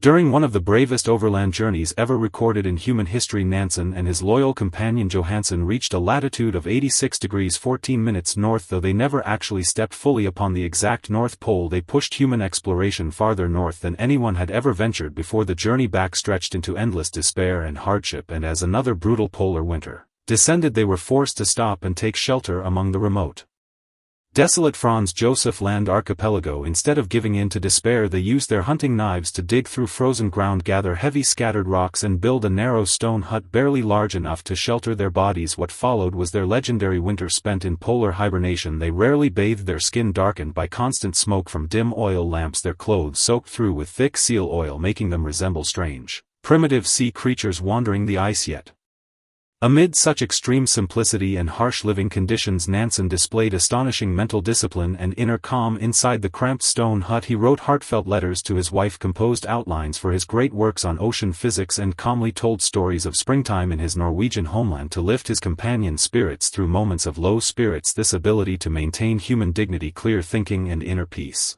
even in the darkest, hopeless corners of the wilderness, became the spiritual foundation guiding him through future international crises. He realized once all social labels, material possessions and worldly attachments were stripped away, only the purest, sincere respect for life itself remained within the human soul. When Fridtjof Nansen finally survived against overwhelming odds and returned safely to Norway, he was welcomed home as a world-famous heroic explorer. Yet he never grew complacent or satisfied with public fame. The outbreak of the First World War pulled this quiet lover of Arctic solitude abruptly onto the loud, chaotic international stage. During the 1920s, millions of war refugees across Europe lost their official nationality, stranded as stateless, invisible people, rejected, turned away. And unwanted by every nation, Fridtjof Nansen stood before the Assembly of the League of Nations, his features still sharp and stern like Arctic glaciers, yet his eyes burning with warm compassion and kindness. He understood deeply that these stateless, forgotten people were just like himself, trapped in lonely isolation, forced into a cold political hibernation with no safe home to turn to and always vulnerable to hardship and death. He put forward a groundbreaking proposal that shocked the entire world, calling for an international official identity document to be issued to all stateless refugees, later known forever as the Nansen Passport. This simple document was far more than just a piece of paper. It stood as the first international legal instrument crossing national borders to recognize the basic right of every individual to live safely with official recognition. Renowned artists, musicians and thinkers, including Stravinsky, Chagall and Rachmaninoff, all held Nansen passports, rebuilding their lives under his protection and advocacy. Nansen traveled tirelessly, negotiating with government leaders across every nation, drawing upon the unyielding perseverance forged during his Arctic expeditions to break through rigid, stubborn bureaucratic barriers. He often said, helping people in need requires no complicated political reasons. We are first and foremost human beings, only afterward Norwegian, French or Russian. Throughout his entire life, Nansen fought against different forms of bitter cold, at first the freezing harshness of the natural Arctic wilderness, and later the cold indifference, prejudice and cruelty within human society. While serving as a leading international relief official, he traveled directly to the front lines of the devastating Russian famine, witnessing scenes of suffering and starvation far more heartbreaking than any ice storm he had ever endured in the polar wilderness. Still, he refused to step back or look away. Using his own reputation and influence as collateral, he raised massive amounts of financial aid and tons of grain supplies to feed starving families and children. Even as many politicians tried to block his efforts out of ideological bias, Nansen offered one simple, unanswerable moral truth: shall we stand by silently and watch millions of innocent children starve to death simply because we disagree with their government? This profound humanitarian spirit, rising above political conflict, focused purely on protecting human life, earned him the Nobel Peace Prize in 1922. He donated the entirety of his prize money directly to refugee camps, returning quietly to his laboratory afterward to continue his beloved research in oceanography. He never saw himself as performing extraordinary miracles, simply extending the same explorer's code of never abandoning a companion in the Arctic to embrace all humanity. For Nansen, peace was never some distant, lofty ideal. It was practical, warm kindness, supporting one another through dark, desperate times. On a quiet afternoon in 1930, Fridtjof Nansen sat peacefully on his balcony overlooking the fjords of Oslo, closing his eyes forever in gentle calm. Outside his window stretched the clear blue waters of the Norwegian fjord, and far beyond lay the snow-covered, ice-filled wilderness he had loved deeply all his life. Nansen left behind far more than just the Nansen Passport and groundbreaking scientific data on polar exploration and ocean currents. He gifted humanity a timeless attitude toward life. Even trapped in the longest, darkest night, one can guard the inner flame of hope through self-reflection, discipline and quiet resolve. He proved a strong, unyielding will and a gentle, compassionate heart can perfectly coexist within one soul. Our quiet story draws to a close tonight. May this saint of peace from the frozen ice fields lead you into a dream pure, vast and filled with serene tranquility. Let go of the noise and chaos of daily life and drift into a snow-covered world filled with endless starlight and lasting calm. May you find your own inner peace nestled within Nansen's quiet, timeless stillness. Good night and warm, peaceful dreams.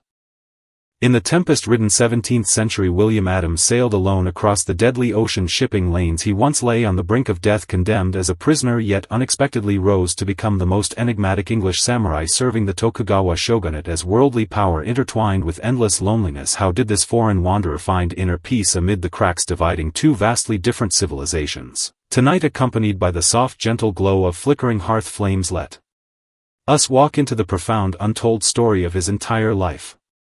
He remains the only English navigator in all recorded history to earn the formal rank and honor of a samurai. William Adams. He stood beside Tokugawa Ieyasu, witnessing the great turning of an era, yet spent his entire life trapped in sorrow, unable to ever return to his distant homeland. This is a timeless tale of loyalty, political maneuvering and profound existential loneliness, meant for quiet reflection deep into the night. On this tranquil evening, follow the footsteps of this blue-eyed samurai and seek the quiet resting place of your own wandering soul.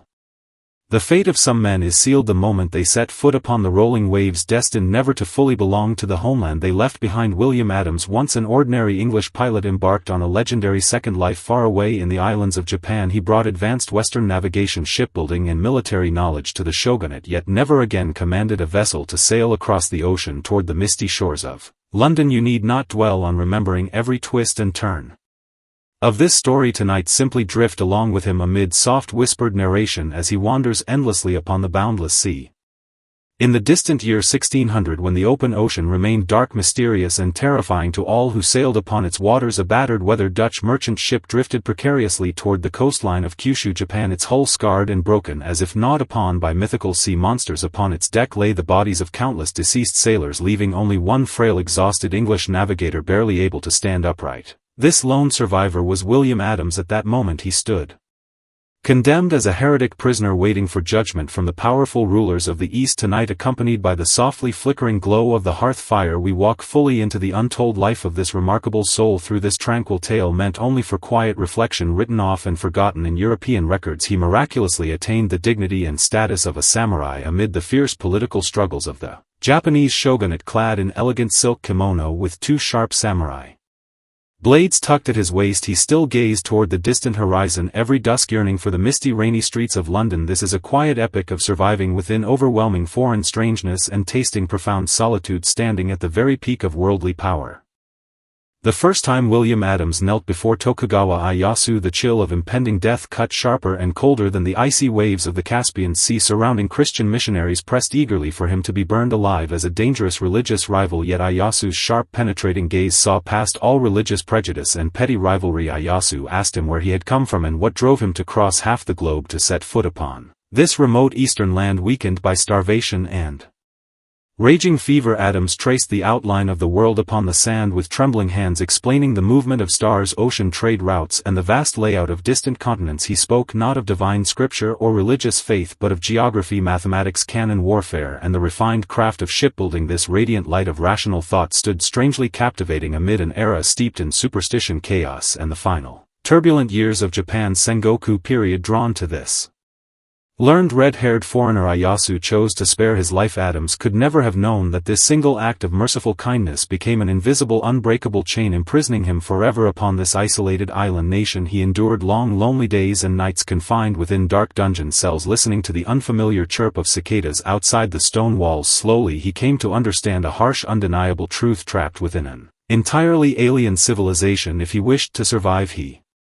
must bury the old English sailor within himself and allow a brand new identity to rise, reborn from the ashes of his former life.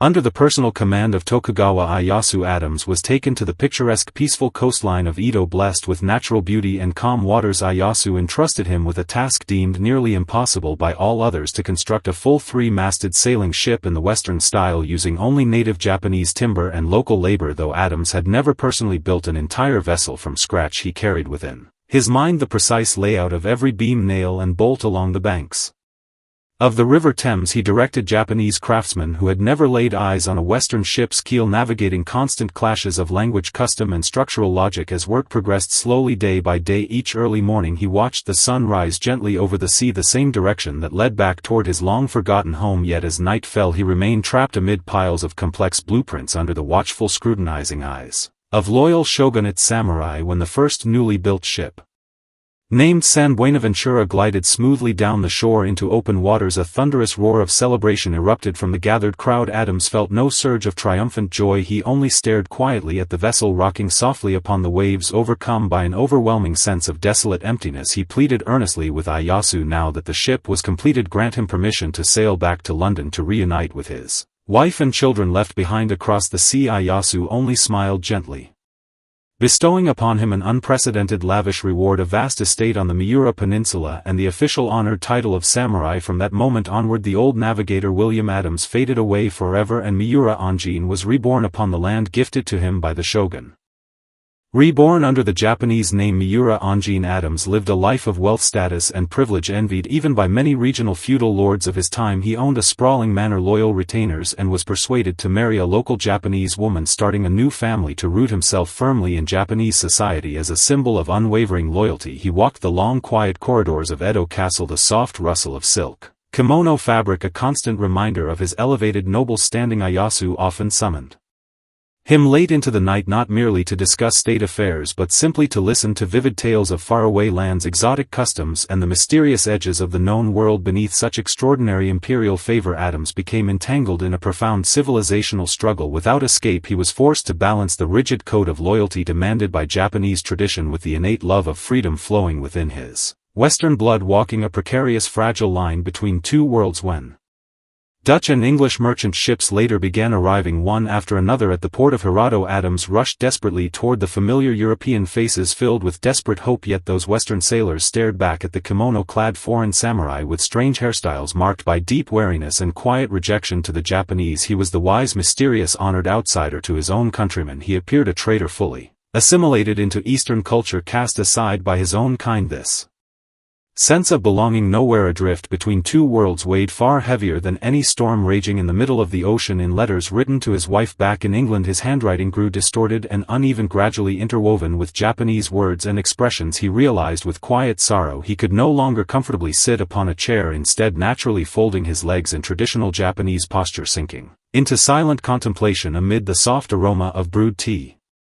Following the passing of his greatest patron Tokugawa Ieyasu, Adams lost his strongest protection and secure standing within the shogunate. The new ruling power structure began pushing aside all foreign outsiders, stripping away many of his long-held privileges, yet he remained steadfast in his role as a samurai, honoring the oath forced upon him which had slowly etched itself deep into his soul. In his later years he often sat alone beside the quiet graveyards of Hirado, gazing upon the weathered tombstones of fellow sailors who had once sailed beside him. He had countless chances to escape Japan, legally obtaining official permission to leave and sail for home time and again, yet each time he stood upon the ship's deck watching the Japanese coastline fade slowly into the distance, he always turned back, unable to bring himself to depart. Was it lingering attachment to his Japanese wife and children, or the quiet realization that he no longer belonged in the old life waiting for him in London?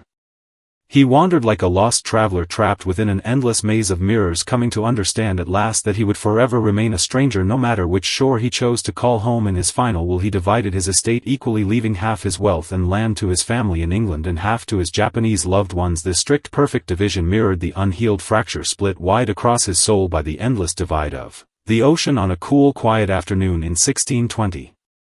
This great navigator closed his eyes forever, passing away peacefully in Hirado. His funeral followed traditional Japanese rituals, and in that final moment he truly became an eternal part of the land that had sheltered him for 20 years. Even today, stone monuments carved with the name Anjin still stand quietly upon the Miura Peninsula near Yokosuka, marking William Adams' final, most peaceful resting place upon the earth. His life began as a desperate escape from death, evolving gradually into a profound spiritual journey of self-discovery and quiet acceptance. Alone in overwhelming loneliness, he built an imperfect, lasting bridge connecting two entirely separate civilizations. People often speak of returning to one's roots in old age. Yet for Adams, roots could grow firmly within foreign soil carried across the tides of fate. There is no need to pity him for never returning to his homeland. During those 20 long years, amid falling cherry blossoms and quiet seasonal change, he likely found his own inner peace far away from the world he once knew. Now the night wind outside carries the soft rhythm of ocean waves. The hearth fire dwindles low, marking the perfect hour for quiet rest. Let go of heavy thoughts of belonging, identity, and home. On this still night you already possess your own safe harbor. May your dreams grant you the clarity of an ancient navigator, able to read the stars, chart your own course and find lasting peace within your heart. Good night and sweet dreams. In the heart of the Taklamakan Desert back in 1895, a man dragged his body slowly toward the shadow of death. Only a single drop of muddy water remained trapped inside his leather boots, and beneath his weary feet lay the ancient ruins of Luleå, slumbering silently for thousands of years. Sven Hedin, the legendary explorer from Sweden, unlocked the hidden secrets of the western regions, relying on nothing but his desperate will to survive. Tonight, accompanied by the endless whispering wind of the vast wilderness, let us wander into this journey filled with haunting charm and bone-deep despair. Some ancient secrets can only be uncovered at the cost of human life, such as the desolate Lopner buried deep beneath endless rolling sand dunes. Sven Hedin was far more than a professional geographer. He stood like a poetic soul specially chosen by the barren desert itself. Amid years tangled between miraculous survival and desperate peril, he devoted his life to searching for forgotten names and lost civilizations erased by the passage of time. On this quiet night, listen closely to the rhythm of his breath mingling with swirling sandstorms, and feel his overwhelming obsession with the unknown corners of the world. The entire life of Sven Hedin unfolded like a grand dream woven from endless searching, painful loss and unexpected reunion. He traversed the very heart of Asia on foot, salvaging the long-lost civilization of Lulan from the deadly sea of shifting sand. Fame, worldly disputes and profound solitude eventually faded away into the lingering sound of camel bells drifting through the quiet night. Prepare your heart to step into these distant memories that need no deliberate remembrance and drift gently into peaceful dreams beneath the shining stars. What thoughts would linger in your mind if only a pair of sand-filled boots remained in your final minutes of life? In the spring of 1895, Swedish explorer Sven Hedin lay exhausted upon the towering ridges of the Taklamakan Desert. His guide had already collapsed into unconsciousness. All his camels had fallen motionless upon the sand, and the blazing sun scorched his skin like molten iron, burning away every trace of strength. Tonight, accompanied by the softly flickering glow of the hearth fire, we walk fully into the untold life of this remarkable soul. Through this tranquil tale meant only for quiet reflection, the world only remembers him as the discoverer of the ancient city of Lulan, yet few understand how this deadly journey reduced him to a gaunt shadow barely resembling a human being. This became the underlying tone of his destiny. Within extreme exhaustion and physical depletion, his soul burst forth with an intense longing for lost ancient civilizations. This journey was never merely ordinary exploration. It was a secret, silent bargain struck between one lone man and the cold embrace of death. He traded his nearly drained life force for the most brilliant key unlocking the buried history of the western regions. Now steady your breath and follow along as we journey deep into the golden silent wilderness of the desert. The ambition that shaped Sven Hedin's destiny did not ignite within the cold, quiet laboratories of Sweden, but bloomed vividly beneath the soft moonlight of Persia. At the age of 20 he could have settled into a predictable scholarly life with a clear future laid out before him, yet a single expedition journey awakened a deep lifelong love for the mysterious East. Filled with the rich scent of spices and dry earth, he bore the striking, sharp-featured charm typical of Nordic people, with golden hair holding an unyielding stubbornness that refused to bow to fate. He was never content with digging through old dusty manuscripts for historical answers. His heart yearned to step foot into the blank, unmarked regions still left upon world maps. In 1895, when he first led a camel caravan deep into the Taklamakan Desert, he never imagined he had gravely underestimated the cruelty of this legendary sea of death. Its terror did not arrive in sudden violent bursts but unfolded slowly, like a gradual torment, draining life away bit by bit. Day by day their water supplies shrank. The once strong, majestic camels let out weak, mournful cries, and the air grew so dry and thin that every breath felt as if it burned his lungs from within. Sitting alone upon endless sand dunes, Sven Hedin stared at the trembling needle of his compass, his only source of inner calm and mental support. In those desperate moments he finally understood he was no longer a superior, detached observer, merely a tiny speck of dust trapped within the throat of the merciless desert. He once wrote in his journals that the desert never actively kills, it simply waits quietly, allowing weary travelers to surrender their souls willingly to the vast wilderness.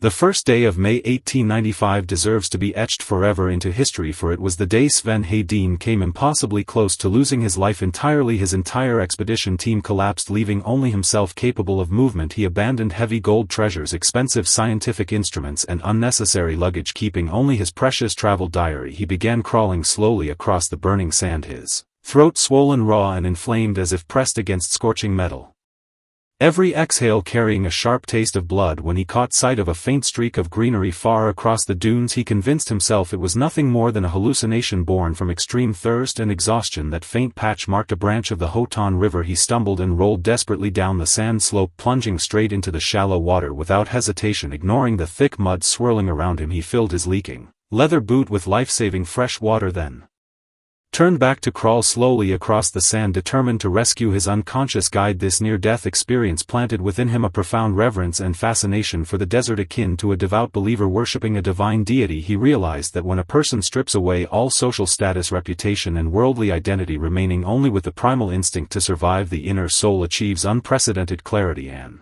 peace. He came to understand that the Taklamakan was never truly barren, it merely hid its most precious treasures behind layers of despair and desolation. This narrow escape became a turning point for his spirit. From that day forward he no longer feared death itself, only the regret of leaving the world before unraveling the ancient mysteries hidden within the sand.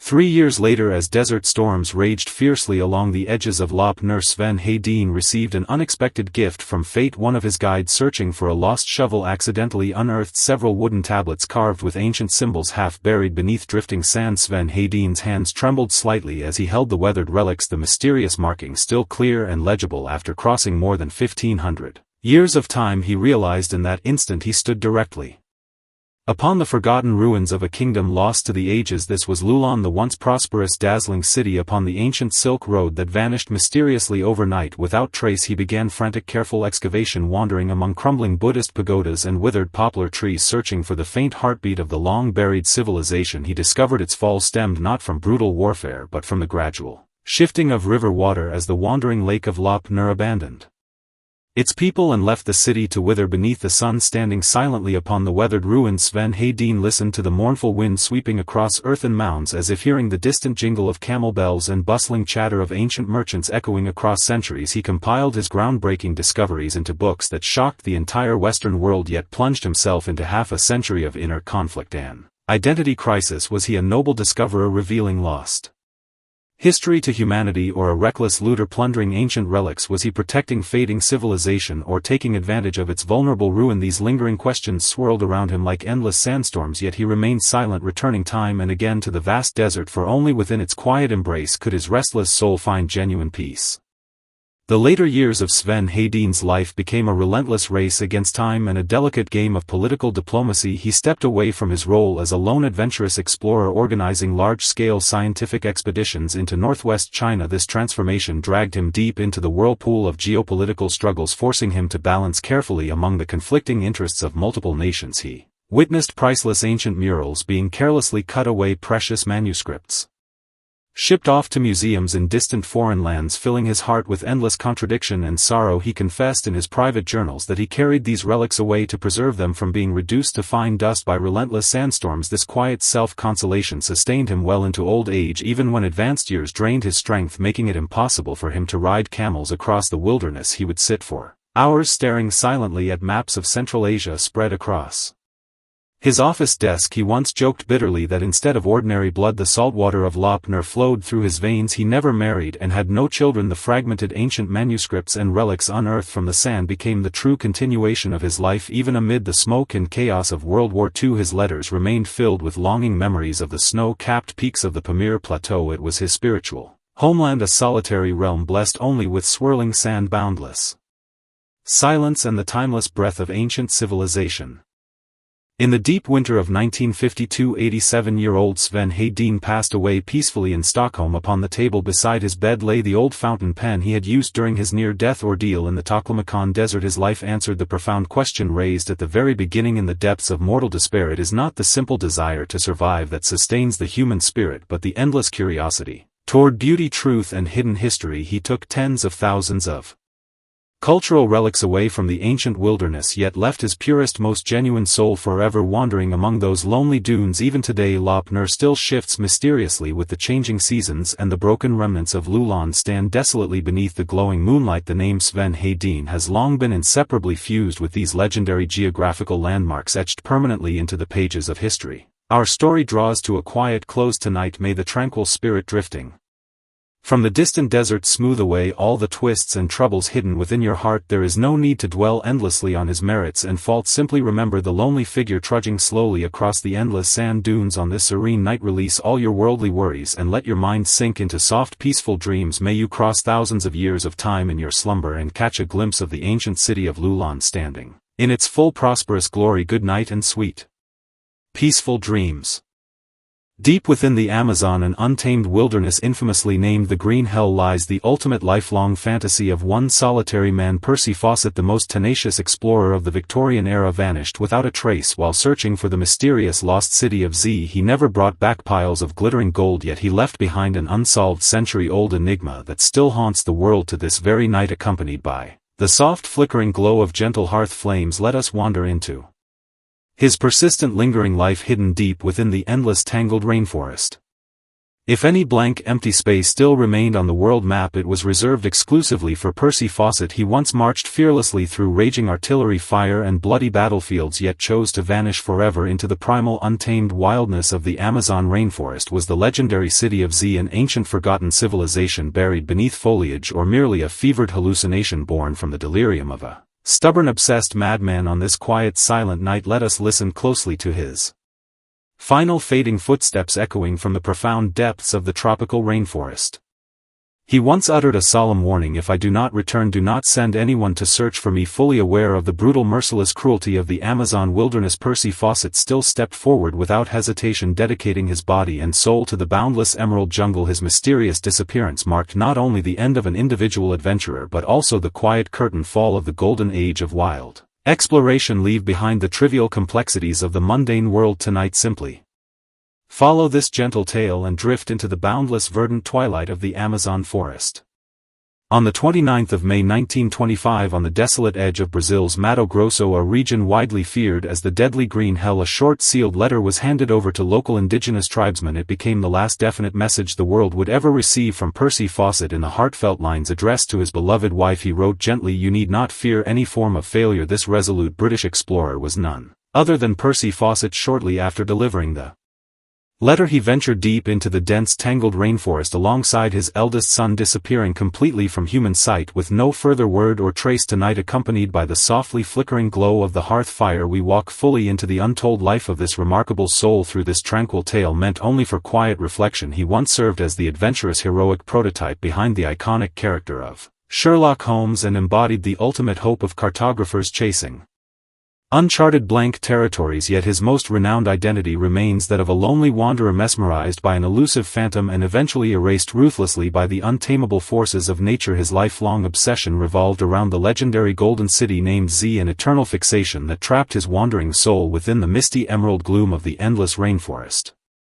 Amid the suffocating smoke and brutal chaos of the First World War, Percy Fawcett stood as an unwavering, calm commander on the chaotic battlefield. He traversed the muddy, blood-soaked trenches, calculating precise latitudes and longitudes with steady composure amid deafening continuous artillery roars. Yet the genuine sense of freedom and vitality he craved never arrived from military medals or honorable ceremonies held in London's prestigious clubs. It resided within the damp, soft night breezes sweeping across the vast South American rainforests, while other elites of his era gathered in luxurious gentlemen's clubs debating how to divide and occupy unmarked territories on world maps. His heart had already drifted far away to the remote wilds of the Amazon. He embarked on his risky journeys not for vanity, fame, or material wealth, but to validate a bold possibility universally mocked and dismissed by contemporary scholars. Within ancient Portuguese historical manuscripts he discovered fragmented records depicting a magnificent stone city buried deep in the passage of time, adorned with intricate carvings and towering stone towers. He could not stop questioning whether such a splendid, sophisticated civilization truly existed in a land universally regarded as primitive, barbaric wasteland. This lingering doubt took root deeply in his heart, the seed withering in the cold, dry air of London, yet flourishing wildly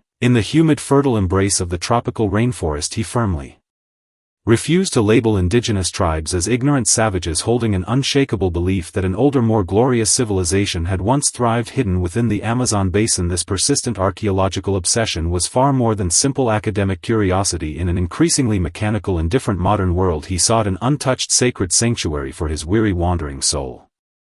The Amazon rainforest is like a deceptively tender mother concealing venomous fangs beneath her lush green exterior. Percy Fawcett understood this brutal truth better than anyone. Having ventured into this verdant labyrinth countless times, he had witnessed his companions waste away from deadly tropical fevers or fall victim to primitive poisoned arrows shot by indigenous hunters. In his personal journal he wrote solemnly, "Every inch of this cruel land hungers to devour human flesh, tiny parasitic insects capable of laying eggs beneath human skin and stifling sweltering humidity that numbed human willpower became his constant daily companions throughout his expeditions. Endowed with an almost supernatural tolerance for physical suffering, he trekked dozens of barefoot kilometers across sticky, suffocating mud swamps. He danced alongside indigenous tribes, earnestly learning their obscure native languages in exchange for safe passage toward the inaccessible heart of the rainforest. His icy calm often sent chills down the spines of those around him. Even when venomous snakes coiled tightly around his ankles, he remained steady enough to pin the reptile's head with precise movements. This gradual numbness toward mortal danger quietly foreshadowed his tragic fate. He trusted his mysterious spiritual connection with the Amazon wilderness far too deeply. In his eyes, all the terrifying obstacles that deterred ordinary explorers were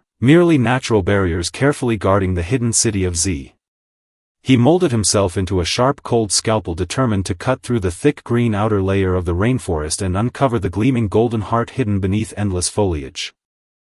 During his final expedition in 1925, Percy Fawcett made an inexplicable, perplexing decision. Abandoning experienced professional soldiers and seasoned scientific researchers, he embarked on his most crucial journey accompanied only by his eldest son Jack and one trusted loyal friend at the supply outpost famously named Dead Horse Camp. He dismissed all local indigenous guides, severing every external reliance on human assistance. He firmly believed only a pure, undistracted small team was worthy of discovering and entering the sacred hidden city. By this time he was no longer a vigorous young explorer, yet the burning determination shining in his eyes blazed brighter than ever before. He deliberately cut off every possible retreat, foreshadowing and accepting his inevitable fate in public statements. He left a clear warning: if I do not return, never send rescue parties. Such attempts will only lead to unnecessary, meaningless deaths. This solemn declaration sounded less like bold, heroic rhetoric before an expedition and more like a sacred voluntary sacrifice, an unbreakable contract silently signed between humankind and the untamable forces of nature. The moment the three men vanished into the dense foliage, they faded into the deep green wilderness like a drop of ink sinking into an endless dark ocean, leaving no visible trace behind. His decisive, ruthless resolution left later generations